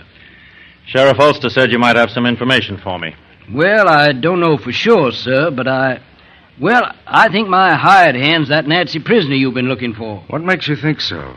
Well, he's been helping my little boy build model planes and stuff, you know. Yeah, sure. Well, last night I got a look at something they were making. It was from some plans this fella drew. And you know what the darn thing was? A submarine. Submarine? Yeah. And I got to thinking about it in bed last night. It looked just like the real thing, and I was wondering... Excuse me, Mr. Allen. Sir? Here, look at this photograph. Sure. Why, that's him. Let's go, Phil.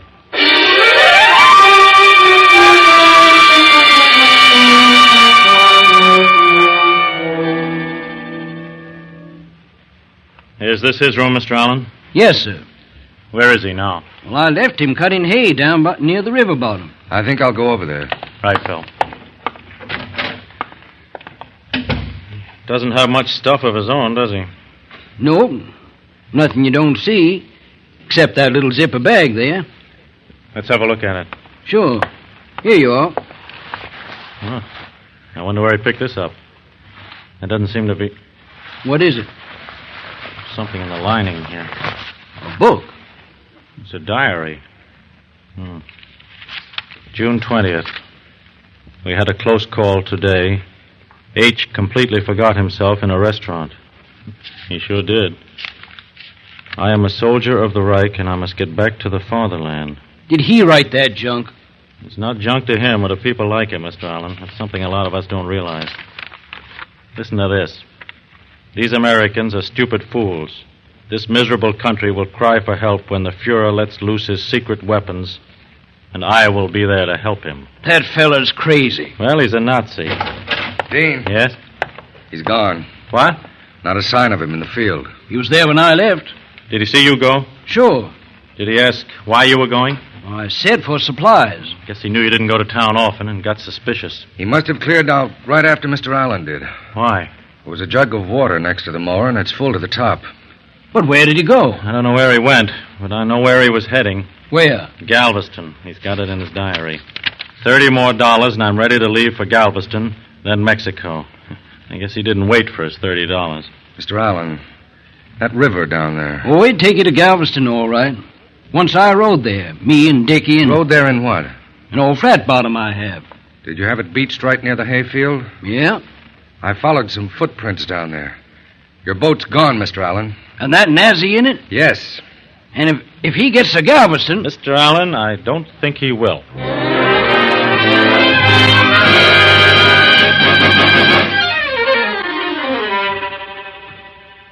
The Brazos River winds its way through Texas to Galveston. And along its banks are reeds, tall grass, foliage thick enough to hide a man in a flat-bottomed boat. They hid Paul Tanner for the rest of that hot afternoon. But by nightfall, sheriffs, deputies, state patrolmen, local police, and citizens from all around had joined in the hunt. By nightfall, FBI agents were in planes and motorboats watching the river and keeping contact with each other by walkie-talkie radios. By nightfall, there was a moon. A bright moon that stripped the river of shadows and made it a clear field of vision for a plane flying above. Moving upstream toward the bridge. Nothing yet from up here. We're moving up too, Dean. But this boat's running low on gas. Well, you think you can hold out about... Wait a minute, Phil. I just saw a reflection of moonlight on something that... Yes, there it is again. Looks like a wet paddle. Close to the right shore, heading downstream. He's about a quarter of a mile above Dead Man's Bend now. Just below Hempstead. He's moving closer to shore, though. Looks like he's trying to land. Come on. Give her everything you've got. There he is. He's trying to make shore. Cut her off. Stay where you are, I'll shoot. I warn you, Tanner, stay where you are or... Okay. Come on, jump aboard. Well, you led us a fine chase. Who's in command here? In command? Yes. I am. Heil Hitler!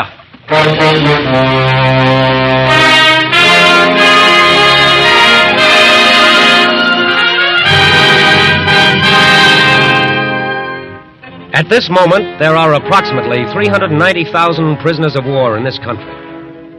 Most of them are Nazis, and each one is a potential threat to our safety. Alert citizens and cooperative law enforcement officers have aided your FBI in the quick apprehension of escaped prisoners of war before they could commit Army acts of sabotage. But they remain a menace. Any information on an escaped prisoner should be reported immediately to the FBI. A Nazi may have been a prisoner in this country for a year or for 2 years. He may have had a chance to learn something about us, about our democracy, about our way of life. Don't think, however, that his objective has changed. It hasn't. He is still a threat to our security, still a menace, because he is still a Nazi.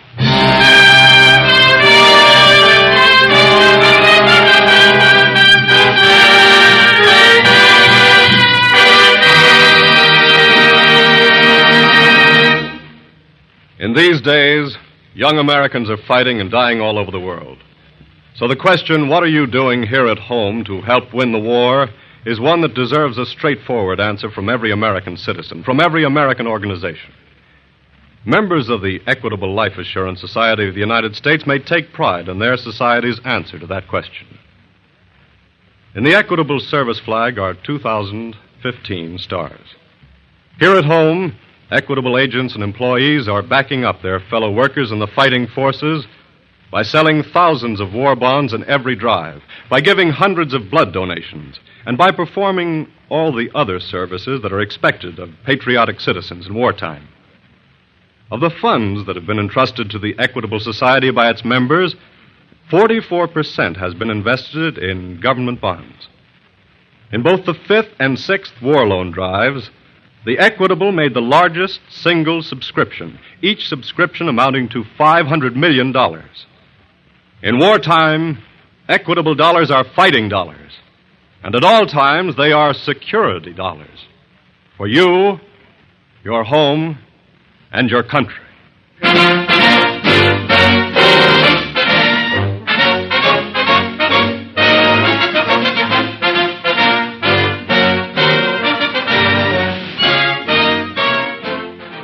The incidents used in tonight's broadcast are taken from the files of the Federal Bureau of Investigation. However, all names used are fictitious, and any similarity thereof to the names of persons living or dead is accidental. In tonight's cast, Tanner was played by Paul Mann. The music was under the direction of Van Cleve. The author was Lawrence MacArthur, and your narrator was Frank Lovejoy. This is Your FBI is a Jerry Devine production. Now, this is Carl Frank speaking for the Equitable Life Assurance Society of the United States and inviting you to tune in again next week at this same time for This is Your FBI.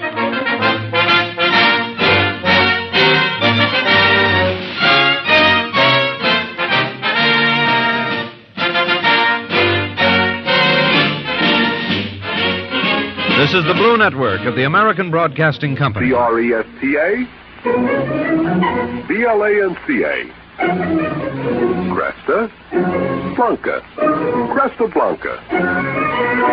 Thanks for listening to HOJO Radio. We'll be back again very soon.